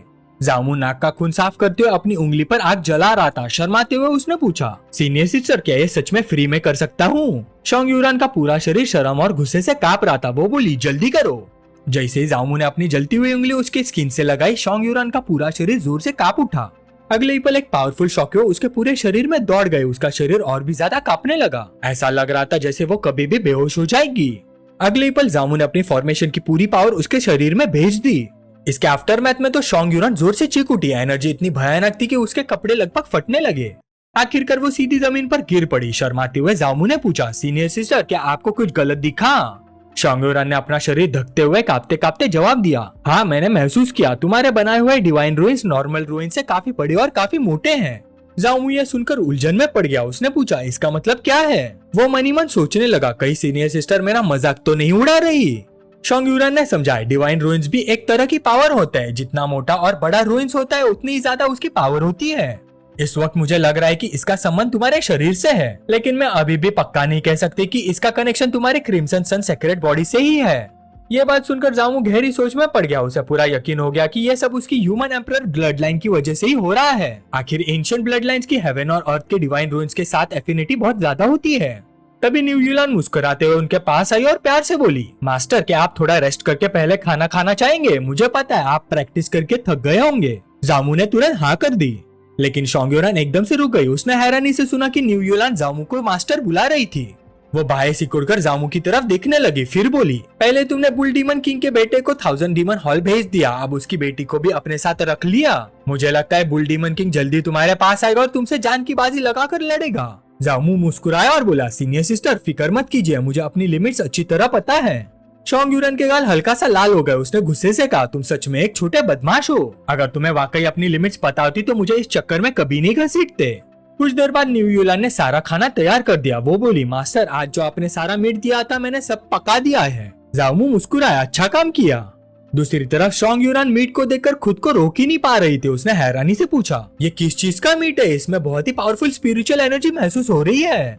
जामू ने जवाब दिया, ये डिवाइन फॉर्मेशन रेल्म के फ्लड ड्रैगन का मीट है। होली सन ने ये मेरे मास्टर सेंटेस को गिफ्ट किया था और मुझे भी थोड़ा हिस्सा मिल गया। ये सुनकर शोंग यूरन हैरान रह गई। वो बोली, ये तो ऐसी चीज है जो पैसे से भी खरीदी नहीं जा सकती। मैंने कभी नहीं सोचा था कि सेंटेस तुम पर इतनी मेहरबान होंगी। फिर हंसी रोक कर बोली, बस अफसोस की बात यह है कि तुम लड़की नहीं हो। अगर होते तो शायद फ्यूचर में सेंटेस की पोजीशन भी इनहेरिट कर सकते थे। फिर उसने मुस्कुराते हुए कहा, वैसे मैंने सुना है कि एक ऐसी भी पील होती है जो किसी का जेंडर बदल सकती है, चाहो तो ट्राई करना पसंद करोगे? ये सुनकर जामू लगभग खाना खाते खाते घुट गया। उसका चेहरा लाल हो गया। वो बोला, सीनियर सिस्टर प्लीज ऐसा मजाक मत कीजिए। शोंग यूरन हल्की सी मुस्कुराई। अपने सीने के पास से कुछ निकालते हुए उसने जामू की तरफ एक दिलकश नजर से देखा और बोली, ठीक है मजाक बहुत हो गया, मैं आज असल में एक बहुत जरूरी काम से आई हूँ। जामू ने तुरंत कहा, सीनियर सिस्टर आप आराम से बताइए। शोंग यूरन ने अपने सीने के पास से एक स्टोरेज बैग निकाला जो स्पिरिट स्टोन से पूरा भरा हुआ था और उसे टेबल पर रख दिया। मुस्कुराते हुए वो बोली, हमारे मास्टर को पता है कि फॉर्मेशन सीखना तुम्हारे लिए कितना महंगा पड़ता है, इसलिए उन्होंने मुझे स्पेशली तुम्हारे लिए ये स्पिरिट स्टोन्स लाने भेजा था। इसमें कई बिलियन स्पिरिट स्टोन्स हैं। ये तुम्हारी कल्टीवेशन के लिए काफी लंबे समय तक काफी रहेंगे। ये देखकर जामू बहुत खुश हो गया। वो तुरंत शोंग यूरन के गले लगकर बोला, सीनियर सिस्टर बहुत बहुत शुक्रिया, मैं वैसे भी कल्टीवेशन रिसोर्सेज की कमी को लेकर परेशान था। शोंग यूरन शर्मा कर बोली, कोई बात नहीं, मैं तो बस मास्टर का हुक्म पूरा कर रही हूँ। जामू ट्विन टावर्स की गली से ऊपर देखते हुए बोला, वैसे भी काफी दिनों से मास्टर नजर नहीं आए, क्या वो बहुत बिजी हैं? शोंग यूरन ने जवाब दिया, मास्टर और बाकी सब एल्डर्स अभी 10,000 डीमन माउंटेन रेंज के अंदर गए हुए हैं। वहाँ हाल ही में सिचुएशन काफी सीरियस हो गई है। ये सुनकर जामू सोच में पड़ गया। इतने सारे एल्डर्स को एक साथ मूव करना पड़ रहा है। लगता है सेंट युआन डीमन सेक में फिलहाल सब कुछ शांत नहीं है। उसकी सोच तब टूट गई जब न्यू यूलान ने टेबल पर सारा खाना लगा दिया। शोंग यूरन बोली, वैसे अब ज्यादातर काम सेटल हो चुका है, मुझे भी वापस जाकर अपना कल्टीवेशन रैंक स्टेबल करना है। जामू ने तुरंत कहा, इतनी भी क्या जल्दी है, न्यू यूलान ने इतना अच्छा खाना बनाया है। ये सुनते ही शोंग यूरन ने जामू का कान पकड़कर खींच दिया। वो बोली, तुम्हारे पास अभी भी न्यू यूलान का नाम लेने की हिम्मत है? अगर तुम इतनी मुसीबत खड़ी करोगे तो बाद में हमारे मास्टर को दोष मत देना अगर वो तुम्हें बचाने ना आए। जामू मुस्कुराया और बोला, जी सीनियर सिस्टर, समझ गया। जब शोंग यूरन वहाँ से जाने लगी, जामू ने उसे अलविदा कहा, सीनियर सिस्टर अगली बार फिर जरूर आइएगा। शोंग यूरन मुस्कुरा कर बोली, देखते हैं, अगर मौका मिला तो जरूर आऊंगी। उसके जाने के बाद जामू ने अपनी नजर न्यू यूलान पर डाली। वो टेबल पर खाना सजा रही थी। जामू ने अचानक डर भरा चेहरा बना लिया और बोला, आज फॉर्मेशन अरेज की प्रैक्टिस करते करते मेरा शरीर काफी थक गया है, लगता है मेरे कंधे में भी काफी दर्द हो रहा है। जैसे ही न्यू यूलान ने ये सुना, वो तुरंत जामू के पीछे आ गई। मुस्कुराते हुए उसने धीरे धीरे कंधों की मसाज करनी शुरू कर दी। वो प्यार से बोली, मास्टर मैं समझ गई आप क्या चाहते हैं, मैं आपके मसल्स और हड्डियों का दर्द दूर कर देती हूँ। जामू उसकी सर्विस से काफी खुश हुआ, लेकिन उसने पूछा, क्या तुम्हें मेरी इतनी सेवा करते हुए बिल्कुल भी अजीब नहीं लगता? न्यू यूलान ने शर्माते हुए धीमी आवाज में जवाब दिया, जब तक मास्टर मेरे बड़े भाई को माफ कर देंगे मैं आपके लिए कुछ भी करने को तैयार हूँ। और सिर्फ इतना ही नहीं, मास्टर ने बिना झिझक मुझे इतना सारा फ्लड ड्रैगन का मीट दे दिया। इससे मुझे लगता है कि आप मुझे सिर्फ एक सर्वेंट नहीं बल्कि सच में अच्छा ट्रीट करते हैं। ये सुनकर जामू खुश हो गया। उसने प्यार से न्यू यूलान के गाल को छुआ और बोला, अच्छा कहा तुमने, तुम वाकई मेरी अच्छी हेल्पर हो। उसकी वफादारी से खुश होकर जामू ने उसे रिवॉर्ड देने का फैसला किया। उसने स्पिरिट स्टोन्स का एक भरा हुआ बैग उसकी तरफ उछाल दिया। न्यूयूलान की आंखों में खुशी के आंसू आ गए। वो तुरंत जामू को गले लगाकर बोली, मास्टर आप बहुत अच्छे हैं। जामू मुस्कुराया और बोला, बस बस रोना बंद करो, रोते हुए बिल्कुल अच्छी नहीं लगती तुम। इसी वक्त उसका सिस्टम एक्टिवेट हुआ और नोटिफिकेशन आ गई। होस्ट ने 3.5 बिलियन स्पिरिट स्टोन्स गिफ्ट किए। 100x रिटर्न रिवॉर्ड ट्रिगर हुआ। Reward 380 billion spirit stones. Reward मिलते हैं जामू बोला, मुझे ब्रेक थ्रू के लिए एक अच्छी केव चाहिए जहां मैं सेक्लूडेड कल्टीवेशन कर सकूं। जाकर केव ड्वेलिंग को अच्छी तरह साफ कर दो। न्यूयूलान हैरान होकर बोली, मास्टर आप फिर से ब्रेक थ्रू करने वाले हैं। जामू मुस्कुराया, और नहीं तो क्या। ये सुनते ही न्यूयूलान तुरंत काम में लग गई। मास्टर मैं अभी साफ कर देती हूँ। जब वो सफाई करने लगी, जामू ने मजाक में हल्का सा उसके पिछवाड़े पर थपकी मारी और घमंड से बोला, तुम्हारे मास्टर की कल्टीवेशन स्पीड तुम्हारी इमेजिनेशन से भी बियॉन्ड है। यह कहकर जामू सीधा केव ड्वेलिंग के अंदर चला गया। अंदर पहुंचते उसने सिस्टम को बुलाया और बोला, स्पिरिट स्टोन्स निकालो, मुझे ब्रेक थ्रू शुरू करना है। लेकिन जब सिस्टम ने स्पिरिट स्टोन्स निकाले, जामू एकदम हैरान रह गया। वो बोला, मेरे 380 स्पिरिट स्टोन्स कहाँ गए? यहाँ तो सिर्फ कुछ ही स्पिरिट स्टोन्स दिख रहे हैं। उसने तुरंत सिस्टम को पूछा, इसका मतलब क्या है? सिस्टम ने जवाब दिया, स्पिरिट स्टोन्स की क्वालिटी बहुत ज्यादा थी, ये टेम्पररी स्टोरेज की लिमिट से बाहर चली गई, इसलिए सिस्टम ने ऑटोमेटिकली उन्हें हाई ग्रेड स्पिरिट स्टोन्स में कन्वर्ट कर दिया। जामू ने ध्यान से उन स्पिरिट स्टोन्स को देखा। तब उसे पता चला कि एक हाई ग्रेड स्पिरिट स्टोन की value 10 billion normal spirit stones के बराबर थी। वो मनी मन बोलने लगा, ये कन्वर्जन रेशो थोड़ा ज्यादा ही नहीं है? सिस्टम ने तुरंत समझाया, टोटल स्पिरिचुअल की बिल्कुल भी कम नहीं हुई है, सिर्फ क्वालिटी अपग्रेड हुई है, इसलिए चिंता करने की जरूरत नहीं। ये सुनकर जामू संतुष्ट हो गया। उसने सोचा, जब तक स्पिरिचुअल की कम नहीं हुई तब तक सब ठीक है। उसने तुरंत हाई ग्रेड स्पिरिट स्टोन से एनर्जी एब्जॉर्ब करनी शुरू कर दी। एक एक करके उनकी भारी स्पिरिचुअल एनर्जी उसके शरीर में समाने लगी। बाहर न्यूयूलान चैन से बैठ ही नहीं पा रही थी। वो बार बार इधर उधर चल रही थी। उसके हाथ में मीट से भरी एक प्लेट थी। वो सोच रही थी, मास्टर काफी देर से सेक्लूडेड कल्टीवेशन में, पता नहीं उन्हें अंदर खाना दे आना चाहिए या नहीं। तभी केव का दरवाजा धीरे धीरे खुलने लगा। अगले ही पल उसके अंदर से एक जबरदस्त एनर्जी वेव बाहर निकली। न्यूयूलान हवा में पीछे की तरफ उछल गई। एनर्जी का प्रेशर इतना ज्यादा था कि उसके कपड़े भी हल्की सी फटने लगे। जैसे ही दरवाजा पूरी तरह खुला, गहरे धुएं के बीच से जामू की परछाई धीरे धीरे बाहर आती नजर आई। जब धुआं पूरी तरह हट गया, जामू मुस्कुरा कर बोला, हाई ग्रेड स्पिरिट स्टोन्स वाकई कमाल की चीज है। न्यूयूलान खुशी से बोली, जैसे मैंने सोचा था वैसे ही हुआ। मास्टर बहुत जल्दी फाउंडेशन एस्टेब्लिशमेंट के 9th लेयर तक पहुंच गए। जामू हल्का सा मुस्कुराया और बोला, पिछले कुछ दिनों में मुझे काफी रियलाइजेशन हुए हैं। बस अफसोस की बात यह है कि सारे स्पिरिट स्टोन्स फिर से खत्म हो गए। लगता है मुझे और ज्यादा रिसोर्सेज जमा करने पड़ेंगे। कपड़े ठीक करते हुए वो न्यूयूलान के पास आया और पूछा, क्या सेक्ट रेगुलर बेसिस पर डिसेबल्स को कल्टीवेशन रिसोर्सेज नहीं बांटता? न्यूयूलान ने हमें सीरियल आया, जी मास्टर, आप डिसेबल कोर्टयार्ड जाकर अपना हिस्सा कलेक्ट कर सकते हैं। जामू बोला, वैसे भी मुझे अपना पर्सनल डिसेबल टोकन एक्सचेंज करना है, उसी के साथ कल्टीवेशन रिसोर्सेज भी ले लेता हूँ, मेरी करंट प्रॉब्लम भी सॉल्व हो जाएगी। ये डिसाइड करके जामू डिसेबल कोर्टयार्ड की तरफ निकल गया। जाते वक्त उसने न्यूयूलान से कहा, मैं जल्दी वापस आ जाऊंगा। न्यूयूलान मुस्कुरा कर बोली, मास्टर तब तक मैं हम दोनों के लिए डिनर तैयार कर देती हूँ। जामू पूरी तरह निकलने वाला था कि उसने एक चमकती हुई 7th रैंक विंड वॉक पिल निकाल ली। ये पिल उड़ने की स्पीड को बहुत ज्यादा बढ़ा देती थी और साथ ही विंड एलिमेंट की एफिनिटी भी इम्प्रूव करती थी। इसलिए चाहे ये काफी महंगी थी, लेकिन सफर के लिए बिल्कुल परफेक्ट थी। जामू ने बिना देर किए उसे निगल लिया। अगले पल उसके पूरे शरीर से जबरदस्त एनर्जी फूट पड़ी और उसकी फ्लाइंग स्पीड एकदम से कई गुना बढ़ गई और वो बिजली की तरह आसमान में उड़ने लगा। उड़ते उड़ते उसने सोचा, वैसे भी सीनियर सिस्टर लूची के रेसिडेंस यही पास में है, चलो पहले उनसे भी मिल लेते हैं। लेकिन जैसे ही वो सीनियर सिस्टर लूची के रेसिडेंस के पास पहुंचा, वो एकदम रुक गया। पूरा एरिया गार्ड से घिरा हुआ था। हर तरफ से बहुत ही पावरफुल एनर्जी महसूस हो रही थी। जामू तुरंत समझ गया कि सीनियर सिस्टर लूची को हाउस अरेस्ट में रखा गया है। उसने मनी मन सोचा, क्या ये लू हाईकोंग की सजा है या फिर लॉन्ग टिंगजियान की बदले की चाल? तभी उसने अचानक एक बहुत ही खौफनाक प्रेजेंस महसूस की। उसका चेहरा तुरंत सीरियस हो गया। ध्यान से महसूस करने पर उसे पता चला कि वहाँ कुल 50 डीमन कल्टीवेटर्स तैनात थे और सबके सब कोर फॉर्मेशन रेल्म के एक्सपर्ट्स थे। जामू ने तुरंत अंदाजा लगा लिया कि अपनी करंट स्ट्रेंथ के साथ वो इतने सारे कोर फॉर्मेशन रेल्म एक्सपर्ट का सामना बिल्कुल नहीं कर सकता। इसलिए उसने पीछे हटने का फैसला किया। उसने मनी मन कहा, सीनियर सिस्टर लूची, बस कुछ दिन और सब्र कीजिए। जैसे मैं कोर फॉर्मेशन रेल्म में ब्रेक थ्रू कर लूंगा, मैं जरूर वापस आऊंगा और आपको यहाँ से निकाल कर ले जाऊंगा। इसी दौरान सीनियर सिस्टर लूची को अचानक जामू की प्रेजेंस महसूस हुई। वो तुरंत खिड़की की तरफ मुड़कर बाहर देखने लगी। अगर आपको वीडियो पसंद आई तो लाइक और शेयर जरूर करना और सब्सक्राइब करो पिकमी को, ताकि आपको मिलती रहे डेली मानवा की कहानियां हिंदी में। अगला पार्ट और भी इंटरेस्टिंग होगा, तो मिलते हैं नेक्स्ट वीडियो में।